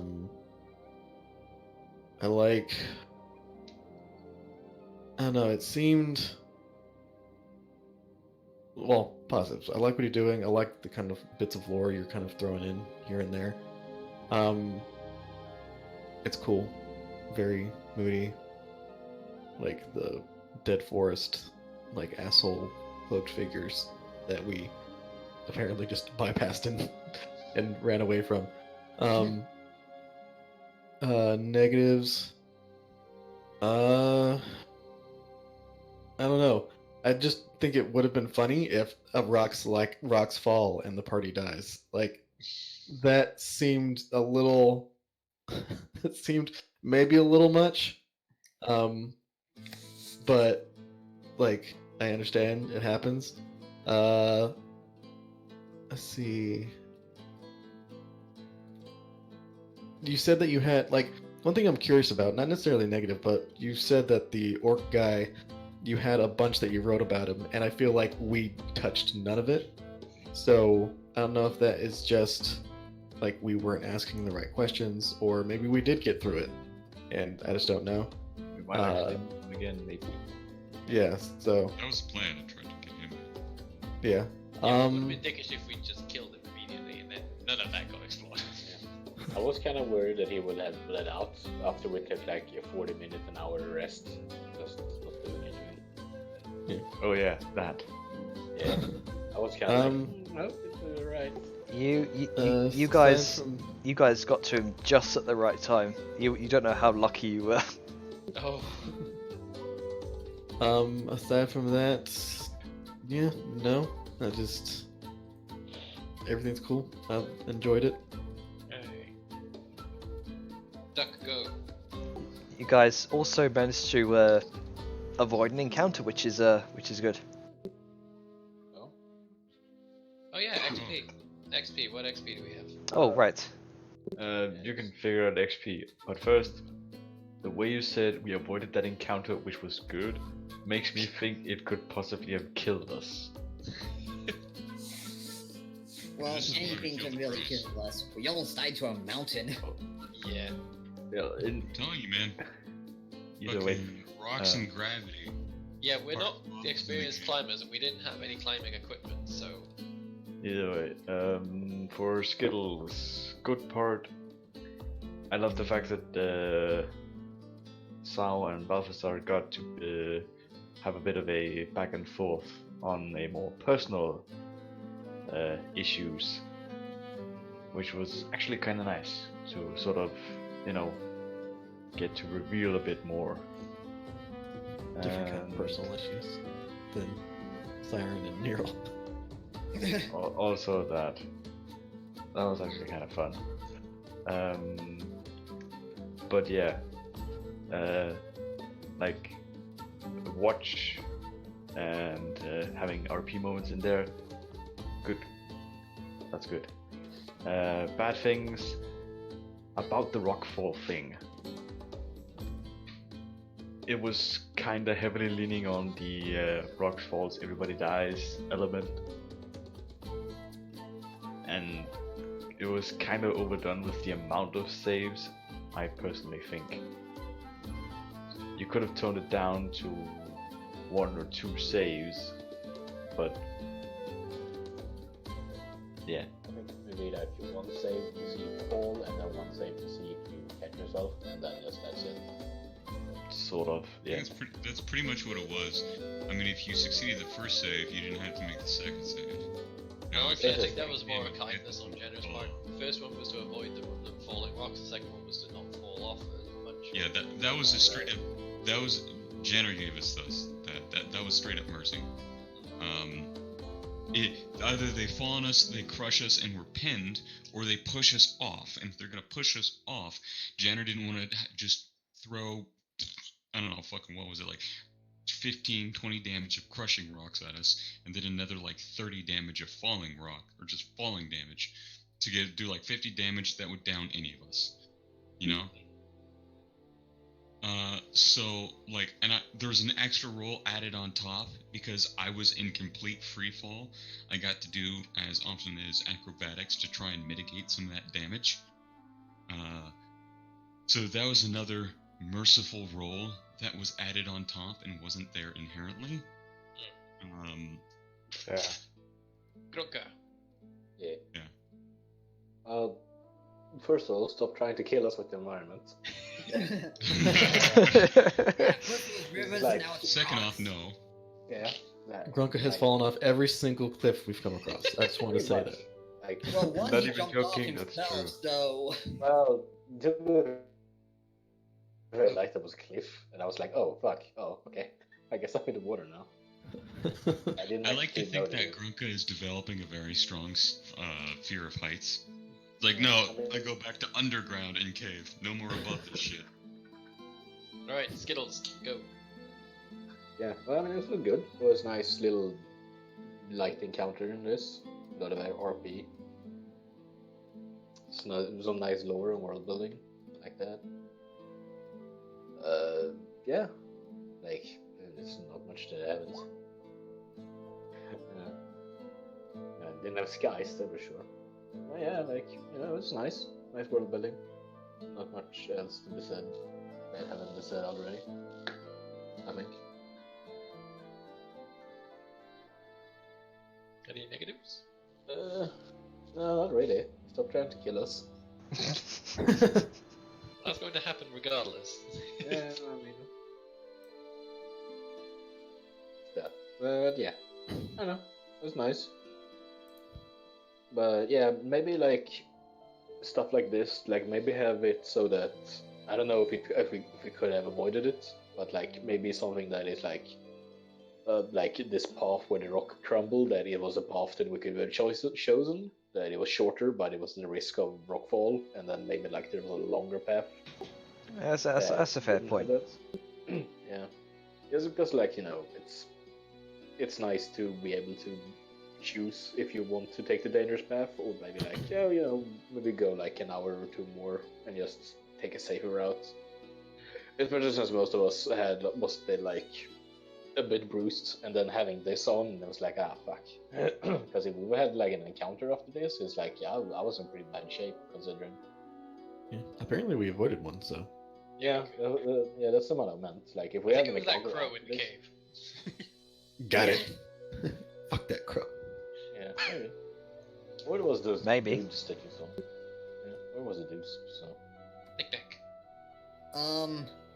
I can literally not think of anything that hasn't been said already. So yeah, that's the thing with Skittles. It's tough, but it's always important to try and think about more than the obvious. I guess a good skill is when you do allow the RP moments, you do allow us to basically roleplay basically anything, which I like. Like the as with the sister talk we had. Yep. I mean that's on you to roleplay out. So I'm not going to interrupt that. And I guess the bad is if you do rocks fall and everyone dies, you are kind of a bit merciful with allowing so many rolls to try to get out of it. Like, I think I counted one person like having 5 saving attempts at one point, which was being, Balthazar. So just... I think that's on me for not keeping track. Yeah, so I will just say, if you do require multiple saving rolls, like, set a limit to how many times you can attempt before you just fail. Yeah, it depends on context, but yeah, basically that. You don't want to be too nice, but even if it's... But don't be too mean either. Yeah, fine balance. Yes. Which is hard to do as a DM. To make things challenging enough, but not too challenging. Okay. Anything else? No, that's about it for me. Sable. Positives. I do enjoy that. Firstly, you are taking us through some very locales, which is nice. It's sort of tickling the border of this. It's sort of become. It's tickling the border of Mario Land, where you've got the lava level a few feet from the fucking ice level, sort of thing. It's just like, but you're not quite there. So as long as you don't go adding any more biomes, you're fine. But you're giving us a nice variety of things to go through. Generally, this has all been kind of like a dry, arid mountains so far. Yeah, I get you get what I mean. It's like we've gone to different locales. We went to a wet, sort of briny cavern, and then we went up a mountain path, and then we're in a forest, a dead forest. It's all rather nice and varied, and keeps people engaged. Yeah. Because there's been a lot of times in games where I've been in, it's just like, oh well, this is forest for a while. It's like, okay, anything else? Nope. So you're good on that. You're good at keeping people invested with your environments. I love that you're making use of certain features of spellcasters, because the cultists are majorly that. They're going to have bird spies, and they're burb spies, and if we didn't have as many spell people who knew about these things, we might have actually been caught out by that.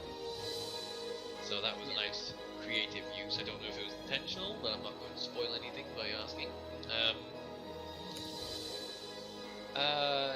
I do, again, I'm agreeing with the sort of, I love the RP stuff. It's like giving us good chances to stretch our legs. Like I said, sometimes I look forward to the talks more than just doing, like, going through and fighting stuff and adventuring. It's like, it's cool to actually sit down for once and just like, oh, well, these two characters are interacting. What can come of this? I feel like that will change depending on where we are and what we're doing. Like, after this, we'll go back to the city and probably have a bit of downtime considering the hell we just went through. And then there will be more of it. But obviously, since we're out adventuring, there's more of the combat. The adventuring and exploring and finding puzzles and stuff, which makes sense. So it's good that things aren't at a sort of consistent status quo. It's like things change. That keeps people interested.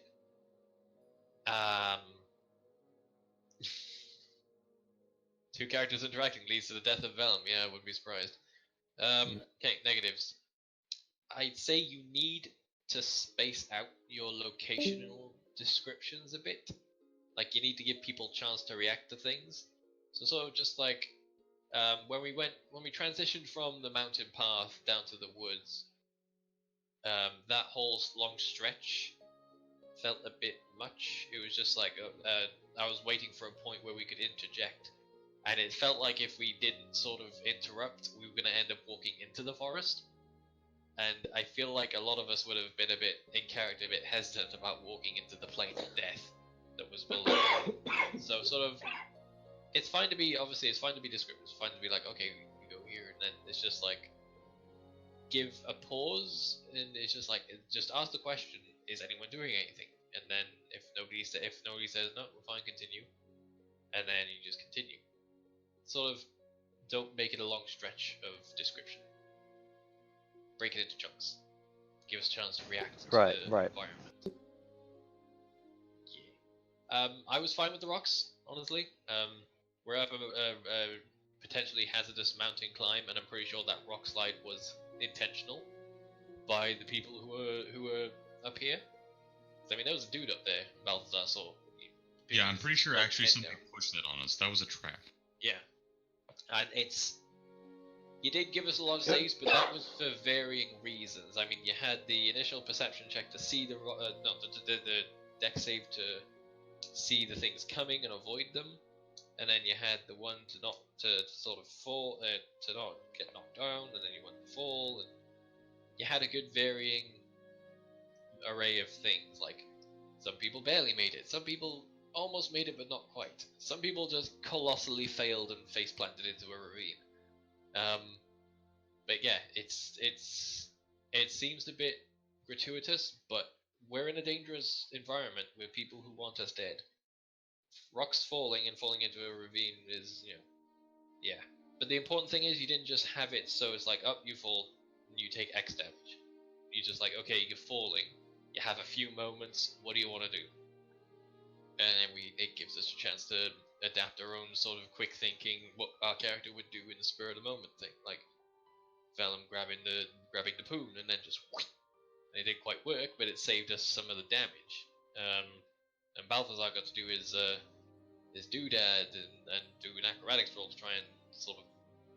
You got to be Batman for a moment. And so you almost sabotaged that. It almost sabotaged it, yeah. I'm sorry. It's fine. We get what we were trying to do, but. All I remember from the Gust cantrip is that you can push people. I didn't actually realize that you can only push them away, and I'm like, fuck. But yeah, it gives you gotta us read your chance spells. It gives us a chance to react as our characters would, instead of just saying, "Oh well, you failed the roll, therefore damage," and that actually saved us. So, yeah. But yeah, I'm fine with the rocks because it's danger. Danger happens. And honestly, we are a bit out of our depth, because we're just a bunch of bumpkins who basically bumblefucked our way into this.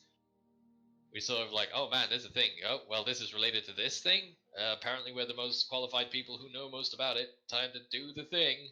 We're really not qualified. Yeah. I said a lot there, but it was all mainly positive, and I can't wait till next week. Yeah. Because we get to see if Vellum gets castrated or not. Yeah. Every week. At the cliffhanger, really. Yeah. Cliffhanger in every respect. I like it though. Yeah. I do have one more thing. I kind of am so. It's been said multiple times that, oh, like we're in a rush, we're on a time schedule and stuff like that, but nothing. It might just be me, but it almost seems like there's no sense of urgency. I get the feeling if we'd arrived here sooner, more of this forest would be alive. I mean, but we don't don't necessarily know that. Like, this thing could have been dead for years. Like, we have no idea. So yeah, that's what I'm saying. Like, the only thing we had to go on that there is a time crunch is that we've been told, oh shit, there's a ritual going on right now, and it's really bad if it finishes. Yeah, and like 3 days ago, the chick smoke monstered out of the cave, and so like. You guys, you just haven't been picking up on the hints. I don't like that. It means we've missed a lot. So. Okay, but basically I think it's just like, honestly, it's even worse. It's more foreboding that it's been taking this. If it is still going on for these past 3 days, it is a big fucking ritual. Oh yeah, I'm sure that we've already missed the ritual. Like, no, and we're just gonna walk into. It's still going, and that's the worst part. Because I mean, maybe they needed so many cultists because they needed a lot of sacrifices. I mean, there were a lot of boats with a lot of cultists going down that river like a day or so ago. Maybe, but the river was down to. Let's see. No, it wasn't to Port Morgan. It was out to. That was like way out of. It was out to. Like a day and a half away from where we are now. Mm-hmm. Maybe even a day because we ended up going into the. No, but I mean, like they were doing the river. Were they going? I forgot if were they going towards Port Morgan because Port Morgan's on the river, or were they going? They were going out to sea. Yeah. Okay. Yeah. So. While there was a bunch, I don't think.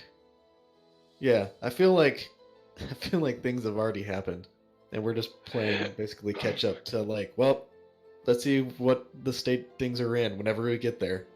Yeah, I'm a bit worried now that they're apparently going out to sea and not to any location that we're actually going to. Yeah. Why are they going out to sea? That's too many questions, not enough answers. Who knows? But yes, anyway, I mean, so regardless, next week. we need to go and find out. I mean, maybe we'll be lucky in just that, they were going out to sea to be part of a different part of the ritual, and the epicenter is up here or something.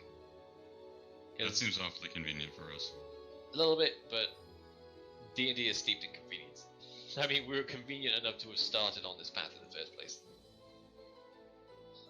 It's just, I mean, maybe I'm being optimistic, but I feel like it's if it's such huge stakes as all of these cultists have been preparing for, I feel like it's a big enough ritual to be over the span of days, because rituals by nature, in a mechanical sense, they take a long time. And that's for like minor sort of effects. So for something to be a big ritual enough to affect the surrounding region, I feel like it would probably be a long endeavor. So yeah. I mean, I think there are some spells, usually what I see from homebrew, that are 9th level or something like that, that do take days, but the effects are massive. That's the thing, it could be a massive effect. Yeah, so it could probably take days. It's one of two things. It's either a less than stellar one and we've missed it, which is a little sad because we went here basically as fast as we could. Or it's a massive one and we need to really fucking move it, otherwise, like, they'll take a chunk out of the continent. I mean, cultists don't sort of hedge their bets on anything small, and the way that smoke monster was talking, it sort of felt like something grand was at play here. That's just me. I mean, we'll just have to find out when we arrive at wherever we're going, because we still technically don't know where we're going. Mm-hmm. And you don't know how the fuck this door works. Yeah, I mean, we have inklings. I think the next thing that's gonna get tried is all of us sticking blood in it, but... Yeah, we're just gonna turn around and leave. We're just like, fuck this place. We tried. Yeah, I mean, again, I have a nuclear option, but I feel like that's going to be after the blood and the bombs and everything else. I think the bombs is the nuclear option. It's close. Yeah. So, yeah, I think bombs will open it. If not, then I have a surefire solution if it works. Because it does hinge on a couple of factors that I will ask about, but... yeah, it's not something I wanted to make use of just yet. Yeah. XP, by the way. What did we get? Yes. Oh XP. yes. Hang on. So, That was a really good session. I feel good. though you didn't exactly kill many monsters, I'll, for the sake of this, for the kind of discovery of all the lore-y bits, the kind of journeying your way through hazardous mountain terrain and all the roleplay, I'll give you 488 XP each. Yay! Nice. Awesome. This is the first time you've given us XP individually. Yeah, because honestly, we end up calculating it anyway, so I may as well just say, hey, 4,200. Exactly. So what total are we at? Because I'm terrible at math. 4,200. Exactly. Ooh, I like exact numbers. Yeah, this has I feel been like it was planned. Yes, that was me trying to round it out. You said we're at how much? 4,200. 4200. 42 not for you Brits. The math doesn't go up for me since I have 3,300 and... Yeah, you missed last one. You were supposed to be at 3,712. Alright. So you said we are now at 4,200. 4,200. 42 ZZ. I'm just kidding. That's not. I don't know. You fucking Brits. We don't say Z. What kind of idiot says Z? For Z, I don't know. Canadians. Depends if it's individual or multiple. Or say zeros. Singular or plural. Yeah. Look at extra attack next level. Only 36 now. Oh, proficiency goes up next level too. Whee. I know it's a while away, but I can be excited, okay? I get an extra attack next level. Yeah, 2,300. Us normal fighters get extra attack. So what's next level? Extra Fifth. attack. How level is level 5. How much XP? It is 2,300 away. We're Okay. roughly 2,300 away. Again, it's gonna be a while, but I can still get excited. Yeah. I won't have to use the frenzy thing to attack more. Nice. Well, you can attack more still. Yeah, but You know, it's then I gonna be have to just deal with a neat thing, because next level is where I get a pretty major feature happens with my warlock, and it's like a very like ritualistic occult kind of thing. So us being here is like the perfect Catalyst. Yeah, exactly. It's like it's very thematic for me to take this. I'm gonna have an absurd amount of attacks if I use potions. Yeah. Yes, you will. I'll Scary. have 6 attacks in a round if I blow everything. Yeah, I also get like 10 extra move speed, which is nice. You can have 6 attacks in 2 rounds if you decide to have 1 level exhaustion after If I the decide fact. to push myself, yeah. I'm gonna stop. Yeah, no, one last thing I forgot to mention. Yep, hang on. I'm In gonna. part of my Skittles. Oh yeah. Sort of check with players if they're okay with you saying things, because I felt like that eyeball on the hilt thing got shown off a lot to everyone else. I mean, out of character we know it, but in character it felt like you were drawing attention to it a lot. And I don't know if, Atlas, I don't know if that's like a thing that's okay, but I don't know if it felt like it was a secret thing that you were trying to secret. Are you still in the game? Yes.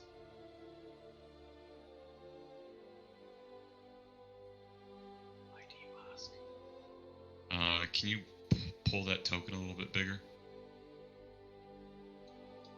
Oh, hang on. Right. Okay. I imagine. I mean, in terms of character, is it a secretive thing that you're secreting? No, it's not a thing he's secreting. I mean, it's like if he takes it out and starts fighting with it, I mean, it's there. It just it's plainly visible. Oh no, it's Godzilla. Gojira. Okay, so long as that's fine, yeah, because it felt like it was meant to be secret, but it was drawn attention to a lot. But I guess it's not, so it's fine. How'd you make it bigger? Janner does that. Yeah. I kind of want to see the characters a bit bigger. I know, dude. They're so good. Yeah, they're really good. Like, look at him. Look at him. Bamboo Barinos over there. I like the fact that my leather top has studs where my nipples are. Just saying. Oh, yeah, me too.